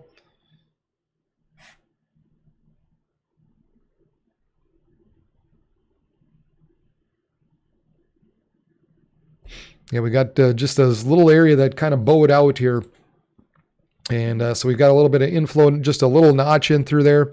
And so we've got a tornado warning now. Looks like just maybe might be just south of Northwood, the way it's looking to me. Again, this is a radar confirmed tornado. The tornado was on the ground, and it said at this point it was located over Northwood. So it looks like it might be maybe just a tad south of Northwood, heading to the southeast at 60, or heading east at about 60 miles per hour, heading towards Reynolds. So if you're in that Reynolds area, watch out, because these storms are heading your direction at this point.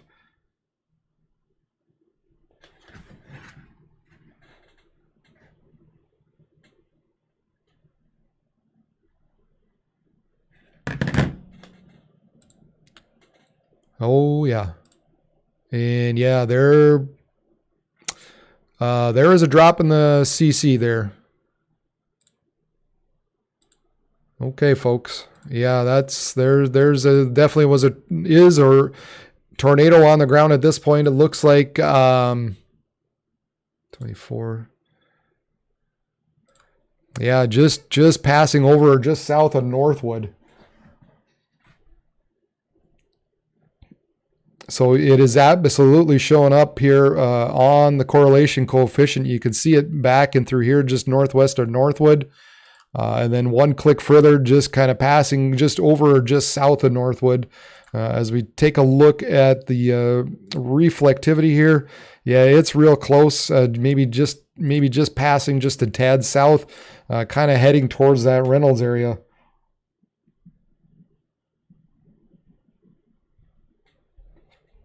So if you're in between Reynolds and Northwood, you need to be taking cover. You need to be taking shelter at this point.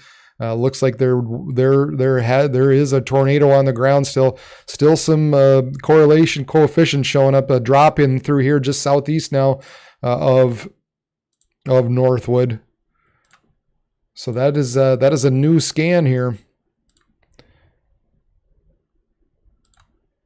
So continues to maybe be a drop in through here. It's getting a little messed up, or a little ingested into some of the other stuff that was out there a little earlier. But I guess just kind of following this area along through Northwood, just to the south and just east-southeast of Northwood, heading east at about 60 miles per hour. So we need to be watching out if you're in that Reynolds and Buxton area. Yeah, that turned quickly. That developed fast, and it's not even that that evident on the radar.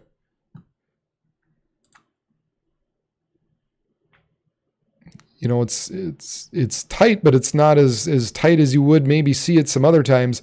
But boy, it sure showed up here. It sure showed up right here on the correlation on the CC. You got the drop as these are moving to the south and east.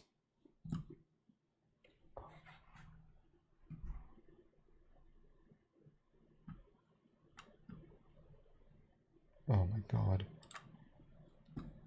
There we go. Sorry about that, man. Got to fix a couple things. Hold on.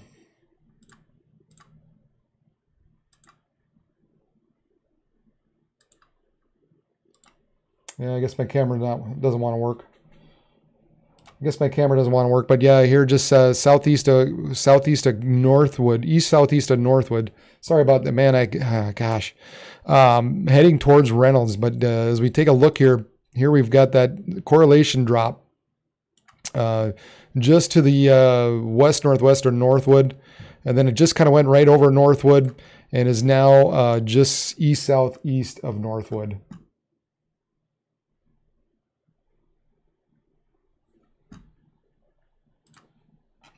And the area rotation just sits right in through there.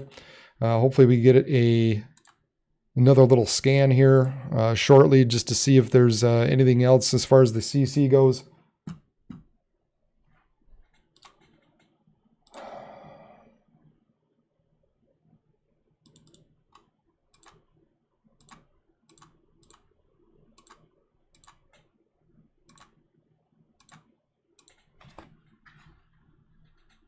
Okay, I don't know what happened to my camera all of a sudden, but it just all of a sudden took a crap.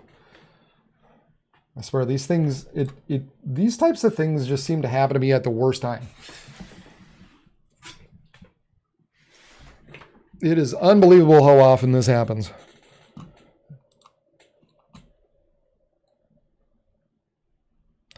All right, so again, just east of Northwood, heading towards that Reynolds-Buxton area is where we're looking. So a tornado warning, a radar confirmed tornado warning is what they're saying.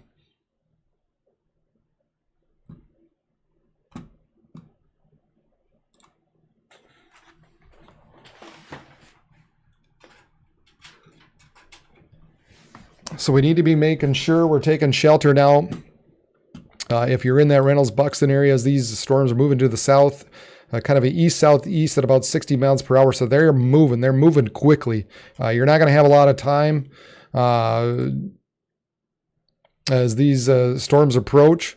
Let's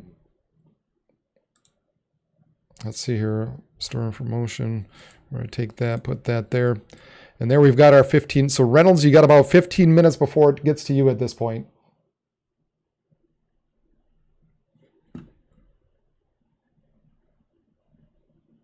So we got about 15 minutes in Reynolds.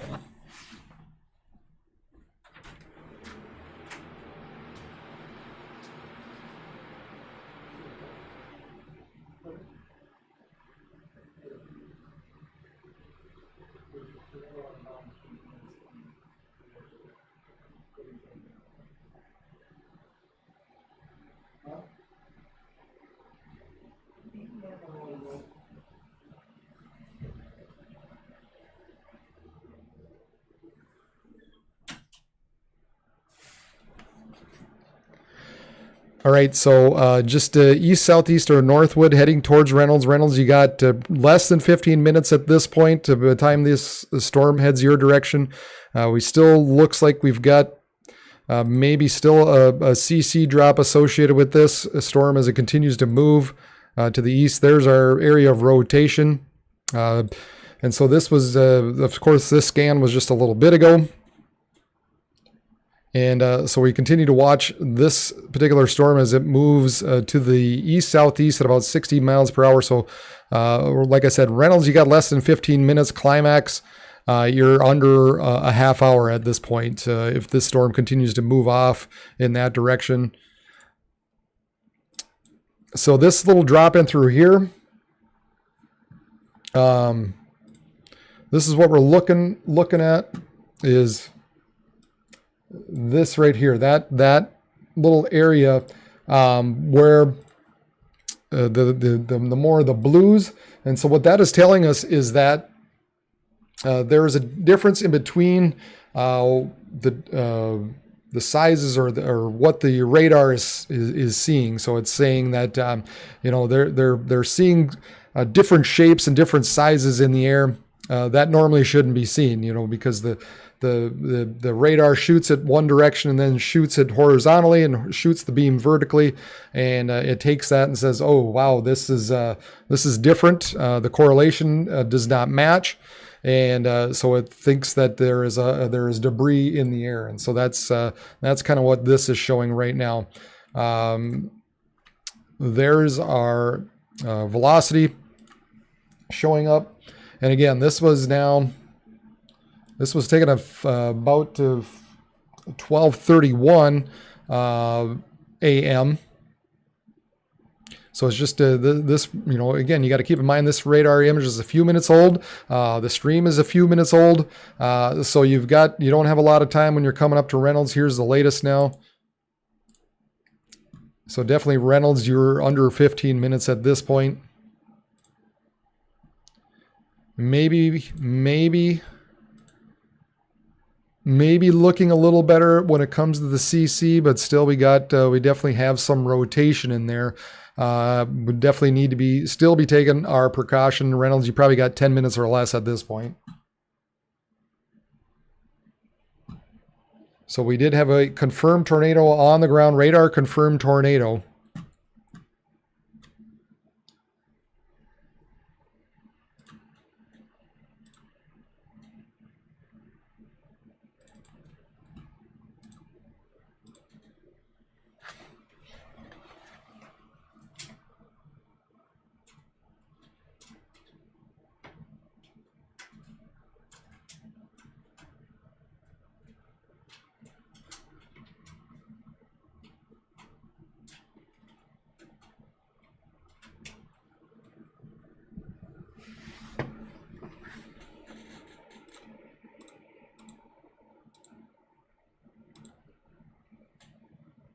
Hey, I'm back. And you can see all the lightning here coming up to Grand Forks. I'm going to have to open my window here shortly, but yeah, we had a confirmed tornado on the ground as it was. You can see on the correlation coefficient just to the west northwest of Northwood, and then it kind of ran pretty close to Northwood and continues to move to the east southeast. It's looking right now.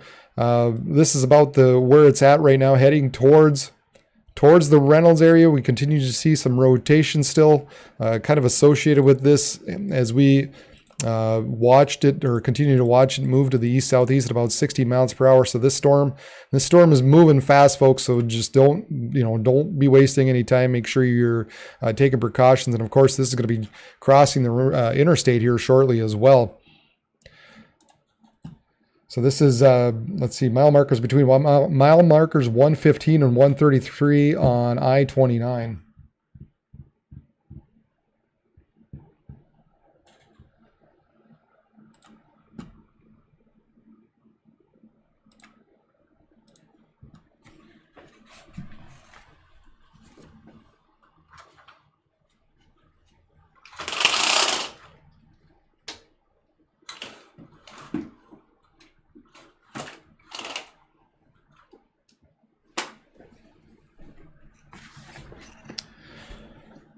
So we need to be taking shelter. We're coming up to Reynolds, Buxton, Climax, Neelsville, Eldred. Like I said, Reynolds, you're within, you're definitely less than 5 minutes at this point. You're 5 minutes or less. Climax, you're looking at you're coming up to that 15 to 20 minute mark, I would say, at this point. By the time it kind of heads your direction. But if you're in that Reynolds, Buxton, Climax, Neelsville area, we need to be watching the storm and be taking shelter, especially if you're in that Reynolds, Buxton area right now. We still continue to see some rotation in with this storm. The CC doesn't look quite as prominent as it did earlier, so that is good. Hopefully that means the tornado is no longer on the ground.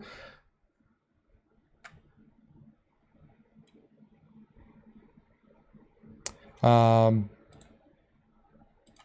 it looks like, at least according to this, maybe the rotation isn't quite there anymore. So hopefully that's a good sign. Obviously, well, hopefully that's a good sign. That would be a good sign. Yeah, and it looks like the rotation just isn't quite there like it was a little bit ago. So hopefully this storm has now, hopefully that what was there earlier has now lifted. But at any rate, just still be mindful, be taking shelter if you're kind of in that Reynolds Buxton area. As this continues to move east, you just never know. Hopefully this doesn't recycle. But yeah, that thing ramped up real quick.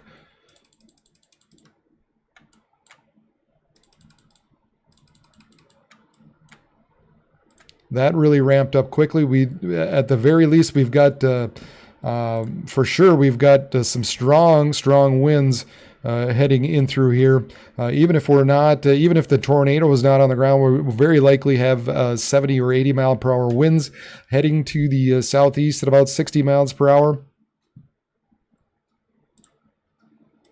But it's looking a little more favorable, like maybe that what was there earlier as far as the tornado, the threat of tornado, doesn't look quite as imminent at this point. However, just take the precautions, stay in your shelter. At the very least, we've got some strong winds heading your way. So just be mindful of that. Just stay in your shelter, stay in your basement and the lowest part of your building, away from windows and doors.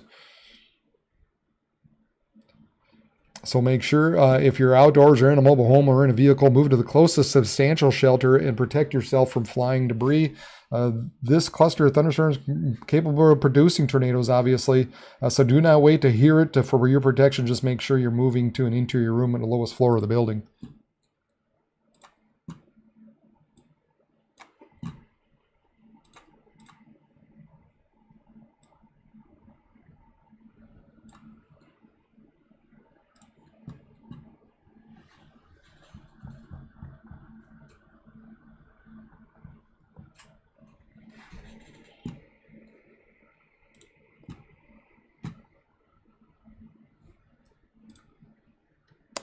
Yeah, there is definitely showing a lowering there coming into Grand Forks now at this point. I'll take a look at the screen. And you can see plenty of lightning, plenty of lowering coming, running in through Grand Forks. So going to be interesting watching this. Thankfully, I live a little more on the east side. So we'll keep an eye on this and see how things progress as it continues to run through town here. But yeah, you've got just a little bit of lowering in through here that looks interesting. Really hard to tell exactly what's going on with all the between the lightning strikes and such, but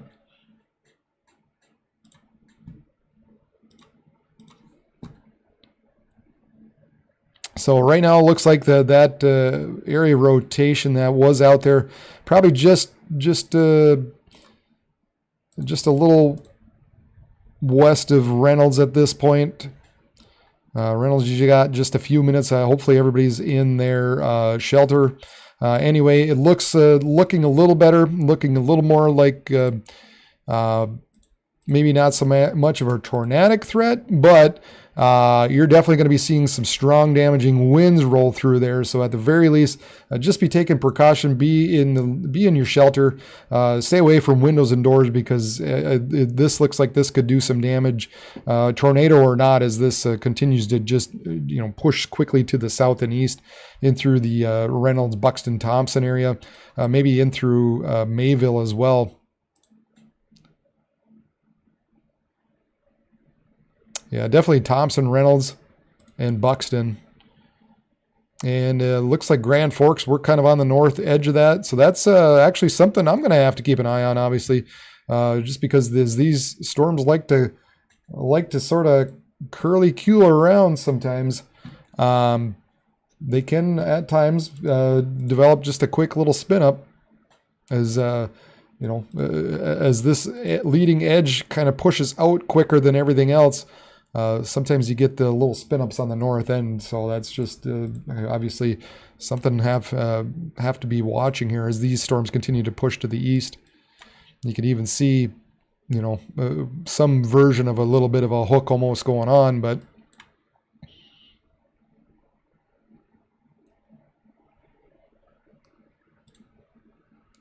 so definitely some strong damaging winds running through Reynolds, Thompson, Reynolds, Buxton.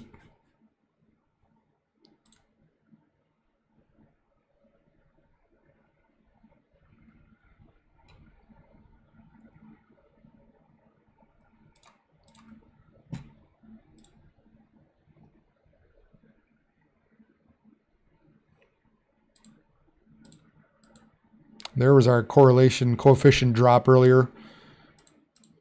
Here it started just northwest of west-northwest of Northwood, kind of went near Northwood, continued kind of east-southeast, and then kind of got swallowed up by everything else. And more than likely, what we're seeing at this point is probably the dust and everything else that's getting thrown up in the air just from these storms that are pushing eastward very, very rapidly, and very likely have some strong damaging winds with this.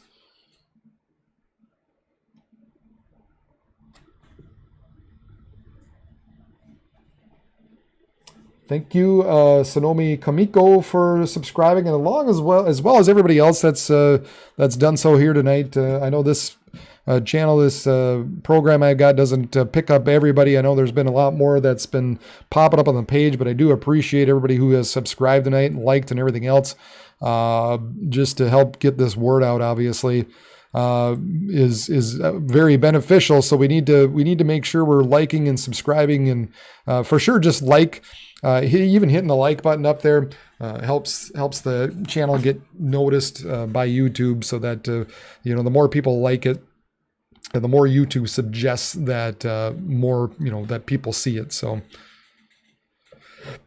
here's the big long now severe thunderstorm warning that they issued. The Weather Service did until 1:45 a.m. Moving east at 85 miles per hour. 80-mile-per-hour winds and quarter-sized hail. Flying debris will be dangerous to those caught outside. This will be near Tabor, Chirac, and Roseville at 12:50. Eldred, Angus, Blanchard at 12:55. Hillsborough at 1 a.m. Other locations include Harold, Kelso, and Greenview. This includes I-29 between mile markers 94 and 159. So for your protection, move to an interior room, the lowest floor of a building. Grand Forks probably now we'll get hit. I think the strongest winds right now, looks like the strongest winds right now are heading kind of in through that Thompson, Reynolds, Buxton, heading towards Climax, Neelsville, Shelley, maybe Fisher. That's the strongest winds where we're looking at the possibility of 80 miles per hour or more.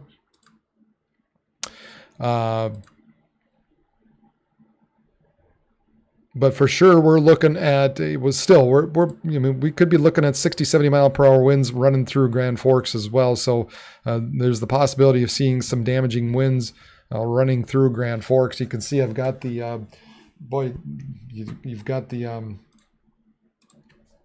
you got that shelf cloud now just starting to move overhead of the webcam here. So that webcam's about to get into the rain and the wind here shortly.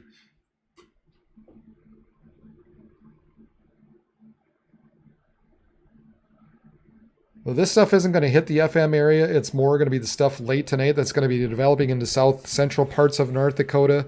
And whatever runs in through Fargo, I think the severe stuff will stay south of Fargo.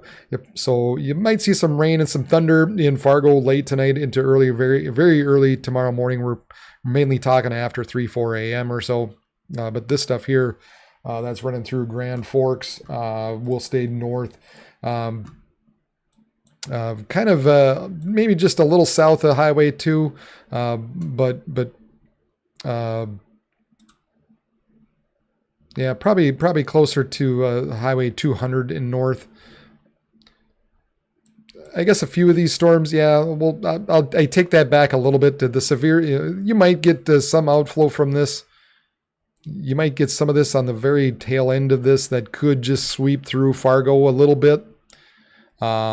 But largely the stronger, the severe stuff is going to be further to the north.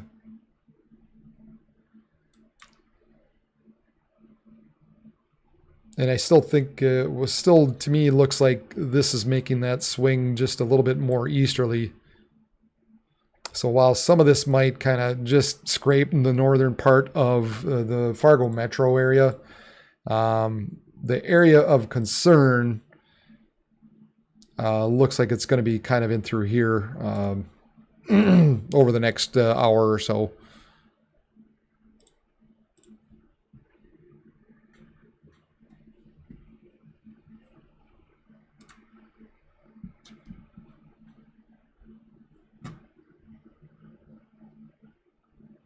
All right, we'll keep an eye on what happens on this webcam here in a bit. We'll switch over briefly and just see how we're doing when it comes to that area rotation. Not really showing up very well on the radar anymore. Looks like we've just got probably a gust front running through, or just kind of running through that Reynolds area at this point. So we've got the strong damaging winds. We probably got the gust front just running through Thompson and Reynolds, with the damaging winds just about to come here shortly. This tornado warning was valid until 1 a.m. So about another 10 minutes that this particular warning is valid until. But I will say it doesn't look like it was earlier. So there's not the rotation evident with this storm at all. So we're mainly just concerned at this point with the strong winds that are now pushing into Reynolds and Thompson and Buxton. We also have some stronger stuff. So while this continues to be the strongest area, we'll, very likely through Manville, Grand Forks, Fisher, Crookston, probably be seeing some strong winds as well here. So we'll keep an eye on. Let's go over to the webcam.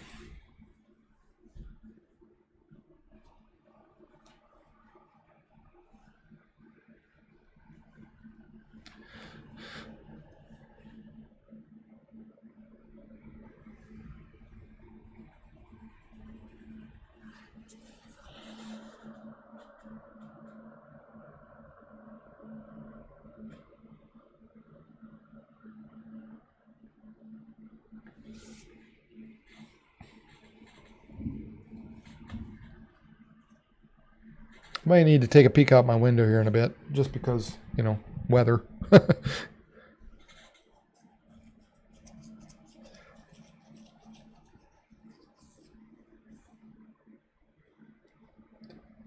That was crazy. That's there's a perfect example about, again, how these storms under the right scenario, they can do their own thing. You don't always need the perfect condition, man. And I tell you, around here, around this neck of the woods, we get more of those things. It feels like than anywhere else, where it doesn't have to be the perfect tornadic atmospheric condition like you get down in the south. It's just these storms just take what they are dealt and say, I'm gonna push out some outflow because we like to have all kinds of damaging winds that run through, and I'm gonna spin up a little tornado. And by God, if that isn't what happened, as that storm kind of went through Northwood, it's going to be interesting to hear what for damage, what did get damaged down there, because it definitely looked like something got hit around Northwood earlier.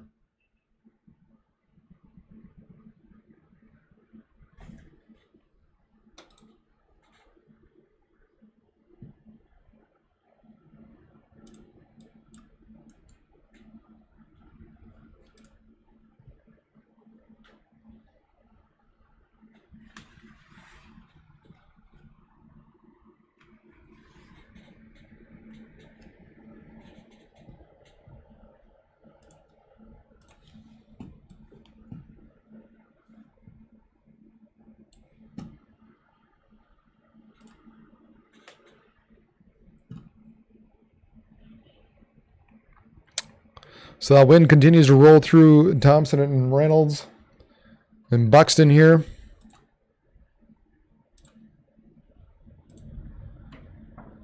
Boy, and it's gotten windy here. Might need to take a look outside. I'll be back. I just got a peek.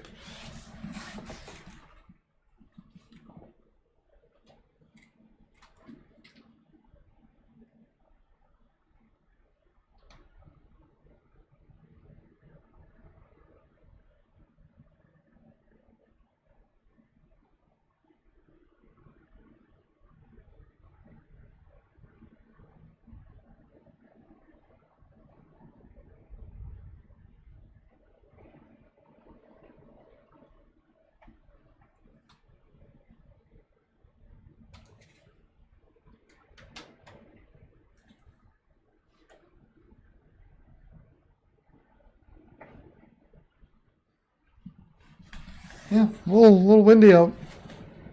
She's pushing hard.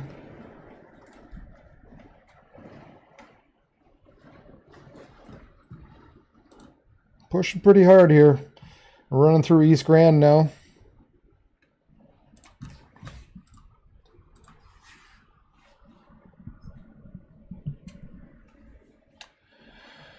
Northwood report 3-inch tree limb broken.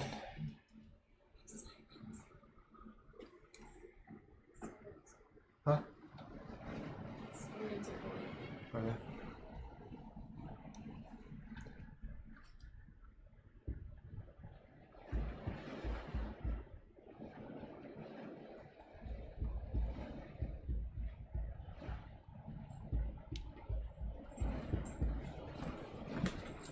Yeah, it's pounding pretty good now. I think the sirens are going off here in Grand Forks.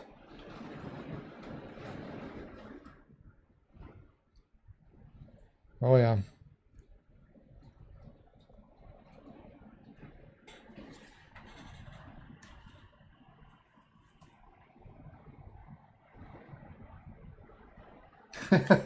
A 3,500-pound RV. This should be fun. Yep.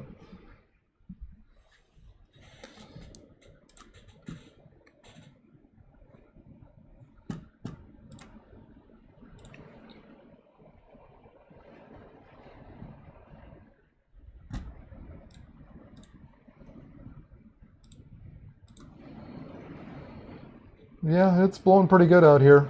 Wind's pushing that rain up against the window.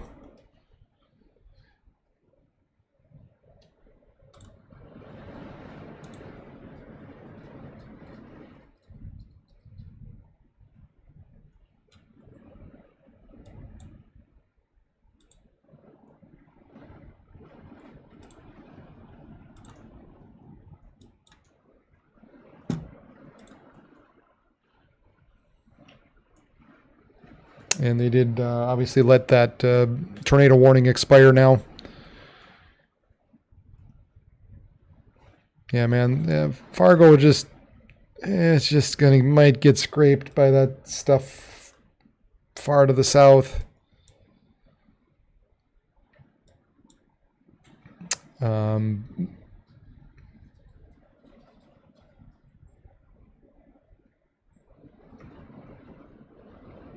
But yeah, even the warnings themselves, you can see that's the great big warning out here.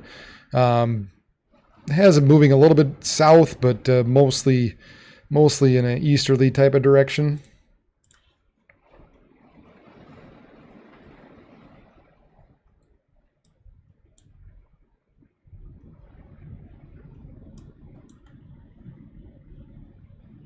Yeah, it is bowing out a little bit. I mean, derecho is one thing. When you talk about derecho, you talk about distance. Derecho is a distance of 200. You got to have a wind damage of 240 miles or greater. So, I guess if there was consistent damage, yeah, it could be. I suppose. I mean.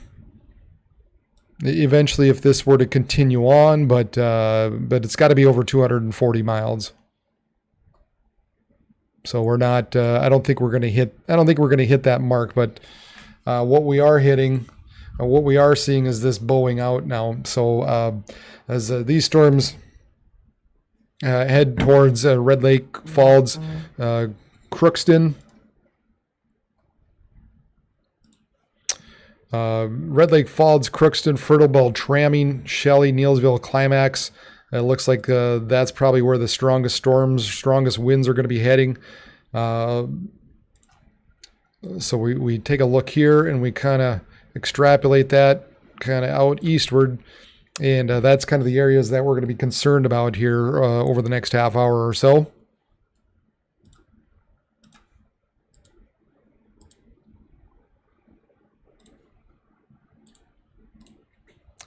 And so you can see 15 minutes beyond, 15 minutes from now, so we're looking at about 1:15 beyond Crookston, 1:30 around that Mentor, McIntosh area, 1:45 Clearbrook in Gonvick. And then out until 2 a.m. It starts to get out to that Leonard, Shelvin, Wilton area, kind of beyond Bagley.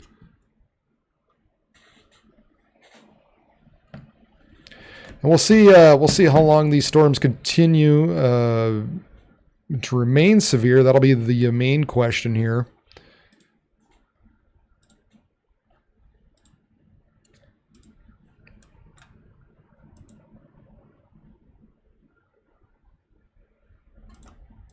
You know, we were I guess expecting these storms to make it to the Red River Valley and then begin to decrease. And it's just a matter of how quickly will they do that? How quickly will they decrease in intensity? So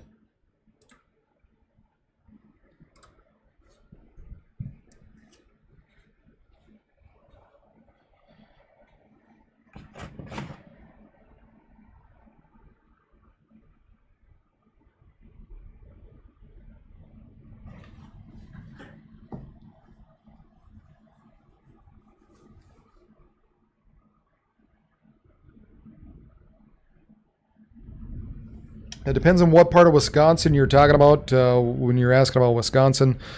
If you're kind of in between, kind of along between Minneapolis and I'll say Green Bay and southward, yeah, you got the potential of seeing some strong winds roll through you guys through the afternoon hours. Mainly going to be talking about some damaging winds. So that's kind of what we're looking at for the Wisconsin area tomorrow. Yeah, you go. Oh, wow. Hey, welcome from Europe. I appreciate you watching out there. Yeah, you guys had a heck of a heat wave. Wow, look at it rain. Holy cats, it is coming down. I tell you what, there's going to be some street flooding, that's for sure. There's already looking like some street flooding as these storms roll through. So, wow, is it raining out? Holy cow, you can't see. It's hard to see more than a block or two. Wow, and it's thundering pretty good. This is an overpass here going over Interstate 29. This is University Avenue. And this is thanks to the Department of Atmospheric Sciences out of UND. That's where I went to school. That's where I went to get my degree. So if you're looking for a degree in meteorology, head to UND. But yeah, nice. That's a lot of. There's definitely going to be some street flooding occurring.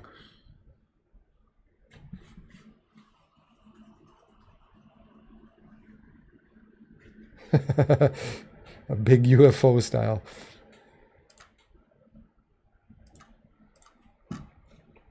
Yeah, so these kind of taken that more of an easterly turn at this point. Starting to bow out, heading towards Crookston. Crookston, it's heading right towards you at this point.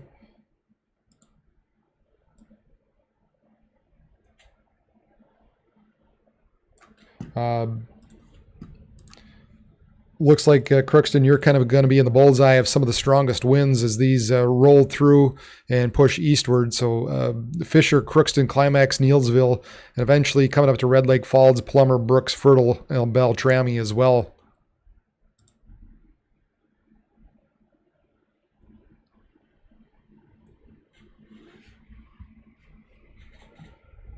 We can take a look at the 3D. That's kind of ugly.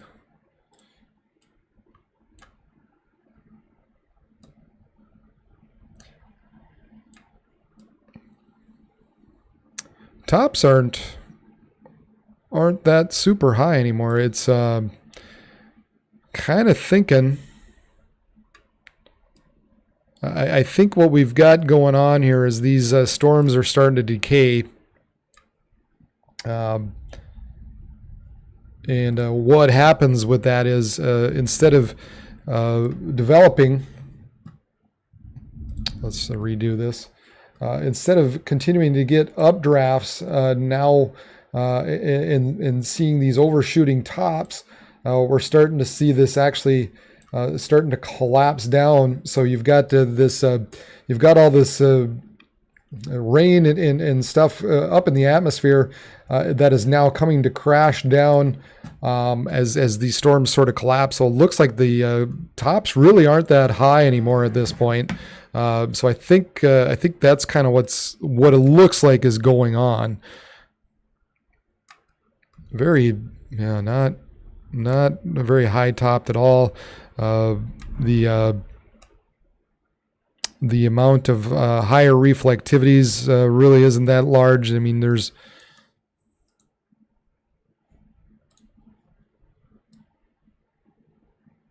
there you can see some 50s, but there's not even, nothing even in the 60 dBz range.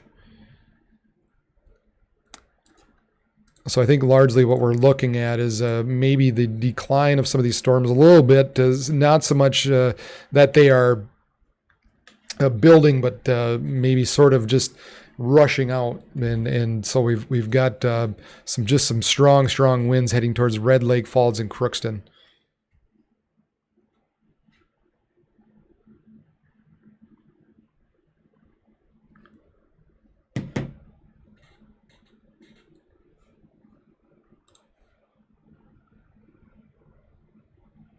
Yeah, look at that. Look at that wind just push out Ada, Monoman, Crookston.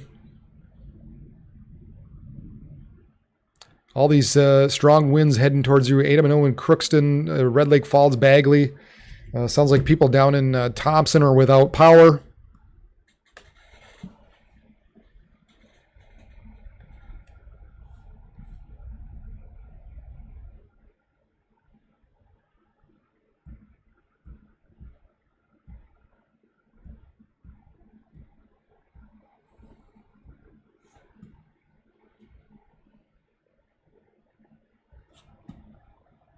But the continuing to push eastward really quickly. So 70-mile-per-hour wind gusts in Amaretto in Grand Forks County. 3-inch tree limbs broken.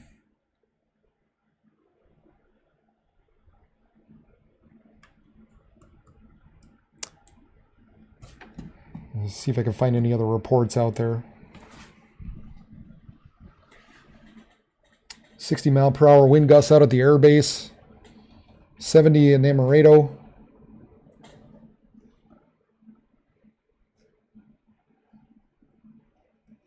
A 3-inch tree limbs broken. Power poles broken around Northwood.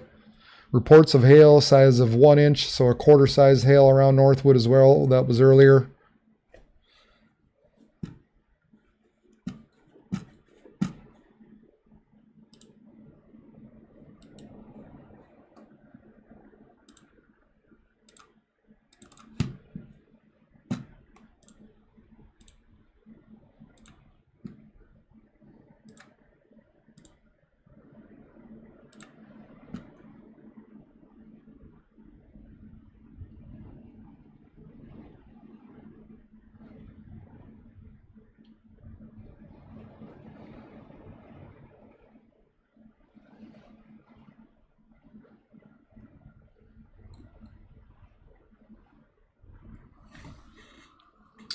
Oh yeah, here's okay.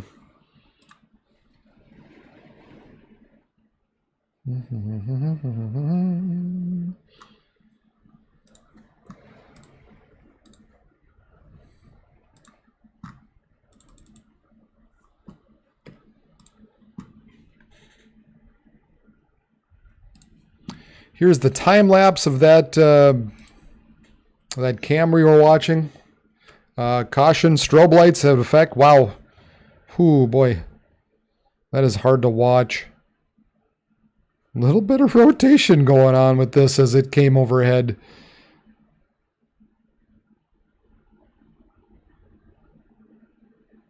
It would appear anyway. So there's that camera we were looking at earlier, or have been following. And a bit of a seizure-inducing strobe going on there.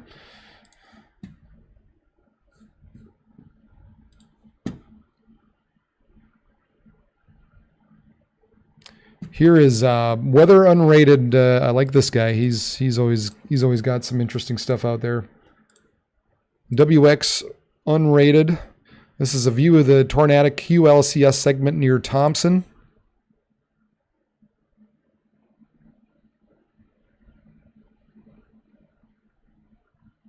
So this is when it was running across Thompson. Nice look at that shelf cloud.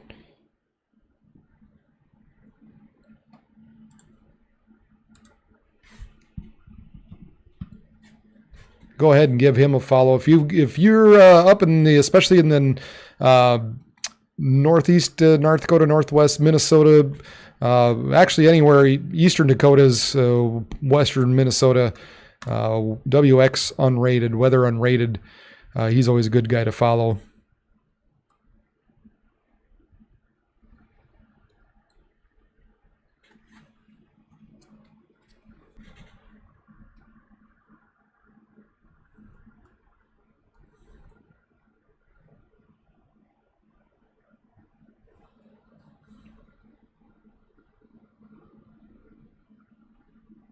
It has been an interesting last couple of days. So we're sitting here in the marginal risk, and we've got 80 mile per hour winds running through.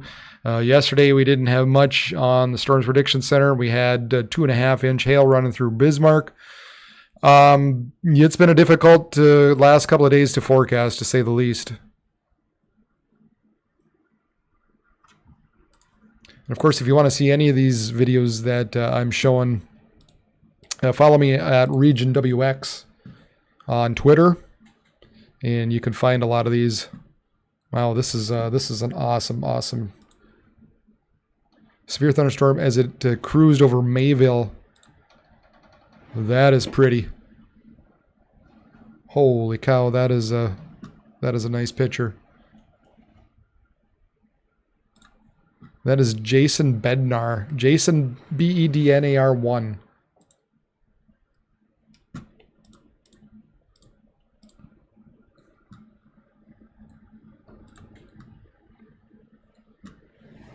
Looks like a 70 mile per hour wind gusts out by the airbase now. Was reported. Don't forget about the northern lights. If you got some clear skies out there, check out the northern lights. Apparently there's a lot of people seeing them across the northern parts of the country.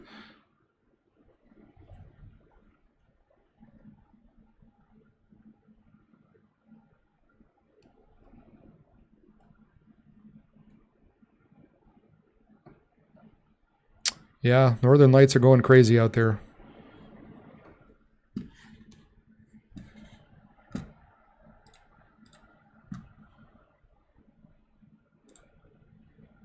All right, so we're still looking, Red Lake Falls, Plummer, Brooks, Winger, Bayou, Gary, Fertile Bell, Trammy. Those are kind of the areas that need to be watching for these storms that are kind of bowing out a little bit.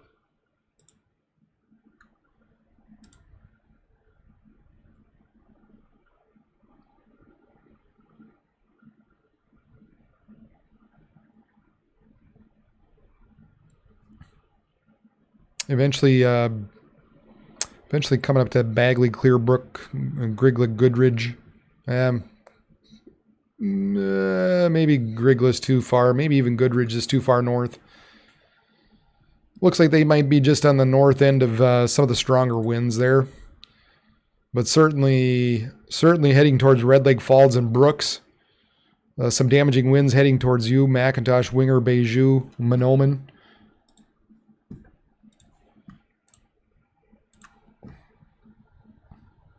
This is the latest on the power outages. 902 in Grand Forks County, 68 in Nelson, 147 in Ramsey, 141 in Benson, still over 1,000 in Pierce. Let's see if there's any in Minnesota at this point. Nothing tracking across Polk and Norman.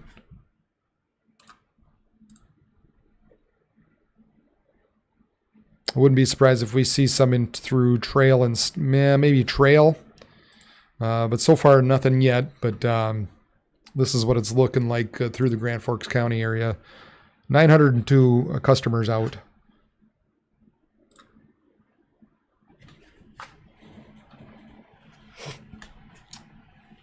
Oh, Chicago. I could take a quick look. Tell you what, normally I stick with the Dakotas and Minnesota. So if you ever, I'm not your normal storm chasing kind of guy on the internet. I'm a little different. I stick to the Dakotas and Minnesota. So if you ever work, live, play, if you're ever visiting around here, this is the channel you go to. Number of reasons for that. The main reason, the top reason I do it this way is just because I lived, worked, grew up in the Dakotas, Minnesota. So this is where I'm familiar with. So this is what I like to stay with. I do it because it makes it easier to cover events such as this. Because if you're one of these other guys that just follow all the storms, no matter where they're at, they might skip an event like today and look at the fun we've had as these storms have rolled through. You don't. I won't name the names, but if you've followed them online before, you know who they are. But there's some of the bigger ones out there, and they're probably not online. I'm guessing. I haven't looked, but I'm guessing they're not. But that makes it easier for me to follow. Just an area of concern. So that's I don't look beyond those areas generally. I might look a little into Wisconsin and Iowa just because it's just kind of right on the edge. Sometimes in Nebraska, but that's the areas. I guess I don't storm chase. Put it that way. I watch the home area and I take care of the people around me here. So that people who are living kind of out, even out in the remote areas, have somebody watching for them. Sometimes you get, like I said, you get these guys who watch storms all over the place and they become really transfixed in areas like Chicago. Well, Chicago's got all kinds of weather guys that you can find, and these metros do. But sometimes you get out into the rural areas and they kind of get forgotten sometimes.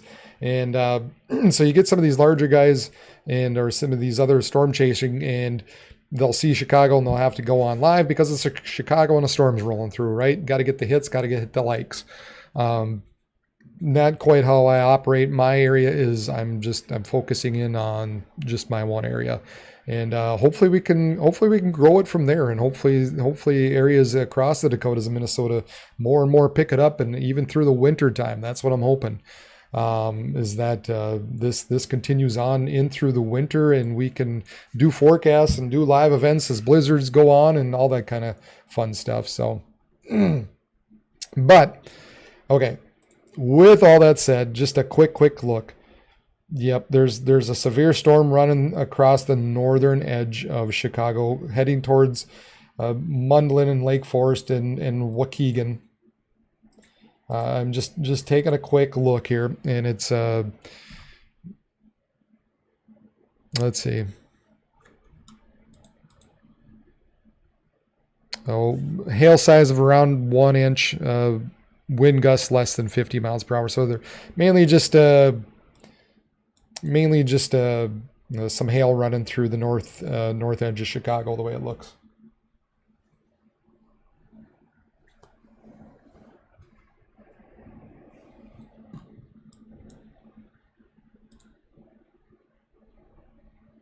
You're a big deal I'm a big deal in Canada.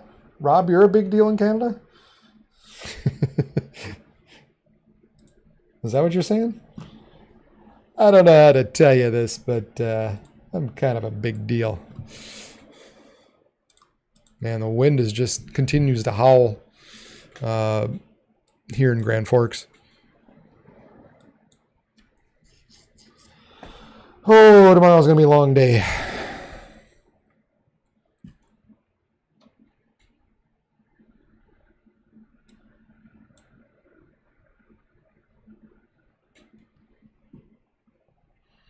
All right, so Red Lake, Falls, Plummer, Brooks, McIntosh, Winger, Bayjou.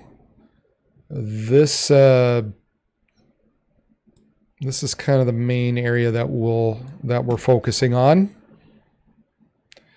So running down that U.S. Highway 2 corridor, kind of like we were, kind of like the models, kind of like what we were thinking earlier.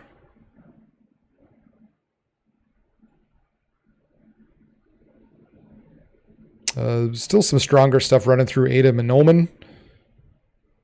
But looks like the nasty stuff is just blasting towards Red Lake Falls and Plummer and Brooks.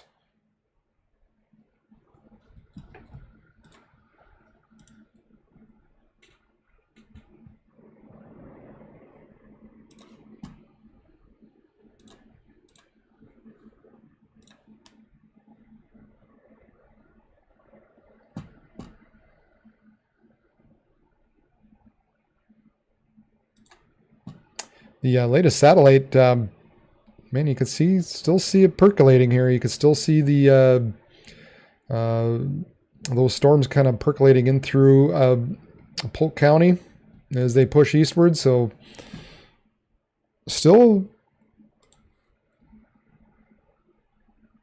has some life left to it. Man, you can even almost see the can almost see it rotate just a little bit as well. Within the clouds in a way. So this storm still has a little bit of life left to it. Still has plenty of colder tops associated with them.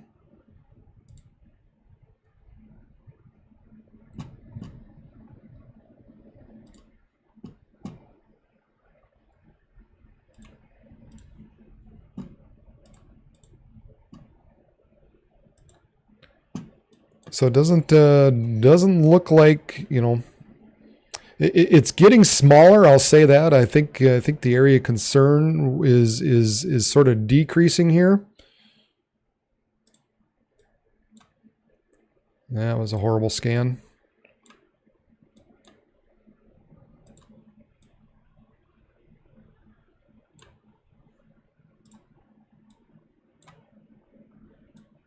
That's a little better. Yeah, and this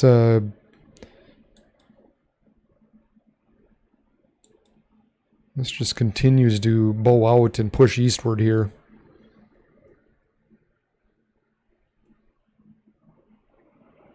So basically anywhere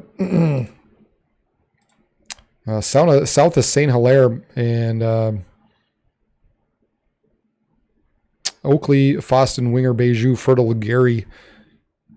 You're the main concern right now, right in through here.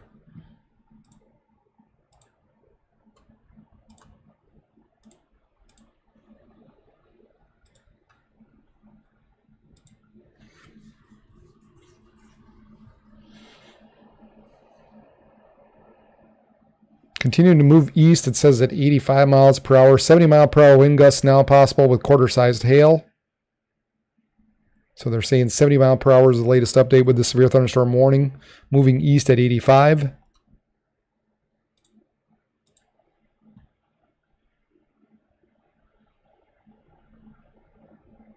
And that looks like that was the strongest winds we've seen so far. Is back, kind of back by Amaretto, 70 mile per hour wind gusts. So just west of Grand Forks. That's what was indicated there.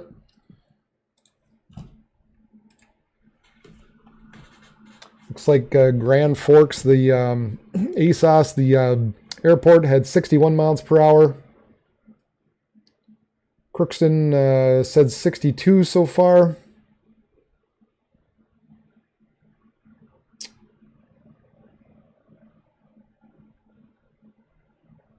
So the winds not near as strong as maybe earlier. Crookston said 60. What did I say? 62.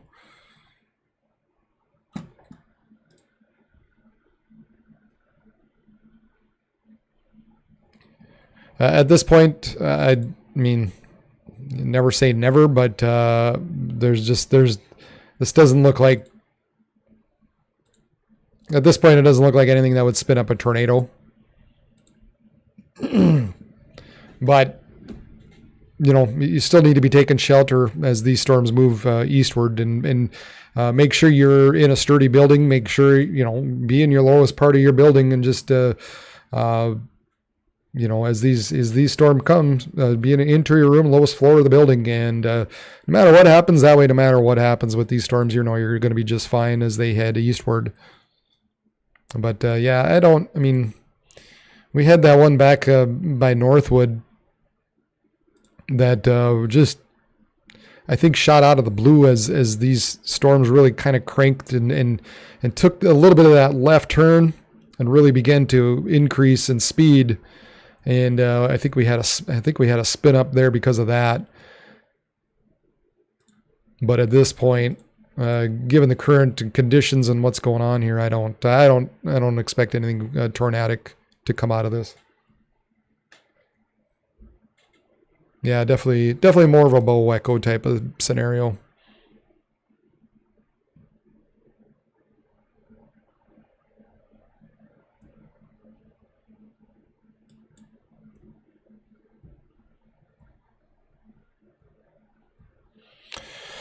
All right, folks. Tomorrow's going to be long, and I think I'm feeling a little more confident here that what's going to happen is this is just going to continue to decrease.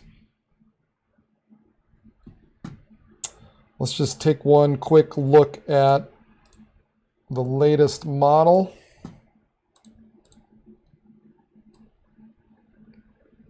These storms, again, kind of running along and a little south of Highway 2, but mainly along and north of Highway 2, continuing to diminish as they move eastward through the overnight hours.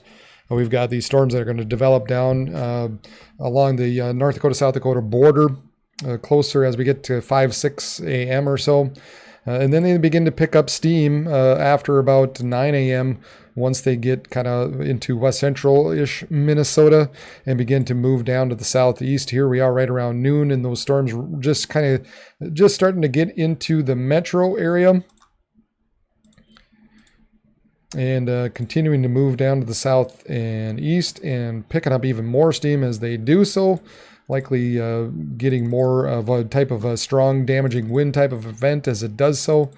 Now, here's the we get into another hour run, and it didn't do what it did in the previous run where it had this line develop and then another stronger line back behind it. So the typical thing is for this front line to be the main area of concern. And so we're going to be talking about the possibility of, like I said, problem 1 is going to be the damaging winds. 1A will be the hail. And then you've got the possibility of an isolated tornado or two, especially if you're able to see any kind of discrete cells. And as you get later into the morning and afternoon hours, that becomes more of a possibility that needs to be watched. But then as we get to beyond 3 or 4 p.m., these storms are exiting out of the southeastern part of the state. So definitely something that's going to need to be watched. So this is 7. I think I'm going to back up the time frame then when I'm going to stop, just because when I'm going to start my live feed tomorrow, because this looks like this is closer to 7, maybe even 8 a.m. That'll allow me just a little bit longer to maybe sleep. I'm staying up a little longer than I was thinking tonight.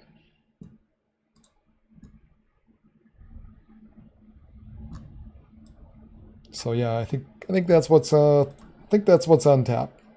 I'm gonna back up that timing just a bit if I can. It looks like these storms at this point, you're looking at some 60, 65 mile per hour winds heading towards Red Lake Falls, in Oakley and Clearbrook and Fosston.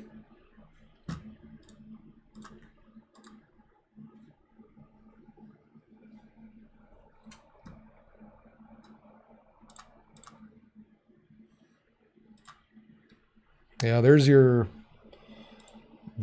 big old area of wind heading towards Fertile Winger, Fosston, Oakley, Clearbrook, Bagley, Bayjou, right in through here.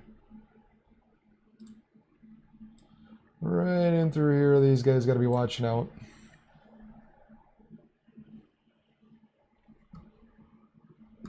Okay, I'm just going to kind of let it run out here for a bit and get myself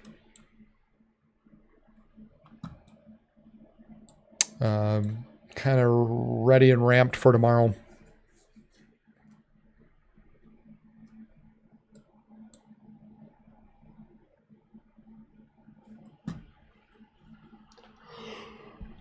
Because it's going to be a long day.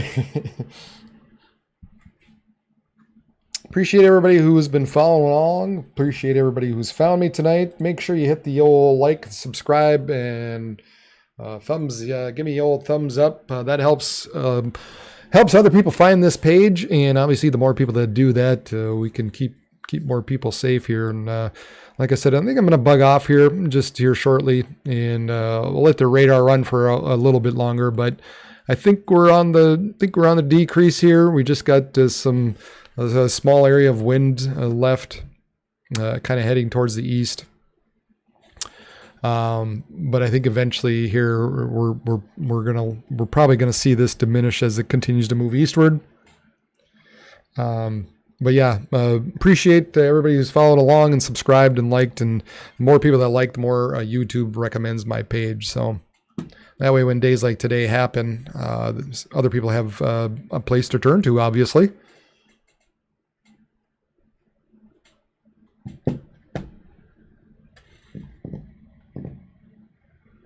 Yeah, once these storms kind of roll through, the worst of it tomorrow will be south of I-94. So these storms that are going to be coming out of the Dakotas and into Minnesota tomorrow, the worst of it, at least until it gets to the Twin Cities area, it really looks like it's kind of that I-94 and south is where the main concern is going to be tomorrow.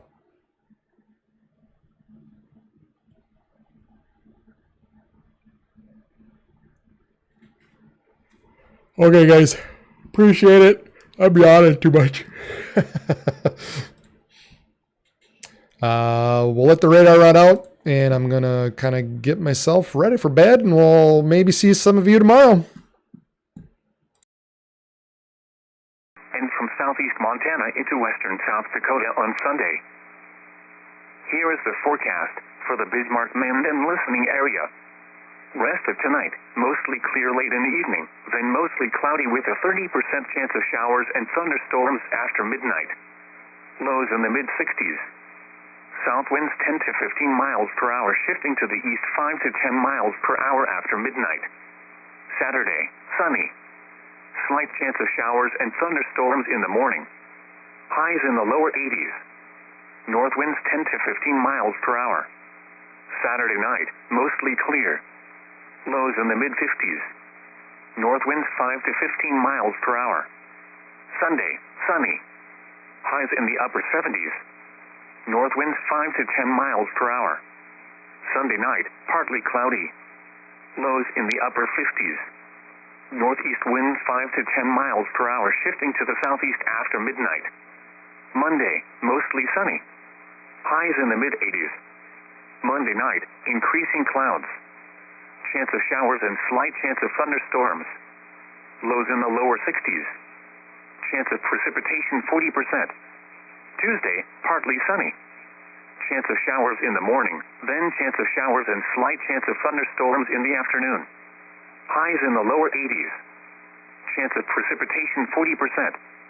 Tuesday night, partly cloudy with a 20% chance of showers.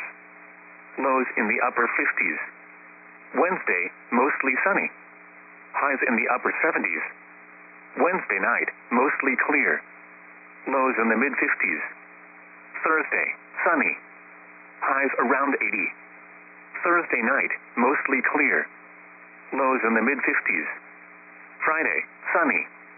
Highs in the upper 80s. This is NOAA Weather Radio Station WXL-78 in Bismarck, North Dakota, operating on a frequency of 162.475 megahertz. Providing weather information 24 hours a day from your National Weather Service office in Bismarck. Here are the recreation area forecasts for western Lake Sakonkohia. Rest of tonight, north winds 10 to 20 miles per hour. Slight chance of thunderstorms. Partly cloudy late in the evening, then becoming mostly cloudy. Lows in the lower 60s. Saturday, breezy. North winds 15 to 25 miles per hour. Slight chance of thunderstorms. Sunny. Highs in the upper 70s. For eastern Lake Aconcagua, rest of tonight, east winds around 10 miles per hour, shifting to the north 10 to 20 miles per hour after midnight. Chance of thunderstorms. Partly cloudy late in the evening, then becoming mostly cloudy. Lows in the lower 60s. Saturday, north winds 10 to 20 miles per hour. Slight chance of thunderstorms. Sunny. Highs in the upper 70s. For northern Lake Oahe, rest of tonight, southeast winds 10 to 20 miles per hour. Chance of thunderstorms after midnight. Mostly clear late in the evening, then becoming mostly cloudy. Lows in the mid-60s. Saturday, north winds 10 to 20 miles per hour. Slight chance of thunderstorms. Sunny. Highs in the lower 80s. Here are the weather conditions at 1 a.m. Central Daylight Time. Bismarck, mostly cloudy. Temperature 78 degrees, relative humidity 41%. Pressure 29.74 inches and steady. Mandan, mostly cloudy. 70 degrees, relative humidity 64%. Wind southwest at 10 miles an hour. At Hazen, the temperature was 70 degrees, dew point 57, and the relative humidity 64%. The wind was southwest at 5 miles an hour. The pressure was 29.77 inches and rising. Harvey, fair. 61 degrees, relative humidity 100%. Wind east at 13 miles an hour. Minot, clear. 60 degrees, relative humidity 89%. Dickinson, mostly cloudy. 69 degrees, relative humidity 62%. Wind south at 8 miles an hour. Elsewhere around North Dakota, at Grand Forks, a thunderstorm was reported with a temperature of 64. It was 67 at Garrison. At Jamestown, it was partly cloudy with a temperature of 76. It was mostly cloudy with a temperature of 66 at Williston, 76 at Fargo, and 63 at Devil's Lake. In northern South Dakota, it was partly cloudy. It was 75 at Mobridge and 70 at Aberdeen. In eastern Montana, it was mostly cloudy. It was 79 at Miles City, 72 at Glendive, and 71 at Sydney. Once again, at Bismarck, the temperature was 78 degrees under mostly cloudy skies. The regional weather forecast from your National Weather Service office in Bismarck. Severe thunderstorms will remain possible in the Red River Valley overnight. By early Saturday morning, additional thunderstorms are expected to develop across the central Dakotas. A few of these storms could also be strong to severe. Cooler temperatures are in the forecast for the weekend. Highs on Saturday and Sunday will generally range from the 70s north to 80s south. Scattered showers and thunderstorms are expected across the eastern half of the region Saturday morning and from southeast Montana into western South Dakota on Sunday. Here is the forecast for the Bismarck-Mandan listening area. Rest of tonight, mostly clear late in the evening, then mostly cloudy with a 30% chance of showers and thunderstorms after midnight. Lows in the mid-60s. South winds 10 to 15 miles per hour, shifting to the east 5 to 10 miles per hour after midnight. Saturday, sunny. Slight chance of showers and thunderstorms in the morning. Highs in the lower 80s. North winds 10 to 15 miles per hour. Saturday night, mostly clear.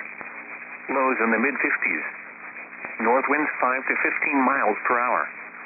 Sunday, sunny. Highs in the upper 70s. North winds 5 to 10 miles per hour. Sunday night, partly cloudy. Lows in the upper 50s. Northeast winds 5 to 10 miles per hour, shifting to the southeast after midnight. Monday, mostly sunny. Highs in the mid-80s. Monday night, increasing clouds. Chance of showers and slight chance of thunderstorms. Lows in the lower 60s. Chance of precipitation 40%. Tuesday, partly sunny. Chance of showers in the morning, then chance of showers and slight chance of thunderstorms in the afternoon. Highs in the lower 80s. Chance of precipitation 40%. Tuesday night, partly cloudy with a 20% chance of showers. Lows in the upper 50s. Wednesday, mostly sunny.